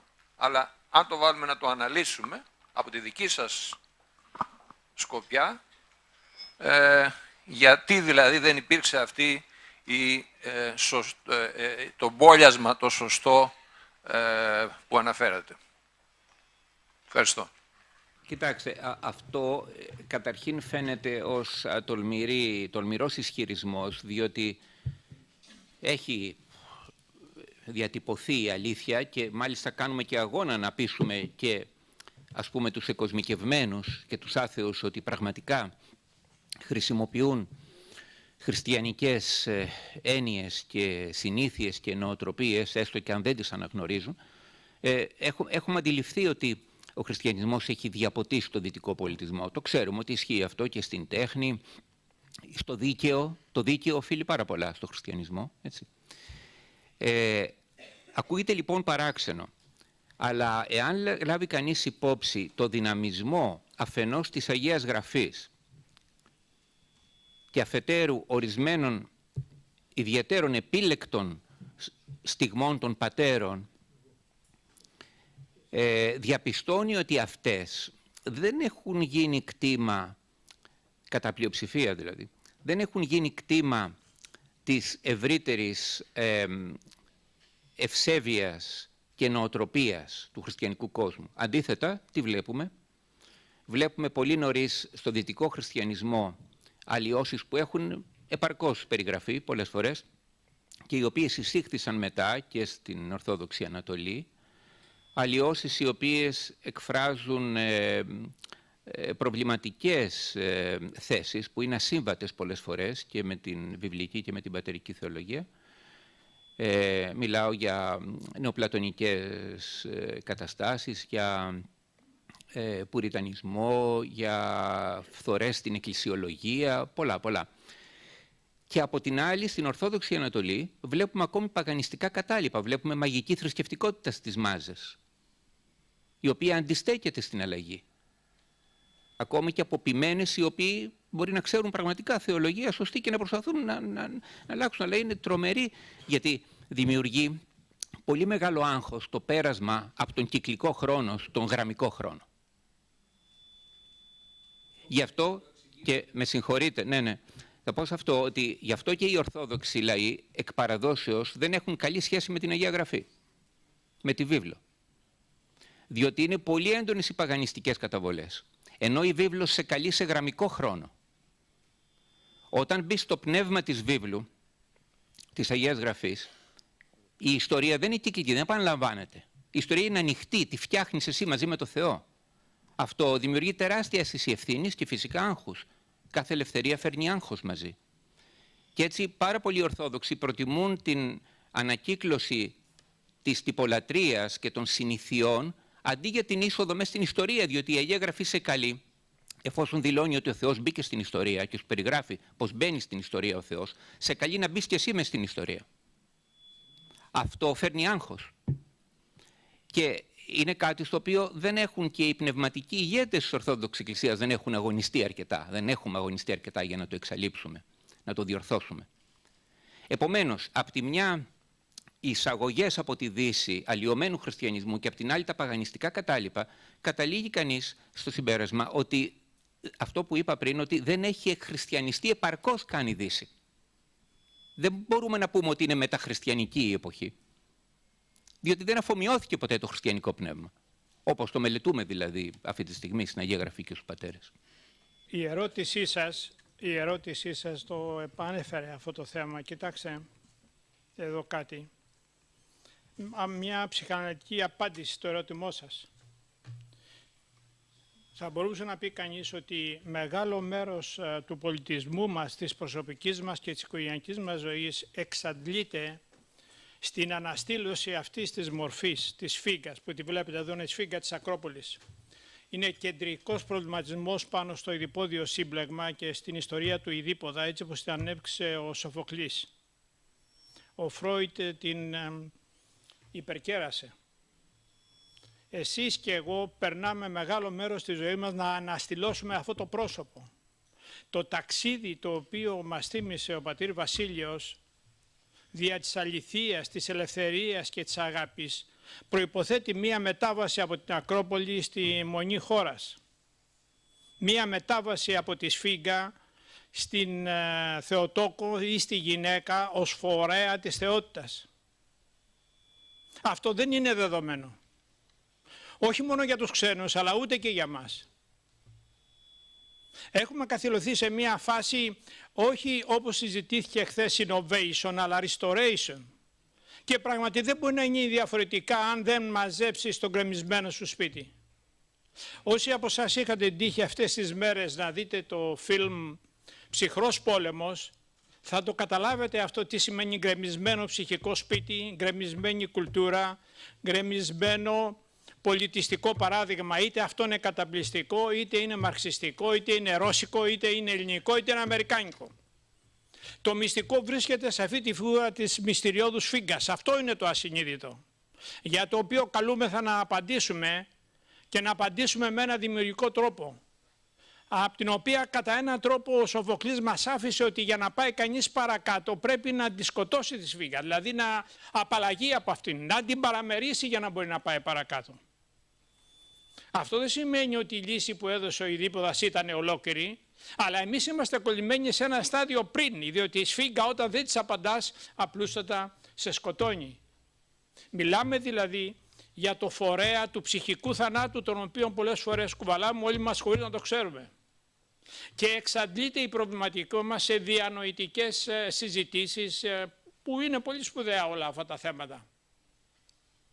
Και όχι μόνο διανοητική συζήτηση, δηλαδή δεν είναι κενός λόγος αυτό το οποίο κατατέθηκε σήμερα, αλλά από την κατάθεση στο βίωμα, στην υπέρβαση και στο ταξίδι υπάρχει μια απόσταση και το εμπόδιο είναι η σφίγγα. Σαν συμβολή για τη μεταμοντέρνα τουλάχιστον ερμηνεία της Δύσης, ο ίδιος ο Λακάν μιλάει για τους λόγους, τους 4 λόγους. Ο λόγος του κυρίου λοιπόν ή ο λόγος του καπιταλιστή με την έννοια του επιταγή να καταναλώνω που έχει κυριαρχήσει τελευταίους αιώνες. Ναι. Είναι μια ερμηνεία αυτού του μεταμοντέρνου και το ότι κυριαρχεί στη Δύση, αλλά βεβαίως εισβάλλει και στη δική μας πραγματικότητα, και τον οποίο λόγο του κυρίου τον αντιτάσσει στον ψυχαναλυτικό λόγο που έχει ως αίτημα και ως παράγωγο την αλήθεια. Ένα κομμάτι είναι αυτό από την πλευρά της λακανικής θεωρίας για την ερμηνεία του μεταμοντέρνου και του τι συμβαίνει αυτή τη στιγμή στον κόσμο.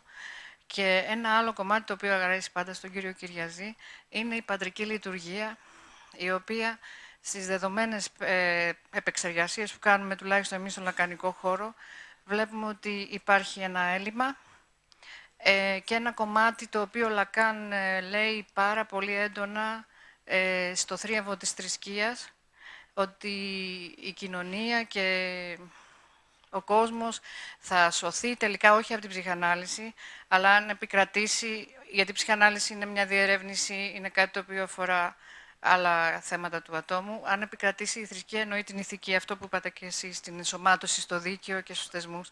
Αλλά έχει ενδιαφέρον να δούμε λίγο το κομμάτι του μεταμοντέρνου στην επικράτηση του λόγου του Κυρίου, που θέλει δούλους.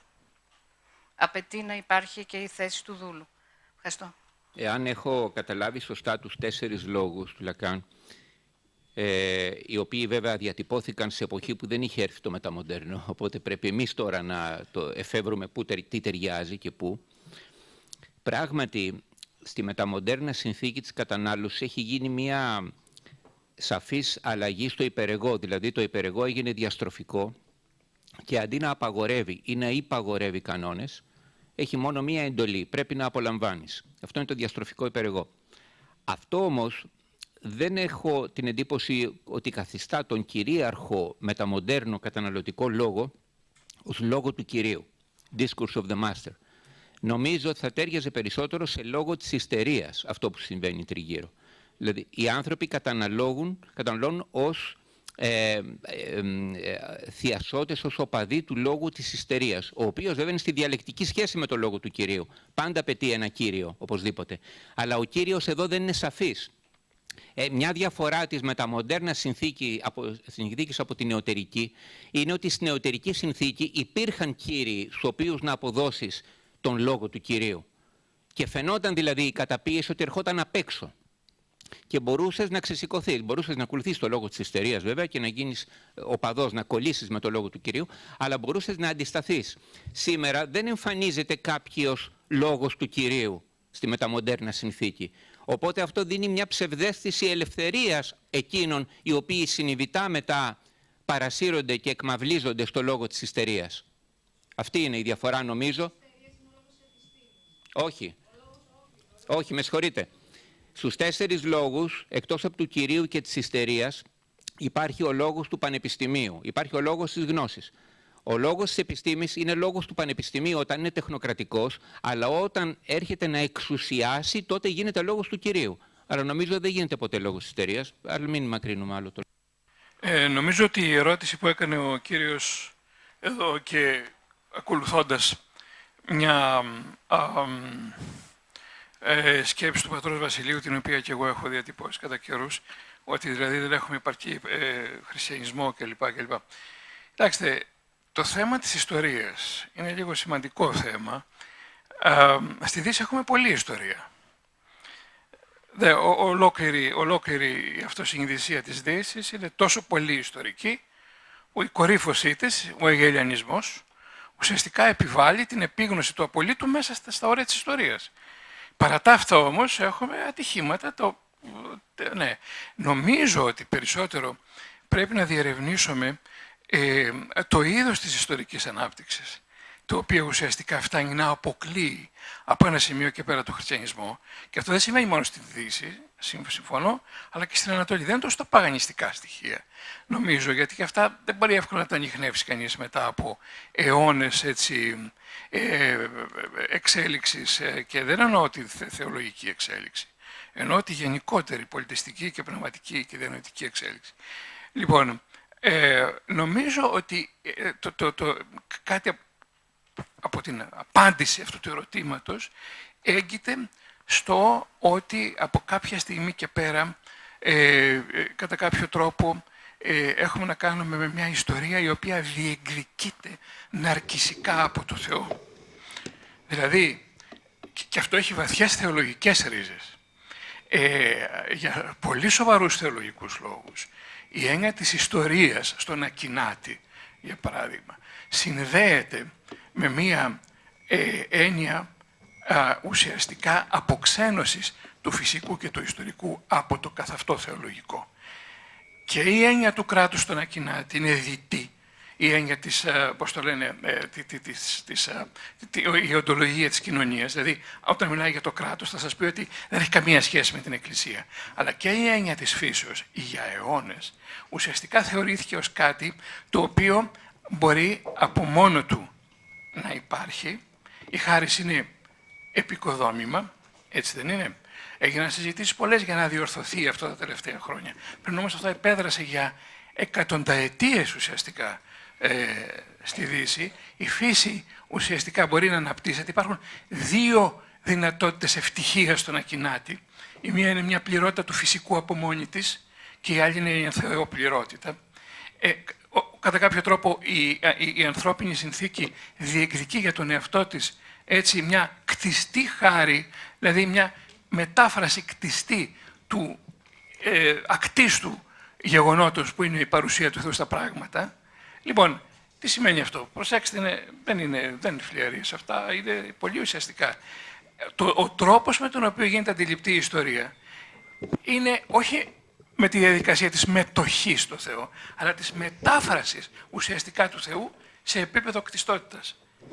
Καταλάβατε, αυτού του είδους η μετάφραση φτιάχνει μια ιστορία που ανήκει στον άνθρωπο και όπως κατά κάποιο τρόπο ο Θεός αγαπά τον κόσμο μέσα στον εαυτό του και δεν δημιουργεί πραγματική σχέση με τον άνθρωπο, αλλά μόνο ο άνθρωπος μετά του Θεού, μεταφράζοντας όμως τον εαυτό του στον άνθρωπο, έτσι και η ανθρώπινη ιστορία φτάνει να γίνει μια ιστορία του ανθρώπου η οποία αντιγράφει την σοληψιστική, ας πούμε, αυτή ιστορία του Θεού, ο οποίος διεκδικεί, ας πούμε, όλη την ύπαρξη μέσα στον εαυτό του και ουσιαστικά είναι αυτάρκης και αυτοδύναμος. Μεταφέρεται η αυτάρκεια του Θεού στην αυτάρκεια του ανθρώπου. Και έχουμε να κάνουμε μια αυτάρκη ιστορία, αυτό θέλω να πω, η οποία είναι πλέον μια ιστορία του ανθρώπινου κατορθώματος. Και για τον λόγο αυτό, τελικά, τα ανθρώπινα υποκείμενα, μη έχοντας τον πειρασμό της μετοχής, κλείνονται όλο και πιο πολύ στον εαυτό τους. Ο ατομικισμός γίνεται ουσιαστικά ναρκισσισμός και φτάνουμε σε μια εποχή σήμερα όπου κανείς δεν αισθάνεται την επιθυμία να μετάσχει σε κάτι το οποίο δεν ενισχύει αυτό τον υπάρχοντα ναρκισσισμό. Δηλαδή όλη η πνευματικότητα, το λέγαμε και χθες, είναι à la carte. Δεν αναγνωρίζω σε κανένα τη δυνατότητα να μου μεταβάλει τις βαθιές μου επιλογές. Το βαθύτερό μου είναι να το εξυπηρετήσει, ναι, να το μεταβάλει, όχι. Και έτσι, με μια αναρκισσική αντίληψη για την ιστορία, ουσιαστικά οδηγούμαστε σε ένα αποχωρισμό της ιστορίας της ανθρώπινης από την ιστορία του Θεού. Και από εδώ και πέρα, ούτε ο Πλάτων έχει λόγο, έτσι, κανένας δεν το ρωτάει, ούτε οι Ουπανιστάντε έχουν λόγο, ούτε το Ισλάμ έχει λόγο και φυσικά ούτε ο χριστιανικός Θεός έχει λόγο. Πρόκειται για μια τελείως αχαρτογράφητη περιοχή, στην οποία έχουμε εισέλθει μετά από μια μακρά ιστορία αυτονόμησης ουσιαστικά από την πραγματική άκτιστη διείσδυση του Θεού μέσα στα ανθρώπινα πράγματα. Θέλω να επεκτείνω την ανάλυση του πατρός Νικολάου, με την οποία καλύπτομαι πλήρως, με λίγο πιο προβοκατόρικο τρόπο. Αν συνδυάσουμε λίγο Feyerabend, το against method, και λίγο Foucault, που μιλάει για pouvoir savoir, φοβάμαι ότι πάσουμε από αυτό που μας είπε ο πατήρ Λουδοβίκος, από υπερβολικό transcendentalism, από υπερβατισμό. Το παιχνίδι σήμερα της γνώσης δεν είναι μόνο ότι χάσαμε τη μεθεξιολογική διάσταση, αλλά μιλάμε για τεράστια παιχνίδια ισχύως, τα οποία έχουν παράξει μια τρομερή division of labor. Δεν επικοινωνεί μέσα στον ίδιο κλάδο ο ένας με τον άλλον. Εάν εμείς δεν θέλουμε να κάνουμε ριζοσπαστική κριτική, σε αυτό που δεν θέλει να πει η κυρία, στον ιστερικό λόγο της επιστήμης, γιατί πρόκειται περί ιστερίας, και δεν φτάσουμε σε επίπεδο ριζοσπαστικής κριτικής αυτού του φαινομένου και κυρίως της εσωτερικής, πώς το λέμε, κατάτμισης της γνώσης, η οποία είναι τερατώδης, είναι σχιζοειδής, όχι μόνο δεν πρόκειται να φτάσουμε σε επίπεδο μεθέξεως, αλλά δεν μπορούμε καν να συνυπάρξουμε. Δηλαδή, μιλάμε αυτή τη στιγμή για μία κατάσταση, τουλάχιστον στο πανεπιστημιακό χώρο, ο οποίος δεν περιγράφεται. Δεν βγαίνει με το διάλογο τίποτα. Εάν δεν φτάσουμε να δούμε τις ρίζες που προέρχονται από το παιχνίδι της σχέσεως εξουσίας γνώσης. Δεν είναι απλώς επιστημολογικό το φαινόμενο. Είναι βαθύτατα παιχνίδι ισχύως. Ευχαριστώ. Θα ήθελα να ευχαριστήσω τους ομιλητές, γιατί Ο κύριος Κυριαζής βέβαια με παρακάλεσε να παρέμβω, αλλά κύριε Κυριαζή τα έχετε πει όλα, οπότε δεν νομίζω ότι χρειάζεται τίποτα να προσθέσω εγώ. Ο πατήρ Βασίλειος έθεσε, και σε αυτόν απευθύνεται το ερώτημά μου, εντός του πλαισίου του συνεδρίου. Το συνέδριο είναι η σχέση Ορθόδοξου Χριστιανισμού με την επιστήμη. Και σε αυτό το workshop, το εργαστήριο, ουσιαστικά βλέπουμε τη σχέση Ορθόδοξης Θεολογίας και ψυχανάλυσης. Ανέφερε τρεις περιπτώσεις και είπατε ότι υπάρχουν κι άλλες. Θα ήθελα σε αυτό, αν μπορείτε να μου πείτε μερικές, εγώ να πω δύο, και δεν ξέρω κατά πόσο μπορούν να συμβάλλουν στον διάλογο με την ψυχανάλυση. Το πρώτο είναι το γεγονός της δικαιοσύνης. Παίρνω αφορμή σε αυτό που είπατε, ότι το δίκαιο βασίζεται στο χριστιανισμό. Έχω μία διαφορετική άποψη. Το δίκαιο στη χριστιανική θεολογία είναι αντιστροφή του δικαίου έτσι όπως το γνωρίζουμε νομικά. Η θεολογία της ευσπλαχνίας του Θεού καταργεί την δίκαιη ανταπόκριση του Θεού απέναντι στον πρώτο και στον έσχατο, βλέποντας τους όλους το ίδιο. Αυτό δεν νομίζω ότι έχει μεγάλη σημασία, μάλλον σχέση με την ψυχανάλυση. Αλλά το άλλο το ζήτημα, το οποίο υπενήχθη ο κ. Κυριαζής, ουσιαστικά του θανάτου, ψυχικού θανάτου, και έχουμε την θεολογία τη σταυρική, η οποία έχει αγνοηθεί στην Ανατολική παράδοση, αλλά είναι σημαντική. Έχουμε όμως την Ανάσταση που θεωρείται κατά κάποιο τρόπο υπέρβαση του φόβου του θανάτου. Ο φόβος όμως έχει σχέση με την ψυχανάλυση. Η θεολογία περί Αναστάσεως πιστεύετε, ανάμεσα στα άλλα τα οποία πιθανώς έχετε υπόψη σας και είπατε, αναφέρατε μόνο τρεις περιοχές, αποφατισμός, θέωση με την ελευθερία κτλ. Εάν υπάρχουν και άλλες τέτοιες πτυχές, τις οποίες θα μπορούσε η Ορθόδοξη Θεολογία να συμβάλλει, όχι εξουσιαστικά, από θέσεις ισχύως, αλλά από μία, θα λέγαμε, μακραίωνη θεολογική παράδοση, που θα μπορέσει και να προχωρήσει, να κάνει δηλαδή αυτό το άνοιγμα του Ιουδεοχριστιανισμού που ξεχάστηκε στο δυτικό πολιτισμό, να το ξαναφέρει με, θα λέγαμε, κατανοητό τρόπο. Ευχαριστώ. Συμφωνώ μαζί σας ότι η ιδέα της Αναστάσεως είναι μία από αυτές τις περιοχές, τους άξονες. Το υπενήχθηκε ο κύριος Κυριαζής ως προς την Ανάσταση του κακού αντικειμένου ή του νεκρού πατέρα, της νεκρής μητέρας. Δηλαδή υπάρχουν καταστάσεις ψυχικού θανάτου όπου επέρχεται ίαση, ας πούμε. Η ίαση αυτή σε ψυχολογικό επίπεδο έχει την έννοια της Αναστάσεως. Επίσης, η συγχώρεση, το να επιβιώσει κανείς, όπως ανέφερε, από την καταστροφικότητα του άλλου, λειτουργεί ως ψυχικό ισοδύναμο ανάστασης για τον άλλον. Δηλαδή, όπως έγινε με τον Χριστό, δηλαδή, ο οποίος επεβίωσε και όχι απλώς με φυσικό τρόπο, ότι αναστήθηκε στη φυσική ζωή, αλλά συγχώρεσε κιόλας. Επεβίωσε και με τους δύο τρόπους.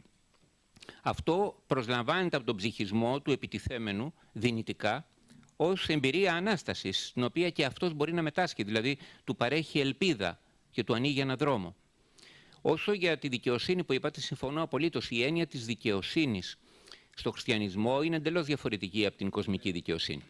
Εγώ ανέφερα τις επιδράσεις στο δίκαιο, ότι εμπνεύστηκαν κατά καιρούς πολλοί νόμοι, ας πούμε, να γίνουν ευσπλαχνικότεροι, οι άλλοι να γίνουν αυστηρότεροι, δηλαδή η καθιέρωση της μονογαμίας, ας πούμε, αντί για την πολυγαμία. Έτσι. Όλα αυτά έχουν προέλευση χριστιανική. Αλλά η ιδέα της δικαιοσύνης είναι ριζικά διαφορετική.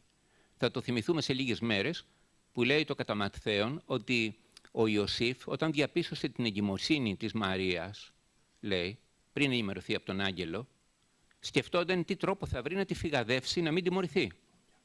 Γιατί δίκαιος όν.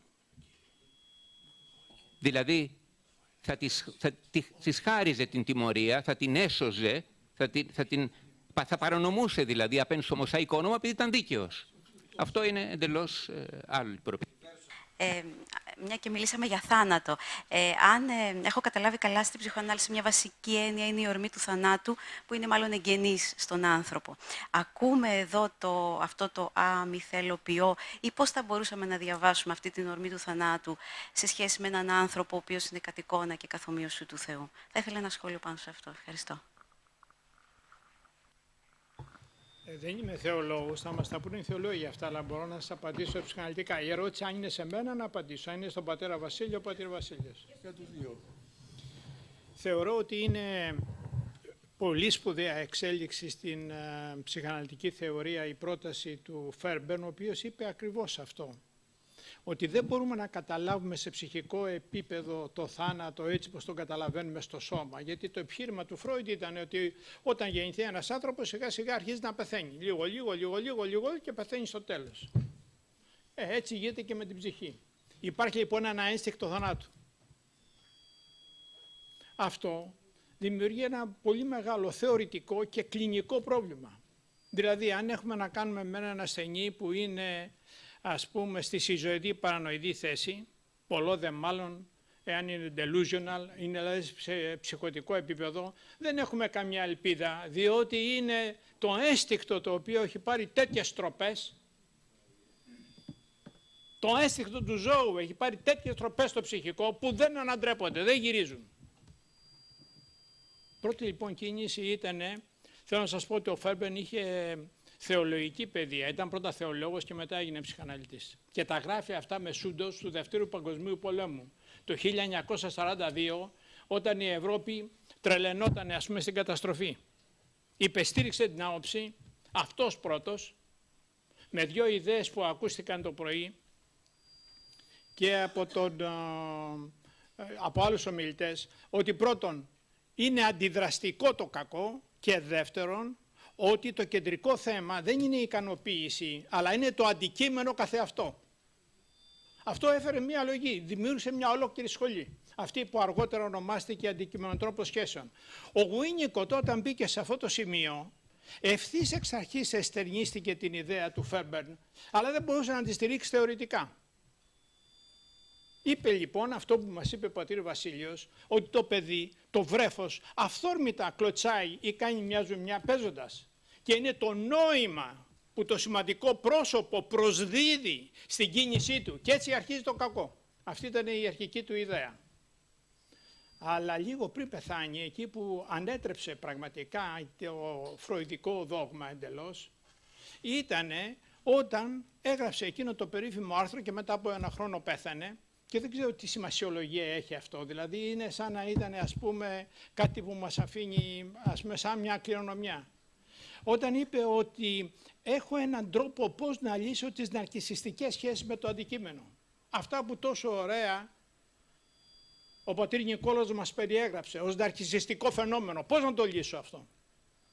Πώς να βγει κανείς από τον καθρέφτη έξω? Πώς να βγει από τον καθρέφτη έξω? Υπάρχει μία διάσταση της καταστροφικής επιθετικότητας που είναι δημιουργική. Εάν δεν γίνει πράξη, αλλά μπορέσει να μεταστρέψει κανείς τον εαυτό του, αλλά μοναχός του δεν μπορεί, θέλει μία αγκαλιά που θα δεχθεί την επιθετικότητα και δεν θα την αντιμετωπίσει επιθετικά και καταστροφικά. Εάν αυτό δεν είναι αγάπη, εάν αυτό δεν είναι σπλαχνία, αν αυτό δεν είναι χριστιανισμός, εάν αυτό δεν είναι η θέση του Χριστού πάνω το Σταυρό, τότε τι είναι? Ο ίδιος δεν το λέει. Αλλά δεν έχει σημασία, νομίζω ότι είναι εκεί. Έχει πει άλλες ωραίες ιδέες, μερικές από αυτές μας είπε ο πατήρ Βασίλειος. Και όταν ερχόμαστε τώρα στον Μπίον, αυτό είναι σημαντικό να το κρατήσουμε όσοι εργαζόμαστε κλινικά, γιατί είναι εξαιρετικό. Ο Μπίον θα πει ότι το ανθρώπινο υποκείμενο δεν αντέχει, υπόθηκε και το πρωί από τον κύριο Αλεξανδρίδη, θα το ακούσατε, το ανθρώπινο υποκείμενο δεν αντέχει την απουσία, τη μην επαθητική απάντηση. Όταν είναι σε κατάσταση ευαισθησίας, για να το αντιμετωπίσει το πράγμα, δημιουργεί ένα κακό εσωτερικό αντικείμενο και έτσι αρχίζει η ιστορία του σιζοειδούς προβλήματος, που είναι θέλω να αγαπηθώ, αλλά φοβάμαι να αγαπηθώ. Γιατί θεωρώ ότι αν αγαπηθώ θα καταστραφώ. Το κακό εσωτερικό αντικείμενο, το παραλήρημα, άμα το πάτε παρακάτω κτλ. Κατασκευάζεται για να γεμίσει ένα κενό και μία απουσία. Αυτό κατ' εμέ είναι συγκλονιστικό. Και είναι και βαθύτατα θεολογική θέση από αυτά που έχω καταλάβει. Αλλά δεν σας μιλάω σαν θεολόγος για να μην σας μπερδέψω, ας πούμε.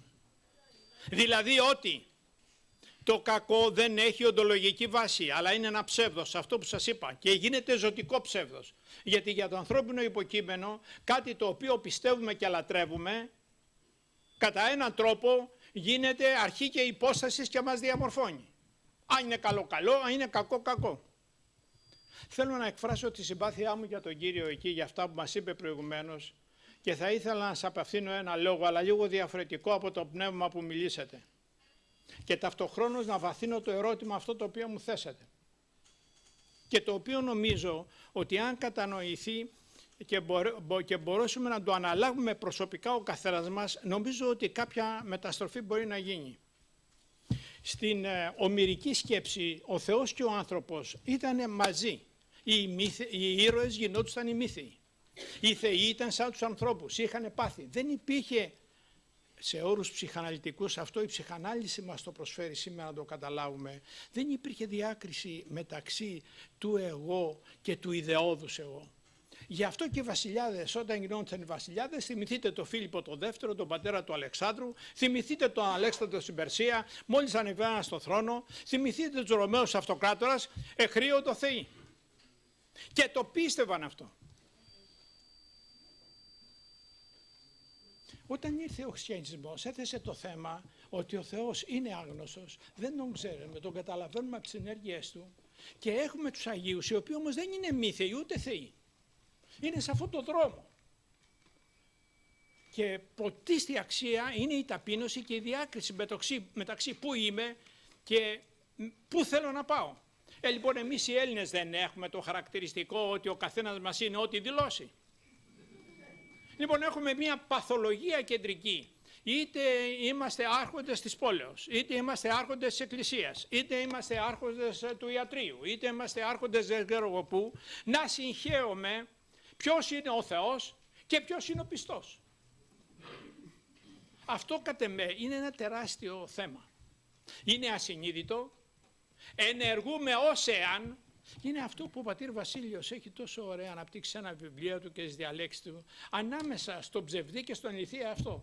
Ο ψευδής εαυτός είναι θεϊκός. Η αντίληψη που έχουμε για το πώς είναι ο Θεός.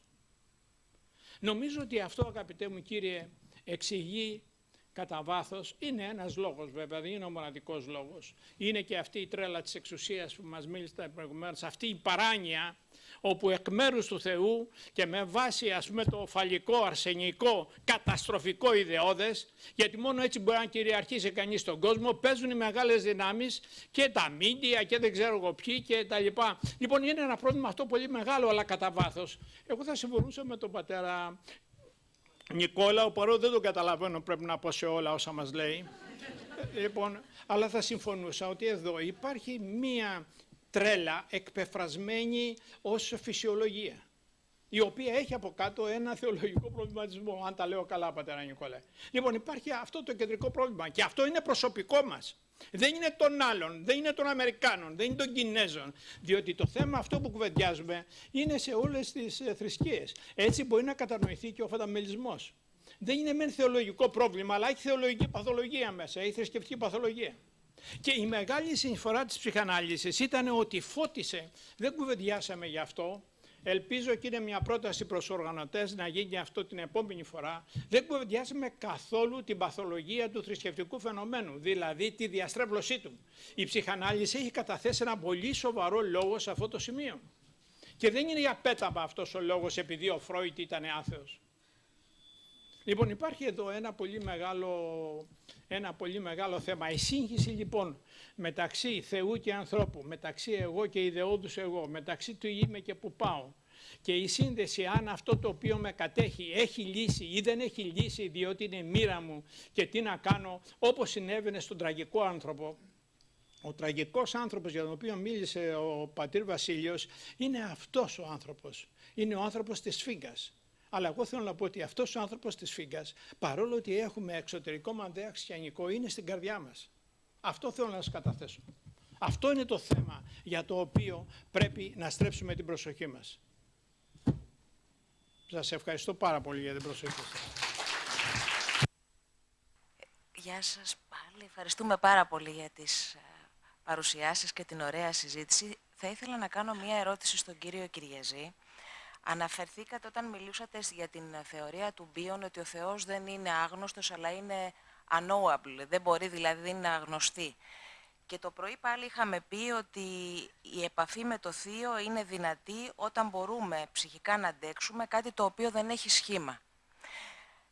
Μιλάμε λοιπόν, και ενώ μιλάμε η χριστιανική ανθρωπολογία, μιλάμε συνήθως πάντα για το τελευταίο στάδιο αυτής που είναι η σχέση με το Θεό, το μυστικό στάδιο, το ανώτερο στάδιο. Όμως όταν μιλάμε για ανθρωπολογία, έχουμε ανάγκη να κοιτάξουμε τα προηγούμενα στάδια που θα μας δομήσουν προκειμένου κάποια στιγμή να φτάσουμε σε αυτό το formless ή το unknowable. Αντίθετα, αυτό το οποίο γνωρίζουμε μέσα από την ζωή μας την Ορθόδοξη είναι πάρα πολλές ενδιάμεσες μεσολαβήσεις. Εικόνες, κείμενα, μυστήρια, θαύματα. Θέλω λοιπόν να ρωτήσω, και ενώ το τελικό μας αίτημα είναι αυτή η αναγωγή σε αυτό που δεν έχει η φόρμα, σε αυτό που δεν έχει, και εκεί να ανοιχθούμε, να αφεθούμε, να έχουμε μια υπέρβαση. Σε ψυχικό επίπεδο, αλλά και σε πνευματικό επίπεδο, ποιες είναι αυτές οι ιδιότητες που πρέπει να έχει αναπτύξει ένας άνθρωπος, προκειμένου να μπορεί να διατρέξει όλη αυτή τη διαδρομή. Ψυχικά, αφενός, και πνευματικά. Νομίζω ότι, δεν ξέρω αν το κατάλαβα, αλλά θα απαντήσω και αν δεν το κατάλαβα θα με διορθώσετε ή θα μου πείτε αν κατάλαβα το ερώτημα. Ασπάζομαι προσωπικά αυτή την διπλή διαδρομή, η οποία δεν μπορούμε να την κάνουμε μοναχοί μας. Θέλουμε μία εξωτερική βοήθεια. Σε ένα επίπεδο η βοήθεια είναι α, σε ένα επίπεδο β είναι άλλη βοήθεια, σε ένα επίπεδο γ είναι άλλη βοήθεια. Έτσι πως καταλαβαίνω, το κεντρικό θέμα μας είναι ότι δεν μπορούμε. Καταρχάς μου έλεγε μία συνάδελφος που κουβεντιάζαμε προηγουμένως στο διάλειμμα και είναι πάρα πολύ ωραίο και την ευχαριστώ πάρα πολύ για αυτή την παρατήρηση, ότι ένα μεγάλο πρόβλημα σε αυτές τις συζητήσεις είναι ότι όλοι μας, όλοι αυτοί που είμαστε εδώ, έχουμε διαφορετικό τρόπο ποιητικής αντίληψης, συμβολικής αντίληψης των πραγμάτων. Μιλάμε σε ένα επίπεδο αφαίρεσης, όπως ήταν παραδείγματος χάρη η δική μου διάλεξη, το οποίο είναι πάρα πολύ σημαντικό. Αυτό δεν σημαίνει όμως ότι αυτό γίνεται κατανοητό. Είναι η ανεπάρκεια του ομιλητή, αλλά είναι και η δυσκολία του ακροατή επαρκώς να γίνει η συνάντηση ανάμεσα. Λοιπόν, αυτό είναι ένα βασικό σημείο και είναι ένα πολύ μεγάλο εμπόδιο. Επομένως, για να κάνουμε αυτό το ταξίδι, είτε δουλεύουμε με τον επιστημονικό λόγο και μιλεύουμε με τη μνήμη και δουλεύουμε με το ψυχικό τραύμα και δουλεύουμε με την ιστορία και δουλεύουμε με τη στρέβλωση του πολιτιστικού παραδείγματος μέσα στο οποίο ζούμε και στο οποίο έχουμε γεννηθεί. Δηλαδή, με άλλα λόγια, δουλεύουμε στην περιοχή της αναστήλωσης της μητρικής εικόνας, η οποία είναι ή του μητρικού περιβάλλοντος, ή αυτό που λέγεται μητρικό, το οποίο μας έπλασε, της πρωτογενούς μήτρας εκείνης της χώρας, όπως λέει η Κρίστεβα, η οποία διαμορφώνει την προσωπικότητα μέσα στους πρώτους 6 μήνες. Η Κρίστεβα από τον Πλάτωνα διαμορφώνει μια πρώτη θεωρία για το τι είναι αυτή η χώρα για την οποία σας μίλησα. Αλλά και 1500 χρόνια νωρίτερα, ο Ρωμανός ο Μελωδός έχει πάλι από τον Πλάτωνα, θα μιλήσει στους χαιρετισμούς στο τρίτο στάσιμο, αυτή την περίφημη διατύπωση «Χαίρε Θεού αχωρήτου χώρα». Αυτή η μυστηριώδης χώρα, η οποία τώρα βρίσκεται σε μεγάλη δοκιμασία και η οποία μας περιέχει όλους και η οποία έχει περιοχές καταστροφικότητας εξαιρετικής. Λοιπόν, θέλουμε έναν οδηγό. Αυτό είναι το πλαίσιο μέσα στο οποίο βρισκόμαστε. Αυτό είναι η αλωτρίωση. Λοιπόν, θέλουμε έναν οδηγό. Εγώ δεν πιστεύω ότι η ψυχανάλυση είναι το άπαν, αλλά πιστεύω ότι είναι ένας δρόμος. Αν βρει κανείς έναν καλό ψυχαναλυτή, ανεξάρτητα από τη θεωρία που έχει στο κεφάλι του, θα βοηθηθεί σημαντικά στο να ταξιδέψει αυτό το δρόμο και να επιλύσει κάποια προβλήματα. Είναι ένα ταξίδι. Αυτό το ταξίδι της αλήθειας, της αγάπης, της ελευθερίας ή προς την αλήθεια, προς την αγάπη, προς την ελευθερία. Ένα ταξίδι σαν το ταξίδι του Οδυσσέα προς την Ιθάκη, που πρέπει να περάσει πρώτα από τον Άδη, από το περίφημο λάμδα της Οδύσσιας, για να βρει άκρη που θα βρει τα κλειδιά. Χρειαζόμαστε μια βοήθεια για να βρούμε ένα κλειδί να πάμε. Λοιπόν, η επιστήμη δίνει αυτό το κομμάτι. Από την άλλη μεριά πιστεύω ότι η παράδοσή μας η θεολογική, όσο έχω καταλάβει, δίνει ένα άλλο κλειδί για να περπατήσουμε. Αλλά αυτό το κλειδί δεν έχει σχέση τώρα με τη φυσική πραγματικότητα. Έχει σχέση με μια άλλη πραγματικότητα που δεν ξέρω πώς είναι αυτή. Εδώ θα μας τα πούνε οι θεολόγοι πώς γίνεται. Είναι ότι υπάρχει μέσα στη φύση αυτή η δυνατότητα να γίνει αυτό το διπλό ταξίδι. Αυτό είναι το dual track που σας είπα προηγουμένως. Είναι δηλαδή ο διπλός δρόμος, και αυτός ο δρόμος. Καλά κατάλαβα, πατέρα Νικόλα? Σας ευχαριστώ πάρα πολύ. Ησυχάζω.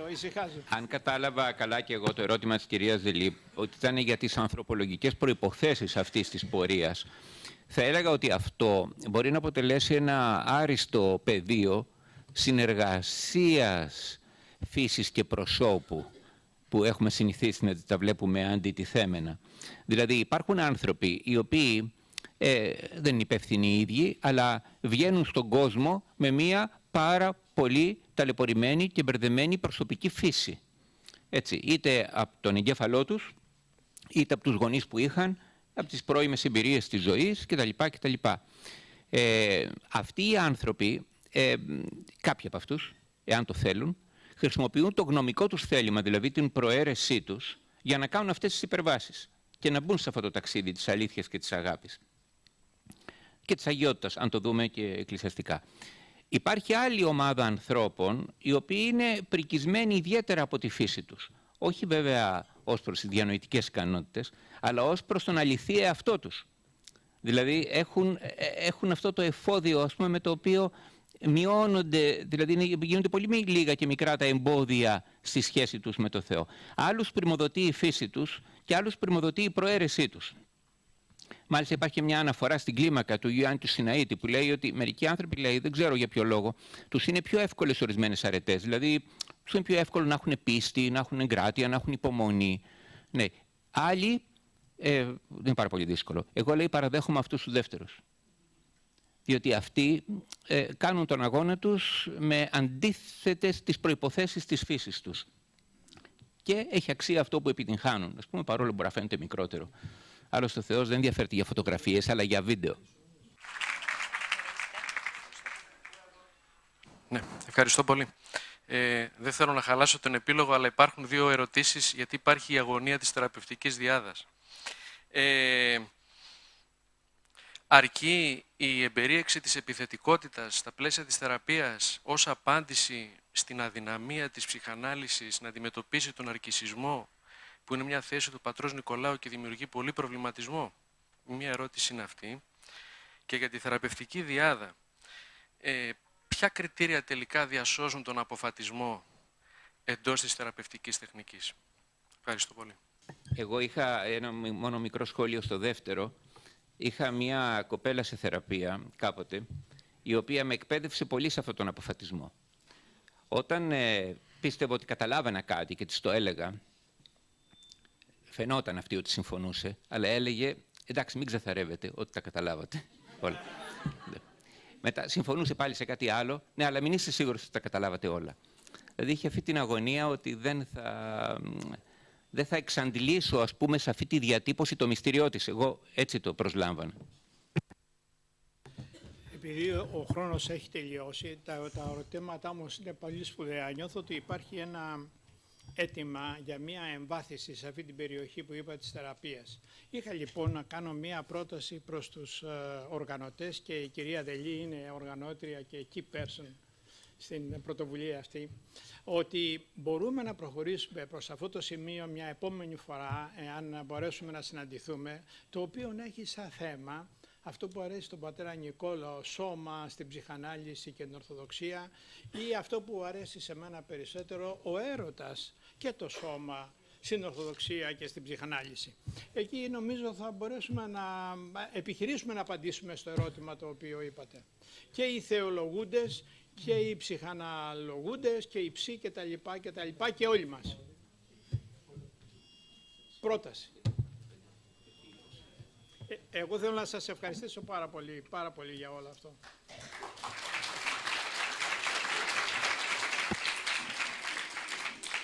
Η επόμενη συνεδρία θα αρχίσει σε 20 λεπτά.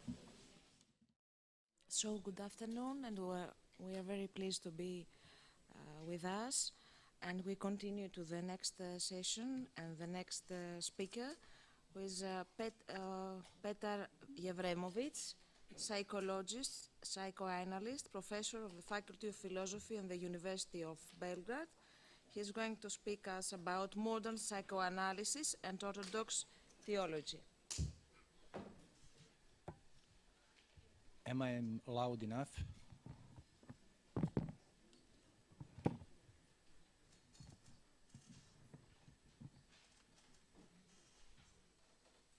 Ladies and gentlemen, I am deeply honored for being here today with you.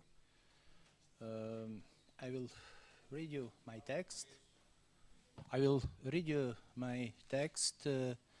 That it is over-inclusively entitled Modern Psychoanalysis and Orthodox Theology. It is written from perspective of developmental psychology. It is it is written. Is it better? Okay, sorry. I will repeat again. I will read you my text. Yes, I will read you my text. That it is over-inclusively entitled Modern Psychoanalysis and Orthodox Theology. As I have said, it is written from a developmental perspective, and in its background, it has, I suppose, big merit of my own clinical experience. Human personality is paradoxical outcome of the ontogenic process of colonialization of emptiness. This emptiness is proto-human and not yet personal. Being personality implies being colony of the other. There is no personal humanity apart from colonialization. This being colony of the other presupposes presence of the other. The other is present within the order of symbolic and phantasmatic. There is deep ontological and development paradox within the realm of the other. The other is at the same time one and many. Plurality and oneness are simultaneous dimensions of this other. Different elements of symbolic and phantasmatic, as well as partiality and totality, are inhabiting the subject. Being their colony, he could become somebody for the other. Being recognized as somebody is key point in this process of becoming personality. Wide range of subjects, normality and pathology, happiness and sorrows, desires and anxieties spring from this fundamentally human experience. There is no personality per se, there is no personality in isolation. Every personality is personality for the other and with the other. Otherness and openness are highly correlated moments of human development. Proto-human emptiness is being colonialized with words and images, fantasies and desires, with body, its various parts and representations, and bodies of the others. This being colonialized is at the bottom of ontological grounding structures such as being Catholicos or being social. This act of progressive colonialization functions as formative or malformative way of incorporating otherness. This colonizating incorporated other is, topologically speaking, a place of subjects becoming being in the world, of his own personality. There is no ideologically innocent colonialization. Every colonialization presupposes the act of radical appropriation, at the same time alienation, of subjects' inner emptiness done by the other. Every colonialization in some way is intrusive. Subject is being indoctrinated by the other. Developmentally speaking, autoregulation is a function of allo-regulation. Our proto-self is mirroring reflection of the other. Our proto-discourse is no more than just an echo of discourse of the other. Progressive, phantasmatic, and symbolic incorporation of the other, of his imago, and of his discourse, makes subject capable of entering field of human personal relationship. Human desire is not a biological phenomena. We desire something not because of organic void. Object of desire is desired by subject because it is desired by the other. Human desire is dialectical outcome of process of colonialization. This process, more or less, is contingent, even dramatic. When there is a human desire, there is always inter- or intra-subjective conflict. Otherness of analyst is analogous to the otherness of priest or of a spiritual father. Both are addressing subject from the topos of the other. Both are located at the age of emptiness. Both are sharing predominantly narrative functions. They are dealing with the world's speech with logos. Their mutual interrelatedness is ambivalent, potentially being complemental, and at the same time potentially conflictual. Different theoretical backgrounds and ideologies mirror sometimes paradoxically the same or analogous. Their common interest in human personality, in its structure and dynamics, in its normality and pathology. They speak different languages, they suffer from different obstacles. They have different histories and traumas. They have different methods and quates. Analyst, as the other, is personalized organ of analytical theory. There is no analytical praxis without analytical theory. And vice versa, spiritual father, priest, is somebody who is addressing subject from the place of the Christ himself. There is no Christian spirituality without Christ. The world we are living in, actually historic moment of our being, is enigmatic. Something deeply wrong is happening within it. At the same time, it is post-Christian and not yet Christian. It is far from being easy to be Orthodox or not Christian in such a world. Being Christians, we still lack solutions for our fundamental problems. We are mostly confused and disoriented, anxious and desperate, alienated and frustrated. Being hard for Christianity, this word is also hard from psychoanalysis. Modern psychoanalysis is in a serious crisis. So it is with, I suppose, modern theology. Analytical theory, as well as its praxis, is subversive. It is per definition critical. Authentic theological experience, just to mention St. Isaac of Syria, or Nineveh, St. Simeon, new theologian, or even St. Maximus, could also be seen as something rather disturbing for someone. Institutionalized psychoanalysis, with all of its collective passions and projections, is easy to get contaminated with ideology. Its theory and practices are highly vulnerable within the context of ideologically integrated power. Institutionalized theology is no less vulnerable. Psychoanalytic theory, as well as its practice, lacks firm ontological foundation.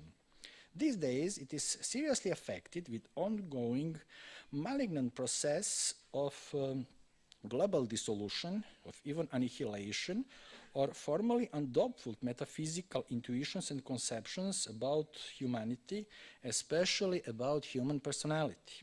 Orthodoxy today suffers from its historical and not just political anachronisms and ideological confusions.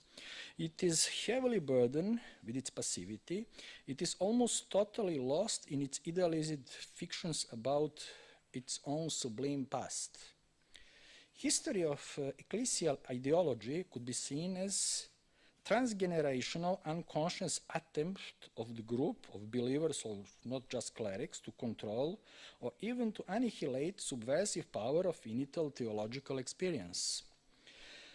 At its final outcome, it could be seen as confection of salvation, of its mediocrity, inner banality, and emptiness.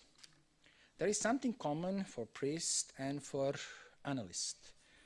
Both are willingly or not deeply involved in a group of fantasies about knowledge. From both of them, the group of expects presupposes that they know or that they should know something important.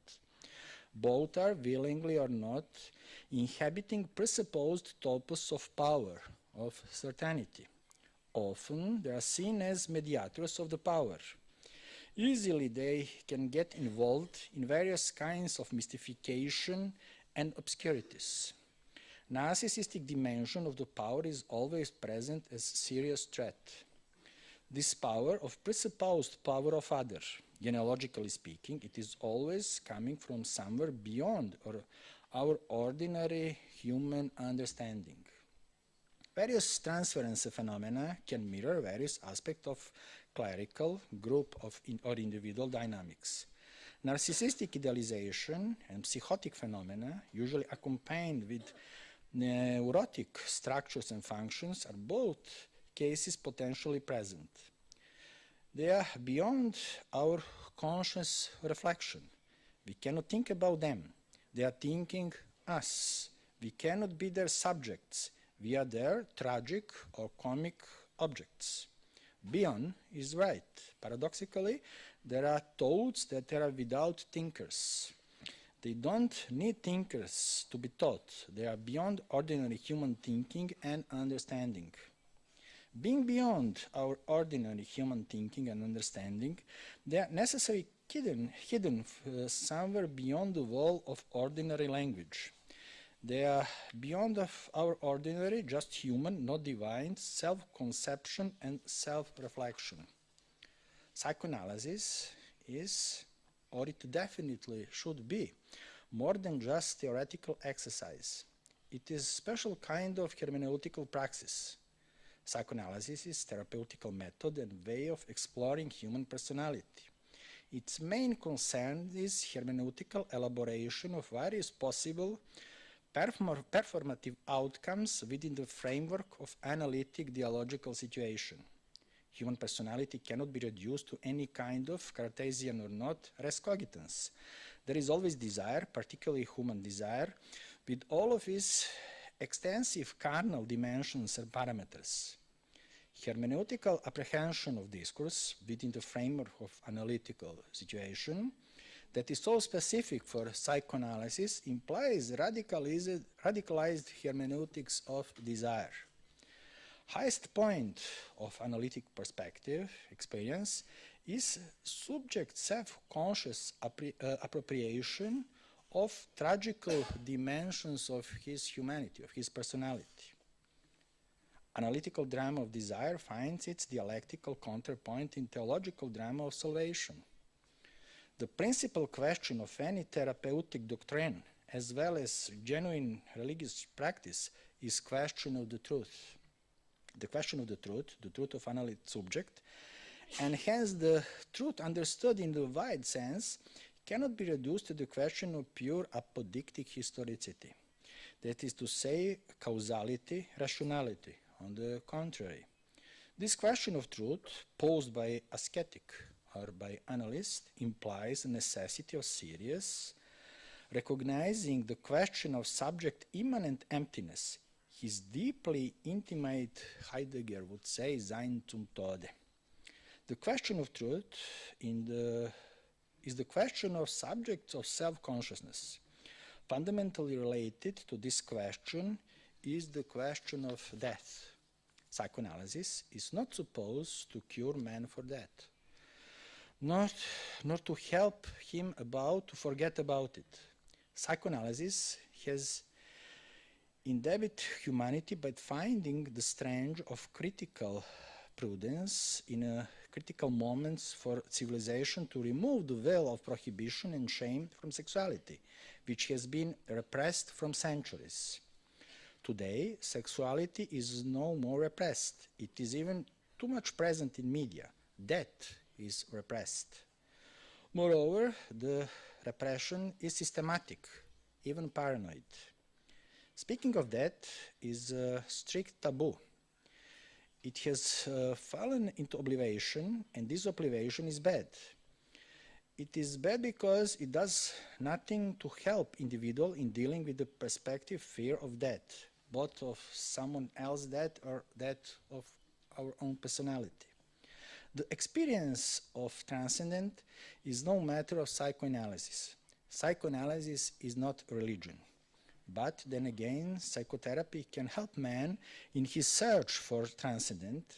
It can teach him the noble skills of endurance and finding strength in acknowledging and overcoming his own weaknesses. Courage is not a lack of fear.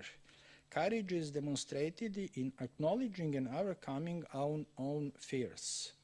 Fears that must previously be deeply experienced in order to be overcome. A personality mature relation to death is not a denial or oblivion, since that is simply impossible. Death must be lived. As dialectically recognized constitutive moment, it must be included in the most intimate core of notion of dynamic organization of man's being. This is the only way it can serve as a real pledge for a new, richer life. This meaning of every good deep psychotherapy is the help man to recognize his own personal Golgotha. Anything else would be wrong. Theological discourse is, or it should be, fundamentally affirmative concerning its own symbolic liturgical framework. The idea of language is more poetic than analytic. So it is with its basic narrative modes and tropes. Just to mention some hints from opus of great Ephraim the Syrian. I will quote St. Ephraim in translation of Sebastian Brock. Blessed is he who has appeared to our human race under so many metaphors. He clothed himself in our language so that he might clothe us in his mode of life. I'm still following Ephraim. There is a strict parallelism between narrative dynamics of language and liturgical order of things. Come and behold the living Lamb who has chosen shepherds for himself, choosing two slaughterers who made Abraham hold the knife to kill his symbol, the sheep. He both killed and delivered his symbol. He saved Isaac as lamb, but slew the ram. By his symbol, he delivered his symbol, so that he might become the summation of symbols. Blessed is he who came and summed up all symbols. Any possible performative action of theological discourse stands firm on its presupposed symbolic liturgical foundation. If there is crisis of symbol, there is also crisis of faith. If the symbol is alive and well, the faith is also alive and well. Theological discourse, as we actually know it, is historical fruit of great narrative. This narrative could be seen as complex synthesis or agglomeration or presupposed tradition, institutionalized liturgical practices, and its normative doctrinal theological background. Only within the reality of living symbol it is possible to make living synthesis or agglomeration of the various possible dimensions of theological discourse. If there is any serious crisis within the order of symbol, we should expect no less serious problems among group of believers. Theological discourse has to be ontologically affirmative, and it is only possible if there is firm ontological stability of its own grounding symbols.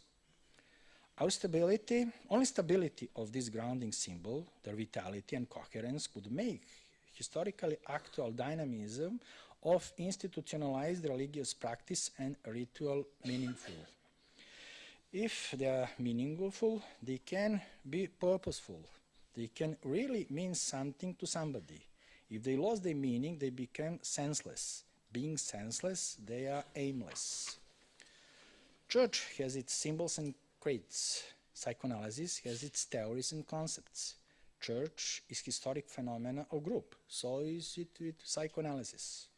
Among analysts and clerics, there is very much the same group pathology. Lifeless hierarchy, vain docility and narcissism, lack of critical thinking, absence of curiosity, exclusion, even foreclosure of the other. These are the most dreadful pathological phenomena in the reality of contemporary psychoanalysis and also, I'm afraid, in contemporary church. There is always possibility for symbol to become necrotic. So it is with founding concepts and doctrines. Necrotic symbol is malignant tissue within the body of believers. Both can become disbelievers, clerics and analysts. For both, there is a threat of becoming nihilists. Necrotic symbol is a sign of pathological triumph of all eroding emptiness. The all-eroding emptiness among a group of believers is birthplace of ideology. Ideology is always function of the will for the power. Ideology is never really related to love. Speaking about ideology implies necessity of speaking about possible pathological outcomes of group dynamics and individual pathology. In the sense of ideology, could be seen as one of the key factors for development phenomena. We can name it as pathological colonization or pathology of colonialization of our inner space or our inner proto-emptiness. This process of pathological colonization functions as driving force for the structure, pathological intrusion from the topos of the other in subject's inner proto-emptiness. We can consider it highly responsible for development of various possible institutionally induced, ontologically petrified malformations and deviations among individuals within the group. In both cases, in the case of church and in the case of community of analysts, it is function of malignant poison and the target's group and individual's idea of, Winnicott would say, potential space and also potential time. As I have said, psychoanalysis is, in its theory and its praxis, fundamentally subversive. It is, or it should be, subversive towards any kind of symbolic formation. Any discourse can be, or it should be, analytically deconstructed within the framework of analytic procedure. This makes so different analytic concept of truth from that one proposed and preached by theologians. I have already mentioned Ephraim the Syrian. Now I will oppose, not normatively, just narratively, with one quite radical among psychoanalysts. Ephraim's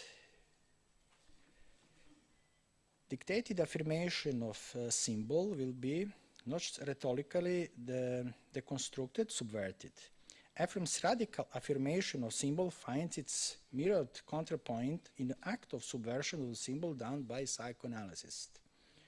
These are the words of Jacques Lacan. I always speak the truth. No, not the whole truth, because there is no way to say all. Speaking it all is literally impossible. Words fail, yet it is through the very impossibility that truth holds onto the real. Being subversive is much more than being just skeptical or relativistic. Being skeptical or being relativistic is, after all, a matter of epistemology. Psychoanalysis should be more than epistemology. Being subversive is predominantly a matter of subject self-conscious opposition, resistance towards any possible form of ideology. In this context, it is the best way to define ideology as one among possible forms of pathological colonialization of human psyche. And to conclude, salvation is opposed to death, personality to emptiness, truth to ideology. For contemporary Orthodox and not just Orthodox theologians, mostly in a practical mode of their being, it could provide something like potentially insightful, corrective, theological otherness. Psychoanalysis should be seen as secular form of apophaticism. At the same time, psychoanalysis could be deeply introspective and openly ecstatic, theoretical, practical, useful, and useless. Ascetic tradition of Desert Fathers and its further theological development could be seen as much more radical within its theory and its practice, appropriation of human self-consciousness experience, of his own possibilities and limitations, passions and insight, than psychoanalysis had ever reached. It makes ascetic orthodoxy and its further theological and liturgical speculations and elaborations and praxis not just a forerunner of psychoanalysis. It could be seen as important symbol, there I use the word symbol in the deep theological sense, of its possible future development. Thank you for listening to me.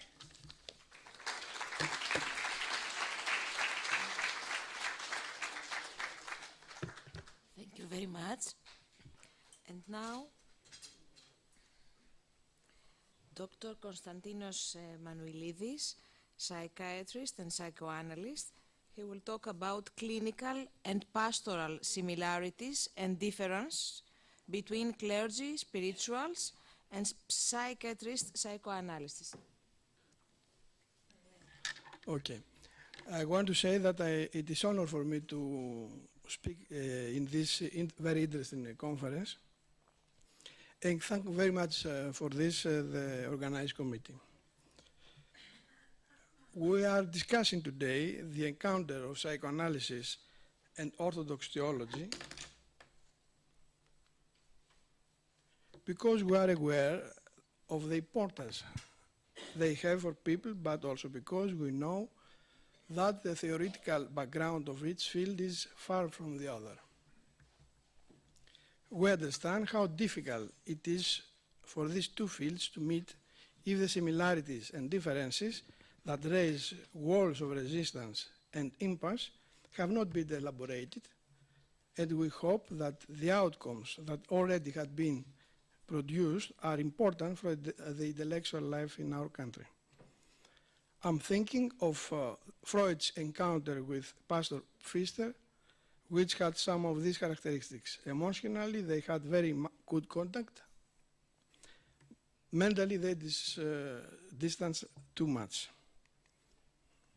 But to begin with, I shall remind you what psychoanalysis is. First, is a method that investigates how works the psychic apparatus. Second, a method of treating the mentally ill person. And third, a worldview. The other speaker today spoke mainly about the first and the third part, so I will talk about the treatment. Of course, these issues are intertwined because in order to answer the question, what is the issue to be treated, the findings of the method and the worldview are used. My essay will examine the encounter between an analyst and the analysand, and at the same time of a priest and the believer, in an attempt to detect some of the similarities and differences, the benefits and the deadlocks that they should attract our attention. About 25 years ago, while I was working in a well-known psychiatric clinic, I witnessed a conflict between a fellow psychiatrist psychoanalyst with his patient. The conflict was about the spiritual father of the patient. The analyst demanded that he and his parents end the relationship with his spiritual father Otherwise, he could end his relationship with the patient. He cannot have two healers, instructors, two fathers, the colleagues said to the surprised patient and his relatives. My attitude at that time was that an analyst does not interfere with his patient's personal life. The patient decides on his own about the issues that will arise in the course of analysis.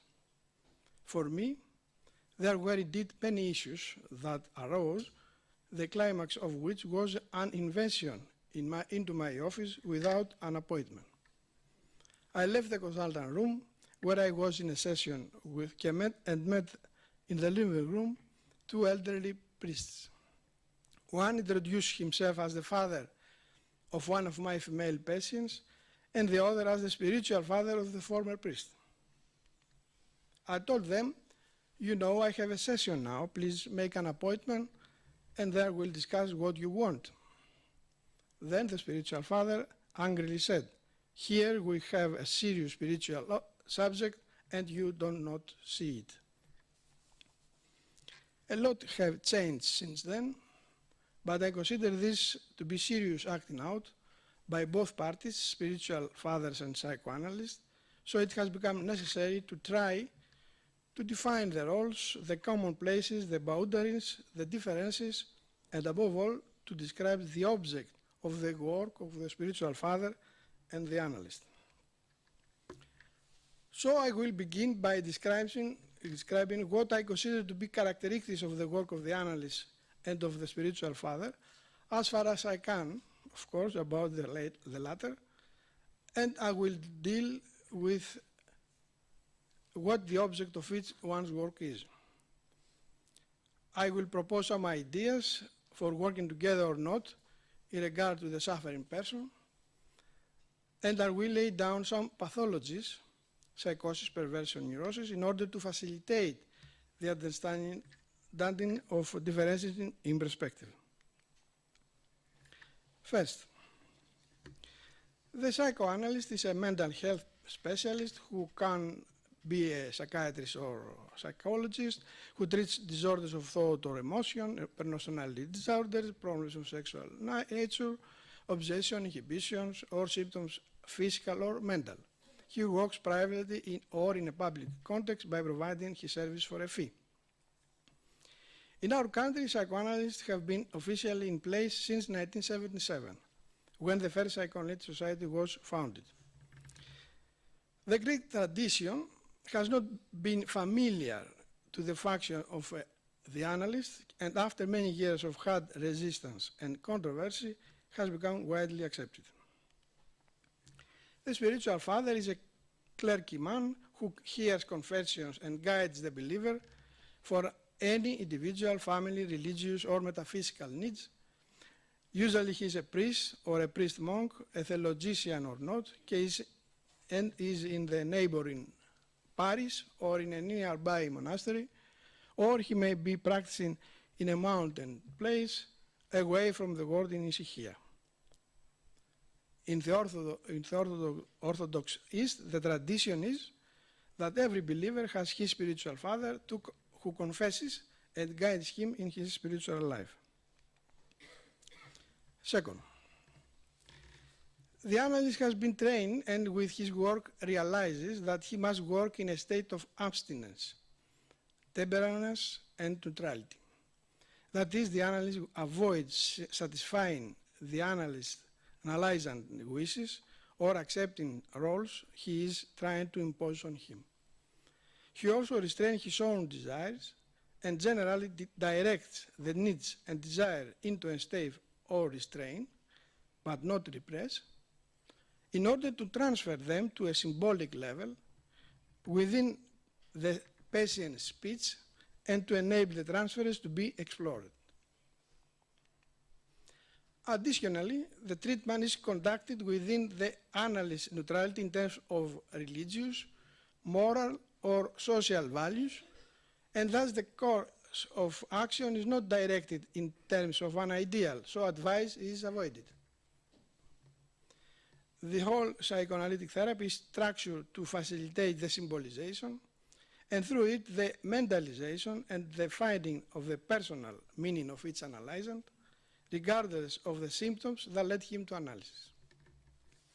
Finally, analysis is a treatment that usually lasts several years, but it has a beginning and an end to the analyst-analysant relationship, thus continue by the analysant as an internalized mode of thought.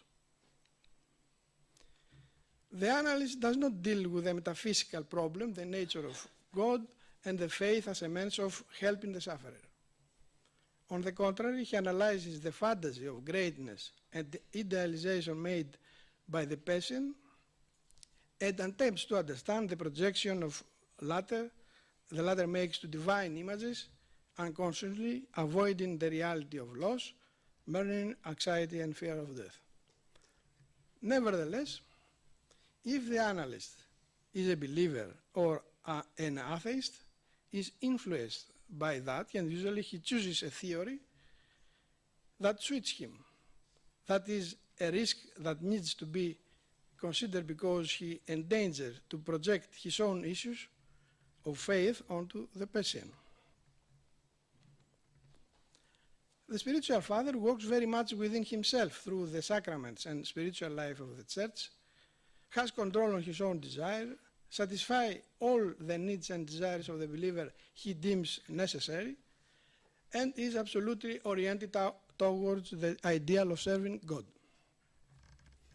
He tries to help the believer walk toward God and improve communication with him as well as with the image of God, who is the fellow man.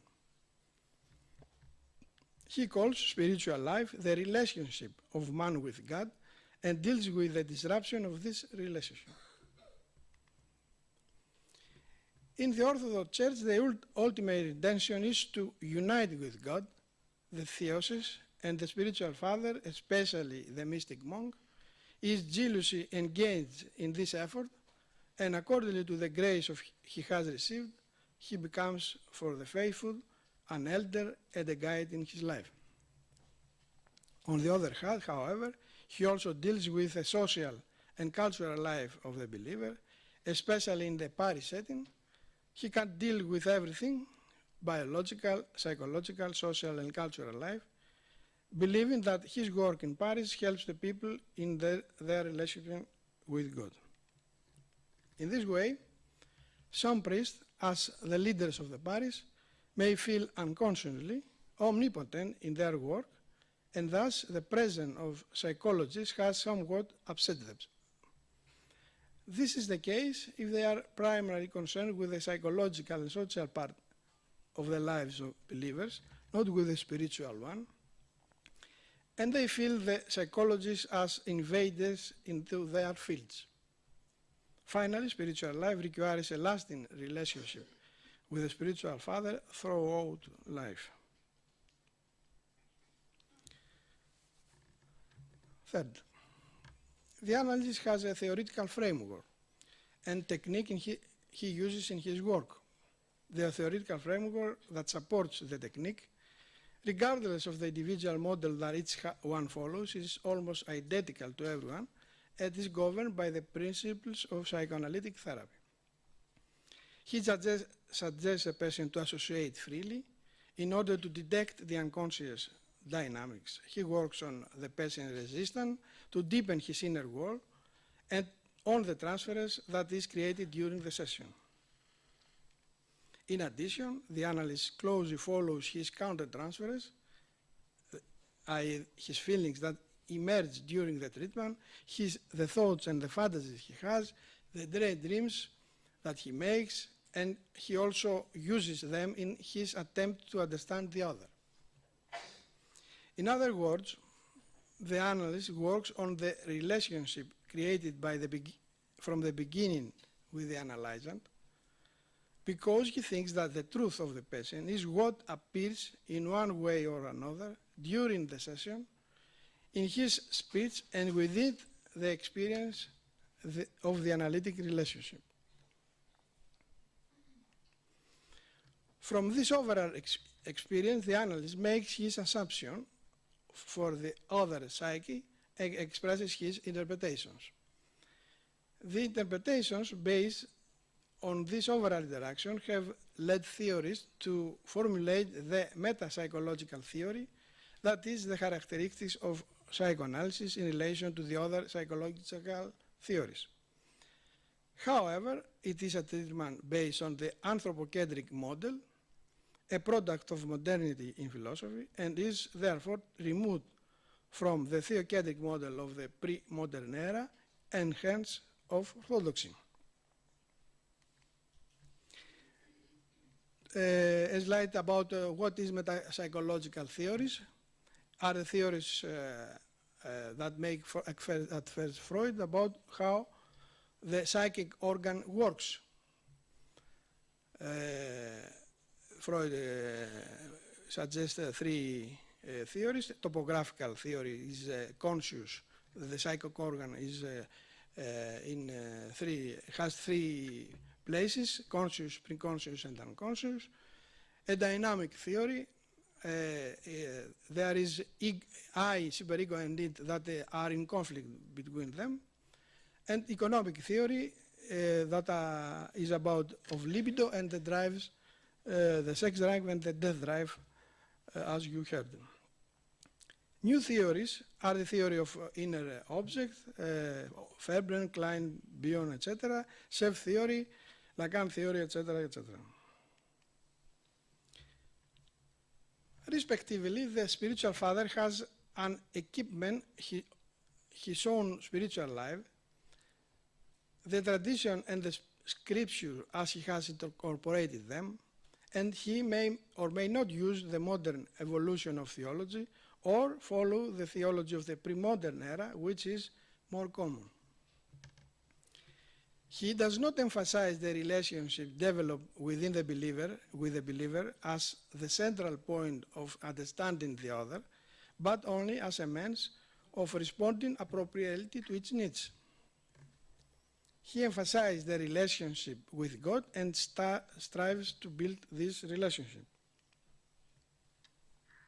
He believes that every man has a soul created by God. So he has an immortal part, an ontological identity, and the person does not live unless he is connected with him. He is, the spiritual father, an intermediary in this path to union with God and feels responsible for this role. He often makes personal sacrifices, time, money, mobilization of the parties, etc., to support the believer who suffers at the biological or social level, so the latter can dedicate himself to the relationship with God. He tries to show the presence of God to the believer and to answer the question that God's absence in life generates. So far, we have shown some similarities and differences in spiritual and psychoanalytic work. External similarities are in attitude and behavior, as I mentioned, and internal similarities are mainly in the attitude of temperance and self-control. The differences we have noted are mainly focused on the meaning of working with the other. The anthropocentric model of the analyst has been developed on the failure of the theocentric model to explain and cure some behaviors with regard to the mode of relating, rather than to the ontological attitude of the subject. An example from bibliography modified.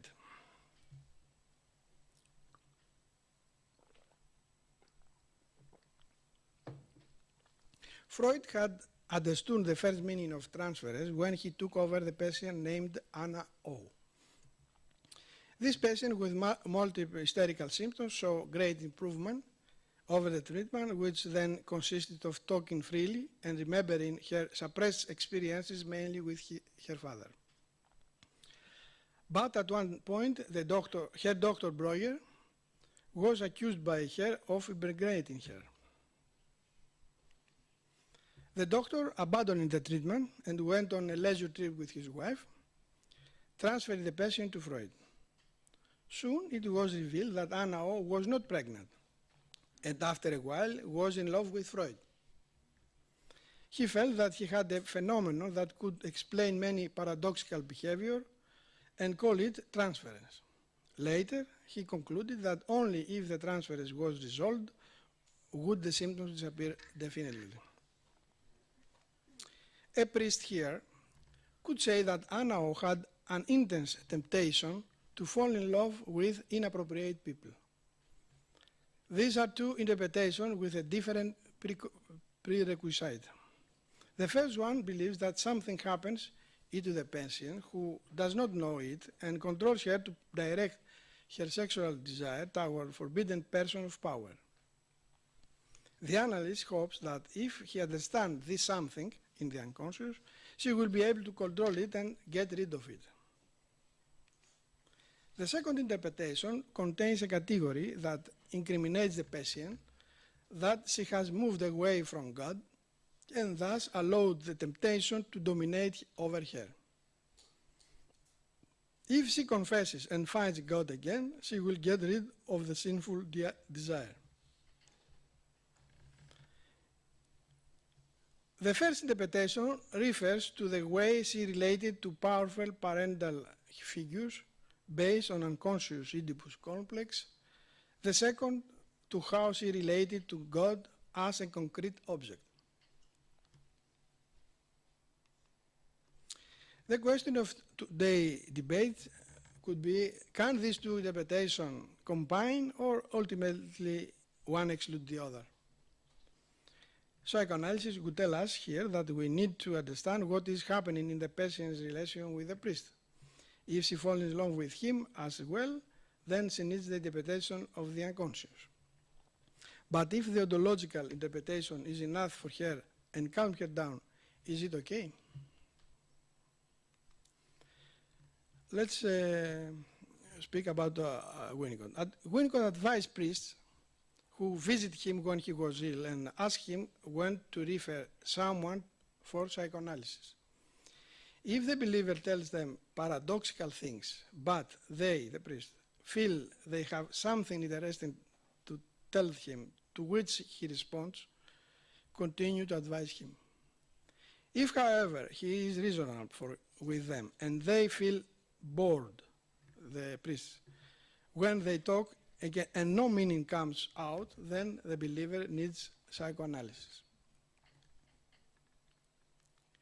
For him, Winnicott, religion is not an illusion by definition, but an area of cultural experience in the intermediate space of the self and the other, which contributes to the development of the individual and leads to revival. It is used by the subject to understand oneself and the other. In the example, I do not think he speaks ontologically, but analytically. He does not talk about the content of the conversation, but about the interaction of the priest with the believer, transference, counter-transfers. And he concludes with his proposal. The question, of course, remains. 4. If the case of Anna O belongs to neurosis, what happens when the sufferer is in the psychotic spectrum? Freud classified psychosis in narcissistic disorders that do not make transference and therefore are out of psychoanalysis. But he said enough about their understanding, and the next generation of psychoanalysts took psychotic analysis and their conclusions are valuable. I have here some theories at skip. The treatment of a psychotic is a long process that often involves a group of therapists, family cooperation, and an experienced analyst. The therapist ought to withstand a long symbiotic phase where nothing is done, the recognition phase of the other where we have relapses and possibly danger acts, and finally the solution phase where we have assembly of self and control of the delusion. Long-term treatment and risk when the patient begins to understand the other poses issue to the environment.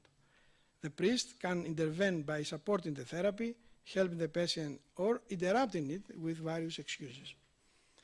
and then the analyst needs perhaps some communication with him. What can be achieved with this treatment? Psychotic defenses such as multiple splitting, intense projection, projective identification, loss of reality, denial of inner reality, and delusion with hallucinations create an amalgam of pathology that is difficult to reach at an interpersonal level. It is an organized attempt to hide from the other who has hurt him, while at the same time he adheres and idealizes the person who helps him without being aware of the fear and terror that he has for him. Bion writes that fragmentation is due to the early exposure to the presence of the other. So the solution would be for him to get to know the other, hear the therapist, and to relate with him in a different way than at the beginning of therapy. This solution will help the patient integrate himself and create for the first time the unconscious I. On the priest side, communication with a psychotic is interesting because often the patient is very close to him, depends on him, idealizes him, faithful, following his spiritual instructions, being rigid in the formal and the ritual process. He may be fragmented by his mental function, but in terms of religious consistency and humiliation, he is a good Christian.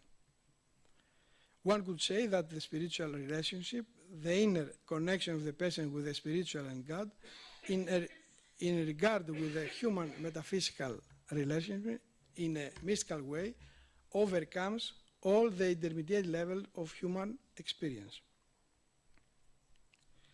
Which are these experiences that make a man to be wealth?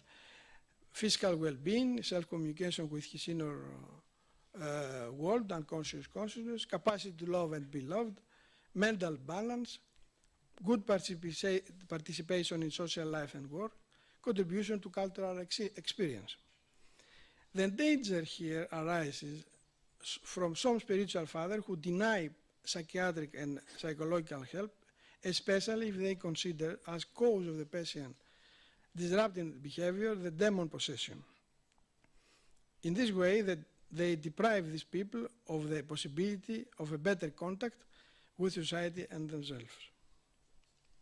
On the other hand, the analyst risks to believe that many times help is reduced in some social and personal stability and to ignore the faith of the patient to God in whom he rests on. The other danger is to think that because he tries to some patient to help the regeneration of the inner subject, that he is done with the ontological connection of the individual with its life and meaning. When he does that, he puts himself in the position of a god, like an omnipotent figure, whereas he does not have the tools and the theory that is required. Even analysts like Bion, who diligently talk about the mystics and about the experience of awe, you heard a lot of Bion from Mr. Kyriazis. The experience of the absolute, the experience of the thing in itself that cannot be done. I think he always speaks clinically, analytically, and not ontologically. Bion talks about the experience of awe of the session, about the most emotional experience in a session that constitutes the subject's truth. He does not talk about the truth of life, about Christ, and the meaning of the transcendental link with him, which he assigned to religions. The analysts like Bion can help a patient to come close to the ultimate truth and to open his road, but I think that this road is not to accompany you by the analyst, but by a priest. As a psychoanalyst say, we must be modest. Fifth, if the sufferer has some kind of perversion, then the issues are many. The analyst follows his own way of neutrality, not critical attitude, and is concerned only with the perverse transfers in search for the unconscious inner object. His patient defenses, based on the exclusion of symbolic castration, lead to the denial of gender difference and the difference of generations.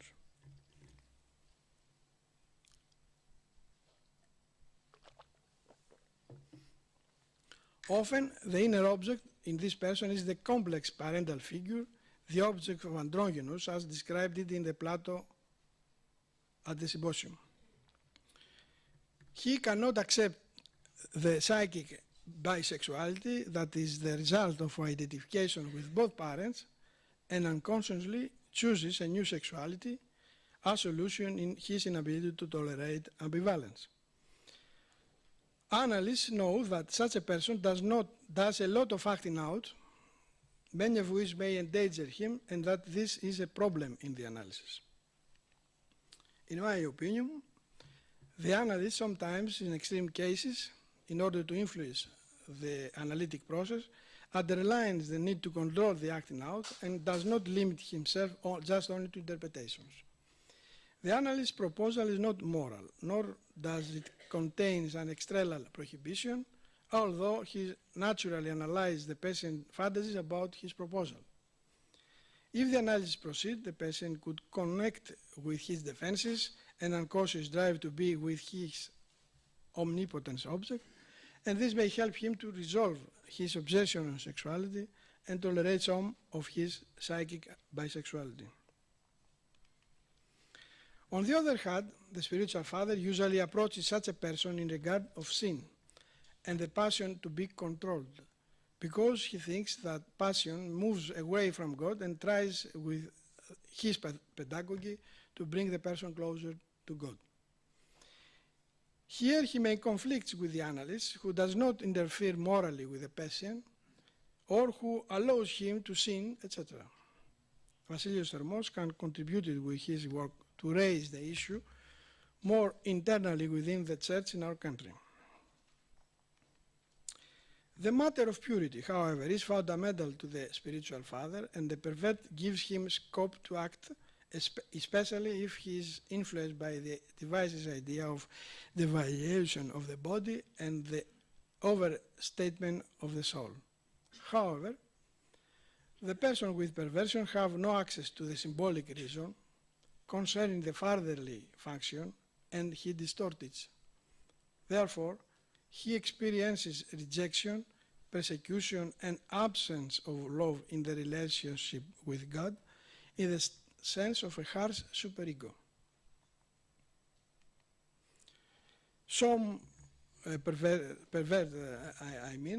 accept the importance of a relationship with God, I suppose they have a proper background and temperament, and their spiritual father has the quality to guide them towards this direction. There are many who are capable of doing a systematic spiritual life in transforming the passion dynamics into divine love. Nevertheless, the analyst has much to say about the meaning of this love and about the idealization of the spiritual or the sublimation of the erotic desire of the pervert and what unconscious scenario serves. Can the two experts cooperate? I imagine a priest helping the patient to control his passion of acting out in the name of Christ and simultaneously permits him to be analyzed, because this will give time to analysis to proceed inward. On the other hand, the social dimension that is given by the reaction around divergent behaviors does not facilitate personal approach either by analysis or by spiritual life. The desire, its adventure are of concern to psychoanalyst and spiritual father, but I am thinking that for several years we are experiencing the perpetuation of a pervert pathology. 6. I will finish the presentation with reference to the more mature pathology of Oedipus complex and after Oedipus. People here usually have minor symptoms such as small anxiety, panic attacks, are competitive in their relationships and ambitious, which sometimes create deadlocks, have humor, and tend to intellectualize their desire and weaknesses. They do not break down with life difficulties, and with the repression, they rationalize their emotion when they are in conflict with morality. They often become leaders and guide groups and communities. However, they have strong defenses based on repression, and I would say that have the absolute indication for analysis, since the resistances of intellectualization are the main obstacle to deepen their inner world. In the analysis, a person like that may reveal that he created and organized a self that can be very successful, but as a false alienated self that conceals his true self.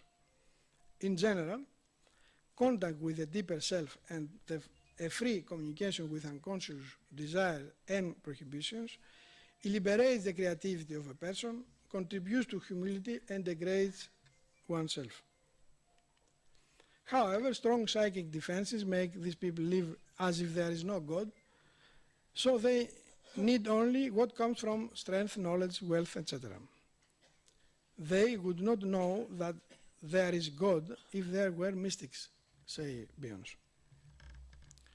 Logic prevents access to the supernatural, intuitive world of the transcendental, and often those who believe essentially function by using faith rather than living it. The spiritual father, who has a believer in a relatively mature mental state and will deal more specifically with the passion of a man and will try to help him achieve the highest degree of virtue. Through the threefold goal of purification, illumination, perfection of mind, he guides him to theosis. The influence of passion is crucial in the psychic level, and ascetic and mystic experience can bear fruits. Everyone knows that this is the work of a monk. It is difficult to ask from a lay to obey this series of instructions if the person does ask by himself. The danger here is for the spiritual father to ignore the real need of a person to have access to his inner self and turn him to God prematurely. As a consequence, we may have a person who knows intellectually very well the theology and the rituals, but has a concrete thought and speech without emotion. In conclusion, it is interesting that Freud also speaks of progress made in spirituality with the faith of the Jewish people to one God, invisible and with no name. He underscored the evolution from the world of sensations that constitutes, drives resignation. Orthodox theology speaks of the personal God in Trinity, who cannot be known in its essence, but only through its energies. Every man wants to see and wag with his God, say Freud, and if this is not done in the same way, as in paganism, it can be done in the spiritual one through prayer and an internal experience which we call mystical. This is the metaphysical level that a classical analyst deals with only in order to deconstruct. He analyzes any projection made by the subject to supernatural entities to avoid the anxiety of our present existence, the anxiety of fragmentation, death, loss, and meaning in life that resort to divine constructs to soothe human suffering. When he has analyzed every projection and avoidance, then what is left is the inner need for meaning, its existence. Therefore, the metaphysical level, that is the primary need for God, can emerge. The analyst, in my opinion, should not have a rejected attitude on matter that does not have the tool to analyze, but he should have his gaze open to the things of heaven as well the things of the earth. Accordingly, the Orthodox spiritual father is called to cope with the rigidity that has arisen from the long absence of an evolution in the thought of pastoral practice. Nowadays, he is in a need to improvise with the problems that believers have in the modern world and bypass complexity of man, trying to carry over them from elementary to higher level with old tools. To put it in another way, they should not imitate, but identify with the fathers of the first centuries who had used the scientific and philosophical knowledge of their time. As a consequence, they will find ways to describe the concepts of God and his energy in terms that can be of benefit today. I feel that this workshop today has brought many useful ideas for us, and I hope my essay goes in tune and offer in this direction. Thank you for your patience.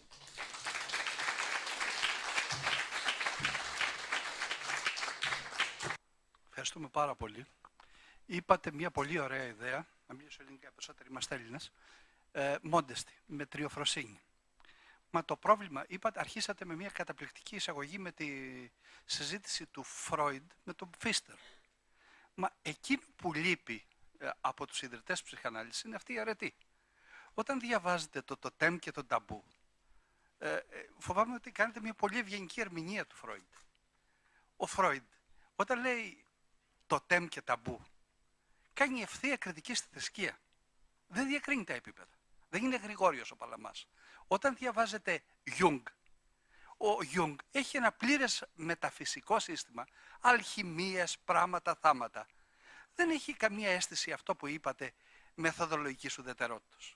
Δηλαδή δεν χρειάζεται να είμαστε τόσο ιδεαλιστές με τους αρχηγούς, διότι αυτοί ήταν οι οποίοι παρουσιάζουν τον εαυτό τους σαν παπά, σαν ιερέα. Εμείς προσπαθούμε τώρα κάπως να τους βάλουμε σε κατάσταση modesty. Έχω όμως και μια δεύτερη αντίρρηση στο δεύτερο επίπεδο. Υπάρχει ένα πολύ ωραίος κλάδος στην ιατρική, στο θέμα της επιστημολογίας, που λέγεται comparative medical system, συγκριτική των ιατρικών συστημάτων. Ουδέτερο ιατρικό σύστημα δεν υπάρχει. Ακόμα και η χειρουργική έχει προϋποθέσεις. Υπήρχαν κάτι παλιωμοδίτες θετικιστές που έλεγαν αξιολογικές, το λέγανε για όλες τις επιστήμες, αξιολογικές κρίσεις έξω, δεν θέλουμε όλα αυτά τα πράγματα. Αυτοί με την κριτική επιστημολογία τσακίστηκαν. Δεν υπάρχει τέτοιο πράγμα. Και κάτι ουσιαστικό θέλω να πω. Αν υπάρχει μια αλλαγή στο μοντέλο της ιατρικής σήμερα, όπως ασκείται, είναι αυτό που λέμε evidence-based medicine. Η ιατρική η οποία βασίζεται στις αποδείξεις. Πώς προστατεύεται ο ψυχαναλυόμενος από τη malpractice? Δηλαδή, έχω την εντύπωση, δεν κρίνω από εσάς, βλέπω μια πολύ σόφρονα τακτική σε εσάς. Ο ψυχαναλυόμενος είναι θύμα αυτού που λέμε indoctrination. Δηλαδή, ό,τι θέλεις μπορεί να του τύχει. Με το evidence-based medicine, τουλάχιστον στην ιατρική, λέμε διπλά, τυφλά, κριτήρια, μετα-ανάλυσης, όλα αυτά τα πράγματα. Πώς προστατεύεται σε επίπεδο malpractice από την indoctrination του ψυχαναλυτού, που δεν έχει τη σεμνότητα τη δική σας, αλλά που εμφανίζεται ως ιερέας? Σας ευχαριστούμε πολύ και θα ήθελα να παρακαλέσω, επειδή ο χρόνος είναι περιορισμένος, να επικεντρωθούμε κυρίως στις ερωτήσεις. Σας ευχαριστώ. Δεν ξέρω αν φάνηκε ότι φέρουμε πολύ ευγενικά στο Φρόιντ. Όταν αναφέρουμε στο βιβλίο του Μωυσής και Μονοθεϊσμός, το οποίο είναι το πρώτο τελευταίο βιβλίο που εξέδωσε εν ζωή. Αυτοί που ξέρουν, δηλαδή και εσείς και οι άλλοι ψυχαναλυτές, ξέρουν ότι είναι το πιο άθεο βιβλίο που έχει γραφτεί. Επιλέγω μία φράση του, δύο από το βιβλίο, για να δείξω ότι οι συνεχιστές του Φρόιντ, και ο κύριος Κυριαζής είπε πολλούς την προηγούμενη συνεδρία, πήραν κάποια στοιχεία από το Φρόιντ και έκαναν καινούργιες θεωρίες. Αυτό προσπαθώ να κάνω κι εγώ, δηλαδή να πω ότι μέσα σε όλο το σύνολο όσων έχει γράψει, τόσους τόμους, υπάρχουν αλήθειες που τις έχουν πάρει οι επόμενοι και δημιούργησαν καινούργια πράγματα. Το να είμαστε σε μια πολεμική διχαστική, δηλαδή εφόσον είναι άθεος τα πετάμε όλα, δεν μας έχει οδηγήσει κάπου. Η προστασία, το είπα στην εισήγησή μου κάποια στιγμή, δεν έμεινα πολύ, ότι για να προστατευτούμε απέναντι στο malpractice, οι ψυχαναλυτές έχουν ιδρύσει ψυχαναλυτικές εταιρείες, οι οποίες βοηθάνε, εκπαιδεύουν ανθρώπους και μέσα στα πλαίσια αυτής της εκπαίδευσης δημιουργούν τις συνθήκες ούτως ώστε να είναι όσο δυνατόν καλύτερη κλινική. Ένας που είναι εκτός εταιριών θα μπορούσε να πει κανείς ότι κάποιο λόγο έχει που δεν γίνει δεκτός. Άρα ένα κριτήριο, ας πούμε, είναι αυτό. Θα ήθελα να σας ευχαριστήσω πάρα πολύ και τους δυο με τις εξαιρετικές εισηγήσεις και μεγάλα και σπουδαία θέματα τα οποία γύρετε. Ένα στο οποίο πρόσεξα μία σιωπή και ήθελα να σας παρακαλέσω να το σχολιάσετε και οι δύο, γιατί νομίζω ότι είναι πολύ κεντρικό θέμα στην θεωρία αλλά και ουσιαστικό θέμα στην κλινική εφαρμογή της ψυχανάλυσης. Είναι το θέμα της ενοχής. Δηλαδή πώς χειρίζεται την ενοχή, τη συνειδητή, την ασυνείδητη ένας ψυχαναλυτής, τι κάνει με αυτό ένας πνευματικός. Νομίζω είναι ένα τεραστία σημασίας θέμα. Θέλω να σας θυμίσω ότι ο Φρόιτ κάποτε έχετε πει ότι σκέφτηκα να φτιάξω την ψυχανάλυση για να βοηθήσω τους άθεους να βρουν έναν τρόπο να ανακουφιστούν από την ενοχή τους ή αν μπορώ να τους ανακουφίσω. Είμαστε λοιπόν πάνω σε ένα τεράστιο θέμα, διότι η ενοχή υπόκειται σχεδόν κάθε παθολογίας, νευρωτικής, μεθοριακής, ψυχοτικής κλπ. Και θα ήθελα να σας παρακαλέσω και τους δύο να τοποθετηθείτε. Ευχαριστώ.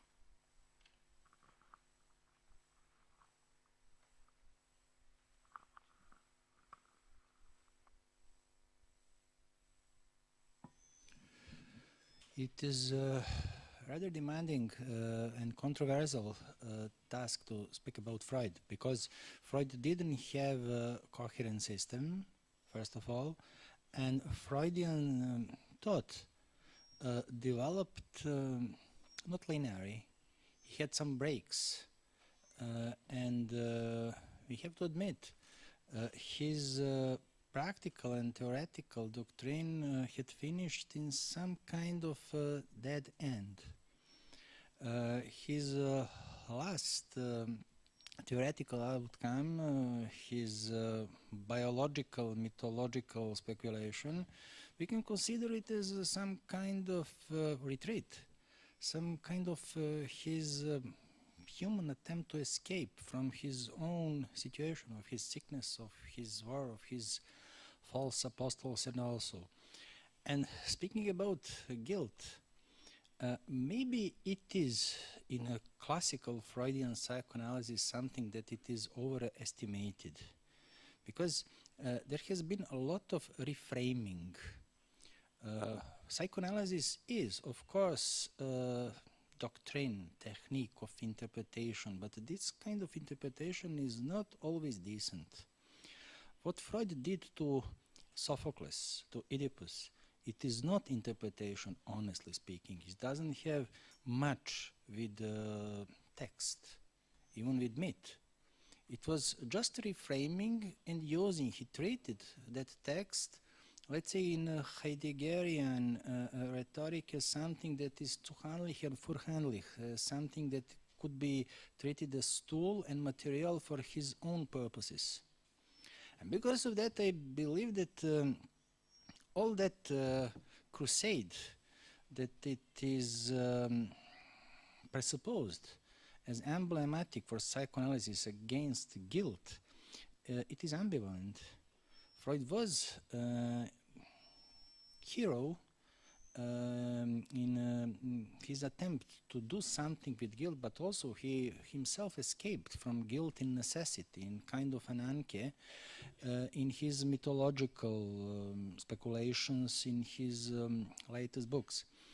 To cut long story short, speaking about Freud and about religion, speaking about Freud and speaking about religion implies a necessity of taking in consideration some not so well-known texts, because in these texts Freud is expressing more relaxed and he's more in contact with his issues. Especially, I have in mind his text about Christopher Heitzmann, case of demonological neurosis. In this case, in this not so big text and not so well-known text, we have a much more decent material, honest material about his ideas of religion. In his book about totemism, he's just speculating. He's inventing his own myths. In text about Heitzmann, also in some passages of Wolfman's case, you have his genuine analysis of religious phenomena and of religious pathology. And just to finish, having all this in mind, we can conclude that his attitude towards guilt was ambivalent. In some positions, he overestimated it, and in some others, he covered it with biological, mythological ananke. He didn't solve this problem.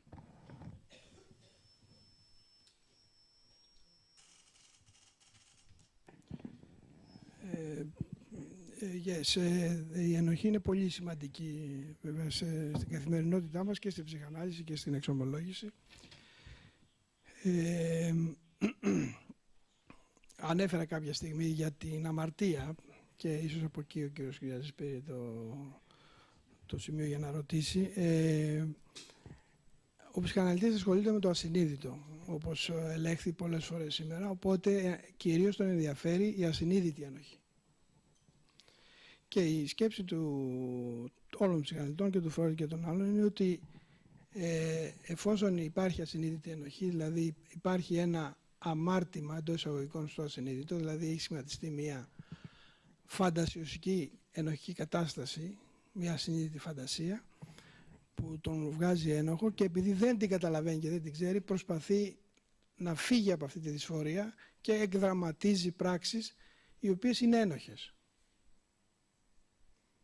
Δηλαδή πολλές φορές αυτό που θέλει να πει η ψυχανάλυση είναι ότι η αμαρτία η ενοχή προηγείται της πράξης που είναι ένοχη.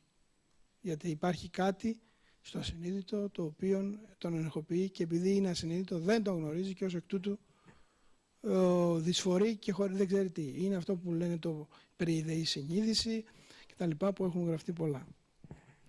Από αυτή την έννοια λοιπόν ο ψυχαναλυτής δεν ασχολείται ακριβώς με τις πράξεις αμαρτίας γιατί δεν ενδιαφέρει να δει το ασυνείδητο φαντασιακό του ασθενούς, ενώ ο ιερέας πρέπει να δει τι θα κάνει με τις αμαρτίες του, με τις συνειδητές πράξεις του.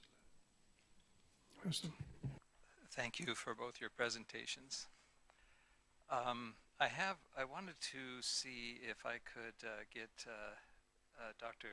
Jevremirovic to comment on the idea that analysis must be subversive. And I think maybe my question is subversive as well, but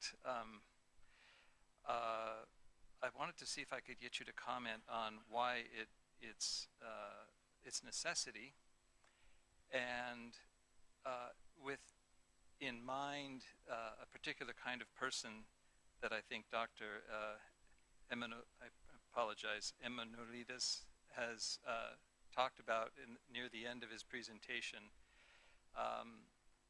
A type of person we might call, I've heard the label before, normopath, someone who doesn't have a disorder or outward pathology, outwardly no problems, gets along with everybody, has developed maybe practices their faith well, is well adapted to the outer world, and yet there's a secret, there's something's hidden. So in one way, their defenses are very well developed, a false self-personality organization, but they would be the last person to think of themselves as false. They think everybody likes them. And so with these defenses in mind, I'm wondering if you'd be willing to comment on what is important about these defenses with this necessity of subversiveness in analysis. Psychoanalysis is subversive. It is not supportive. It is not a cognitive way of dealing with patients. It had to be subversive. Why? Because it is by practical necessity confronted with resistances and with various possible projections.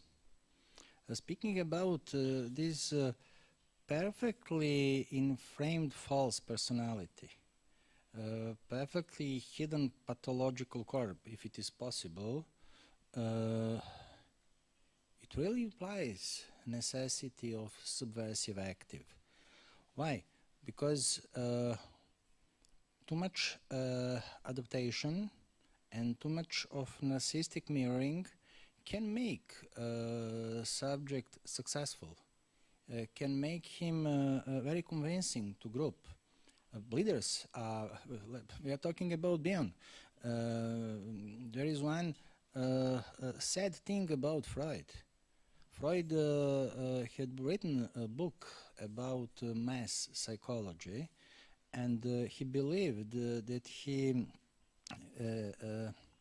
tear down the masks from group dynamics with his thesis that the basic of group dynamics is a neurotical mechanism. It's sad to say that he was wrong. Beyond's thesis is much more convincing. We have psychotic mechanisms that are controlling group dynamics in excessive situation. Having this in mind, personality you are referring to is possible good, worst possible leader. Problem with such personality is where is suffering? Why should such personality at all come to therapy? Because speaking about pathological organization, we are not speaking about illness, we are not speaking about sickness, we are speaking about malformation. Being malformated does not imply suffering. It implies malformating way of functioning. Because of that, all other can suffer. He can feel perfectly well attuned with his own ideas and ideals. Subversiveness of psychoanalysis in this question could be seen as understanding group dynamics that covers wide range of object relationships of such patient, his self-objects, his mirroring objects, all what other. I would like to make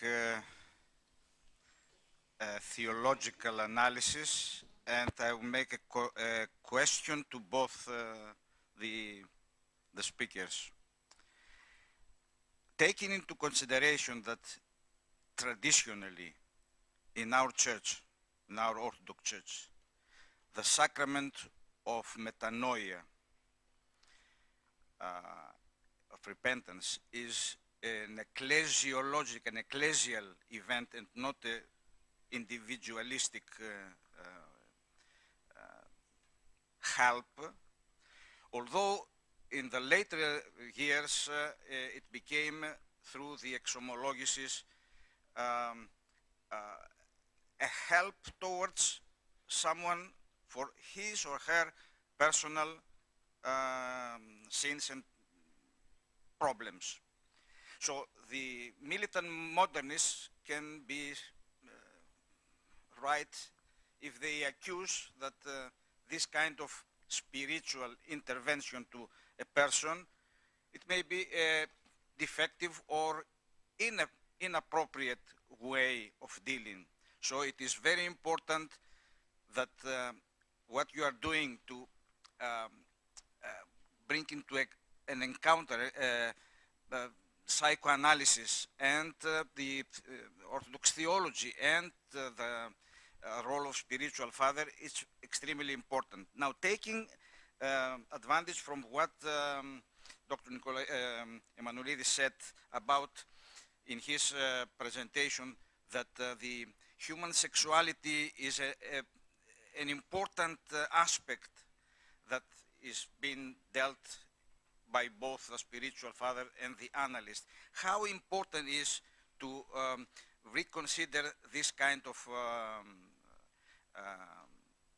doctrine, because the human sexuality as a part of Christian anthropology is very important. And a naive question now, I'm not psychoanalyst, I don't know, how important in the psychoanalytic process the use of other disciplines. I'm referring to neurobiology, for instance, because there is what we call a fragmentation of knowledge nowadays. It was discussed many times in this conference. I don't know whether the findings of other disciplines like neurobiology are taken into consideration in the psychoanalytic work. Καταρχάς είπατε για την εξομολόγηση και αν θυμάμαι καλά. Εντάξει, η Άννα Όμικρον που ανέφερα στο παράδειγμα μου είπε ότι η ψυχανάλυση είναι μια καθαρτική μέθοδος. Και έχει μείνει αυτό, ότι δηλαδή έβγαζε τα αποθυμένα της, όπως λέμε. Οπότε η εξομολόγηση είναι ένα μέρος της ψυχανάλυσης. Αλλά δεν είναι το κύριο μέρος. Το κύριο μέρος είναι η κατανόηση της ασυνείδητης φαντασίωσης, του ιστορικού αντικειμένου που είπα προηγουμένως. Δηλαδή είναι η κατανόηση αυτού που έχει δημιουργηθεί υπό την επίδραση αυτών τα οποία έχει αποθήσει. Δηλαδή των τραυμάτων, ας πούμε, των πραγματικών ή των φαντασιωσικών. Άρα λοιπόν η ψυχανάλυση δέχεται την εξομολόγηση, αλλά δεν κάνει εξομολόγηση, δεν δίνει άφηση. Έχει αυτό το μειονέκτημα. Τώρα για η σεξουαλική ζωή για τον Φρόιντ ήταν στα πρώτα του έργα το παν. Αργότερα προσέθεσε και η πρώτη θεωρία του ήταν η θεωρία της σεξουαλικής αποπλάνησης, θα ξέρετε, όπου δηλαδή οι ιστερικές γυναίκες της εποχής του θεωρούνταν ότι είχαν σεξουαλικά κακοποιηθεί από τον πατέρα τους. Εν συνεχεία προχώρησε ένα βήμα προς την πνευματικότητα, όπως λέμε, δηλαδή έφυγε από την κυριολεξία και πήγε στη φαντασίωση, ότι δηλαδή είναι θέμα, μπορεί επίσης να υπάρχει πρόβλημα στην ψυχή ενός κοριτσιού ή ενός αγοριού, εάν φαντάζεται ότι έχει γίνει αυτό, και όχι μόνο αν έχει γίνει,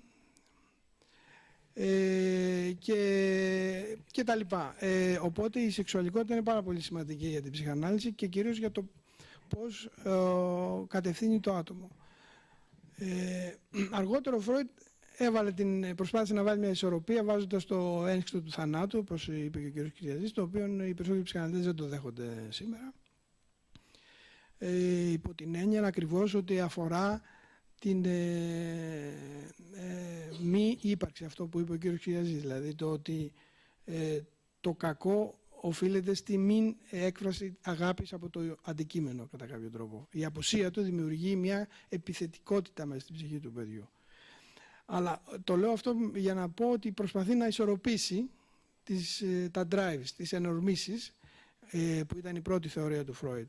Οι νεότεροι ψυχαναλυτές τη σεξουαλικότητα την έχουν εντάξει στην αναζήτηση του αντικειμένου. Είπε ο κύριος Κυριαζής, από τότε που ο Φόεμπρεν διατύπωσε αυτή την φράση, ότι το υποκείμενο είναι σε αναζήτηση αντικειμένου, ότι δηλαδή η σεξουαλικότητα είναι στην υπηρεσία της σχέσης και όχι ότι η σεξουαλικότητα είναι για να εκτονωθεί, όπως έλεγε ο Φρόιντ, άλλαξε η ψυχανάλυση. As far as I know, only one sentence, only one passage in Freud's opus. He directly refers to difference between psychoanalytic praxis and praxis of confession.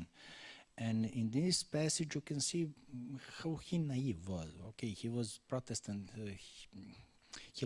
he was Jew in Protestant Habsburg surrounding.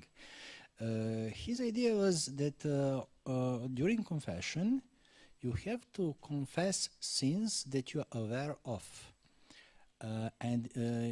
During psychoanalysis, you have to confess, let's say, sins that you are not aware of. And he had in mind this difference, his insistence on unconscious intrusion in analytic situation that doesn't happen in situation of confession. It is, we should agree, rather naive. And just one more thing. We have to decide, are we talking about psychoanalysis or are we talking about Freud? Because Freud's conceptions they're fruitful. He was genius. He was a very important man, but he's a history. Today, we are not so much dealing with pathology of repression. We are much more dealing with pathology of identity. Also, Freud himself didn't have theory of psychosis. He explained psychosis while utilization of neurotic mechanism. He didn't understand many mechanisms that are relevant today. Just one more thing and I will finish. There is something ironically ecclesial in actual status of psychoanalysis. Speaking about modern psychoanalysis or speaking about contemporary psychoanalysis is per se speaking about psychoanalysis in plural. There is no modern psychoanalysis. There are various different, not just schools, ideologies, theories of psychoanalysis. And there is one important author, Horacio Echegoyen. He had written one very big book about technique of psychoanalysis. And in forward to first edition of this book, he explicitly states that he will do ecumenical attempt to present all possible schools in ecumenical fashion. I believe that he was not aware of possible irony of this statement.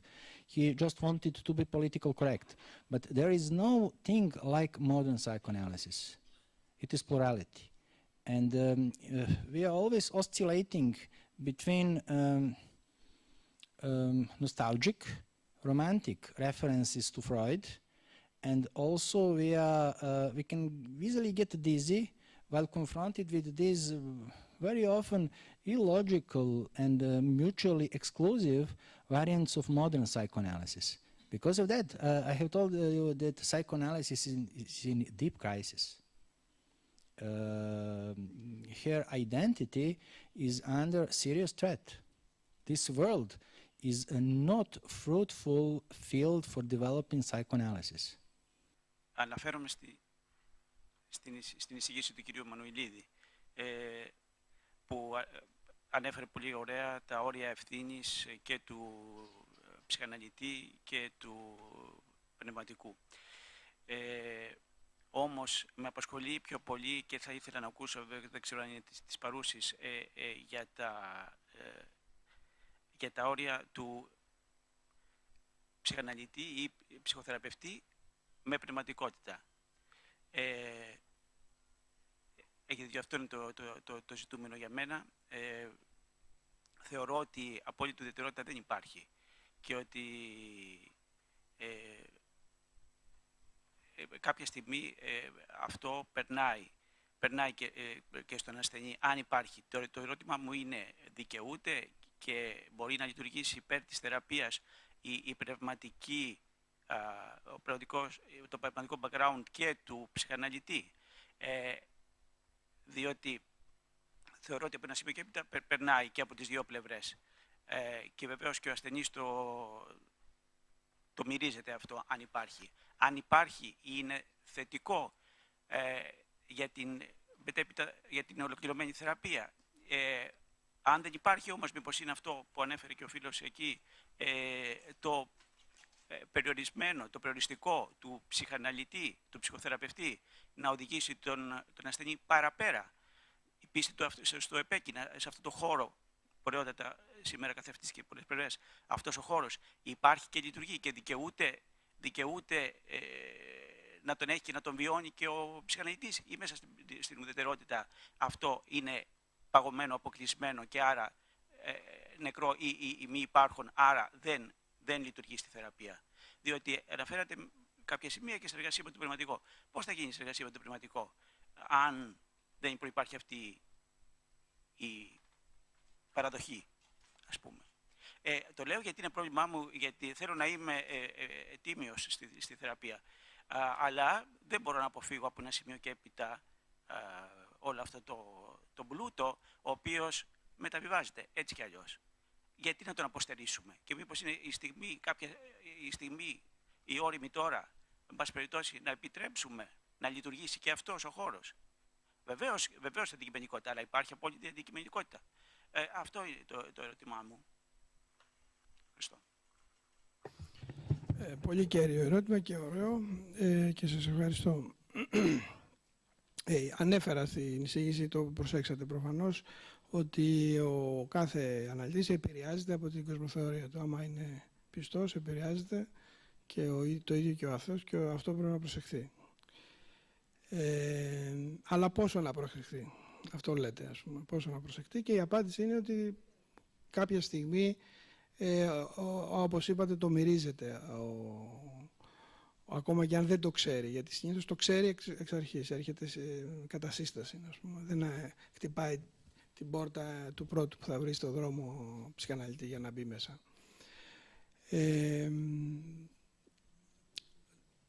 Οπότε και αυτό έχει συζητηθεί εκτενώς, υπό την έννοια ότι ο αναλιώμας μυρίζεται τα πάντα.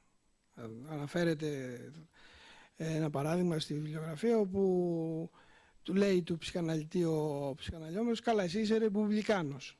Και του λέει, πού το κατάλαβες, γιατί το λες αυτό? Λέει, διότι όταν σε ρώταγα όταν σου έλεγα ότι ο Eisenhower, ήταν παλιό βιβλίο αυτό, έκανε αυτά, εσύ σιωπούσες. Όταν σου έλεγα για το άλλο κόμμα, έλεγες και τι σου θυμίζει αυτός. Άρα λοιπόν, από εκεί κατάλαβε ότι ο ψυχαναλυτής ήταν κάποιου κόμματος, πόσο μάλλον τα άλλα θέματα. Το ερώτημα τώρα είναι αν θα το χρησιμοποιήσουμε. Στην ψυχανάλυση δεν το χρησιμοποιούμε. Γιατί δεν το χρησιμοποιούμε? Δεν το χρησιμοποιούμε γιατί μας ενδιαφέρει η απόλυτη αλήθεια. Θα μου πείτε, μπορείτε να την καταφέρετε, κύριε Μανουηλίδη, ας πούμε, με τους ασθενείς σας όλους την απόλυτη αλήθεια? Η απάντηση είναι βέβαια όχι. Αλλά αυτή είναι η πρόθεση. Οπότε, υπό αυτήν την έννοια, εάν εγώ προσφέρω στον ασθενή κάτι από το σκεφτικό πλούτο που έχω, με μπερδεύει με τον ιερέα. Και με μπερδεύει και γιατί εγώ τον μπερδεύω, αλλά και γιατί και εκείνος θέλει να μπερδευτεί. Γιατί θέλει να αμυνθεί στο βαθύτερο εαυτό του. Υπ' αυτή την έννοια, λοιπόν, ο ψυχαναλυτής πρέπει να είναι πολύ προσεκτικός και δεν τα καταφέρνει. Δεν λέω ότι τα καταφέρνει. Έτσι. Τώρα για τις άλλες ψυχολογικές θεωρίες είναι πιο εύκολο, δεν υπάρχει θέμα. A last comment from Dr. Kyriazis.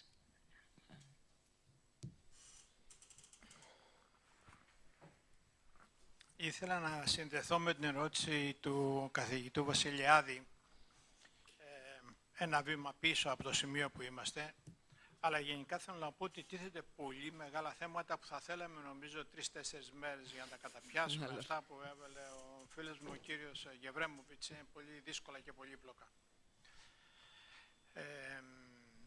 Το ερώτημα για την κάθαρση. Η κάθαρση, αν έχω καταλάβει καλά τα πράγματα και απευθύνομαι σε όλους σας, είναι κάπως άλλος στην τέχνη. Μας έχει αφήσει ο Αριστοτέλης αυτό τον ορισμό της τραγωδίας, θυμάστε. Εστιούν τραγωδία κλπ. Η κάθαρση λοιπόν στην τέχνη είναι ένα είδος. Η κάθαρση στην ψυχανάλυση είναι ένα άλλο είδος. Και η κάθαρση στην εξομολόγηση είναι ένα άλλο είδος. Εάν αυτά τους τρεις τύπους τα θεωρήσουμε ότι αναφερόμαστε στην ίδια εμπειρία, μάλλον θα τα μπλέξουμε. Ένα σημείο που είναι πολύ σημαντικό στην εξομολόγηση είναι αυτό που είπε ο κύριος Βασιλιάδης, που έχει σχέση με την συγχώρεση. Όχι απλώς με τη συγνώμη, αλλά με τη συγχώρεση των εχθρών, που είναι πιο δύσκολο. Ευκολότερα ζητάμε συγγνώμη και δυσκολότερα συγχωρούμε, ιδιαιτέρως εμείς οι Έλληνες, που υποκείμεθα πολύ συχνά στο θέμα του φθόνου. Είναι ένα πολύ μεγάλο θέμα. Στην ψυχανάλυση μπορεί να βοηθήσουμε να ετοιμάσουμε το έδαφος. Ο κ. Εμμανουηλίδης το είπε καλά. Ένας αξιόπιστος ψυχαναλυτής δεν παριστάνει τον παπά, ούτε επειδή αναλύει την ενοχή δίνει άφεση αμαρτιών, παρόλο ότι ο ασθενής θα το ήθελε πάρα πολύ. Πολλές φορές θα ήθελε να βρει στο πρόσωπο του θεραπευτή του κάποιον σαν Θεό κτλ.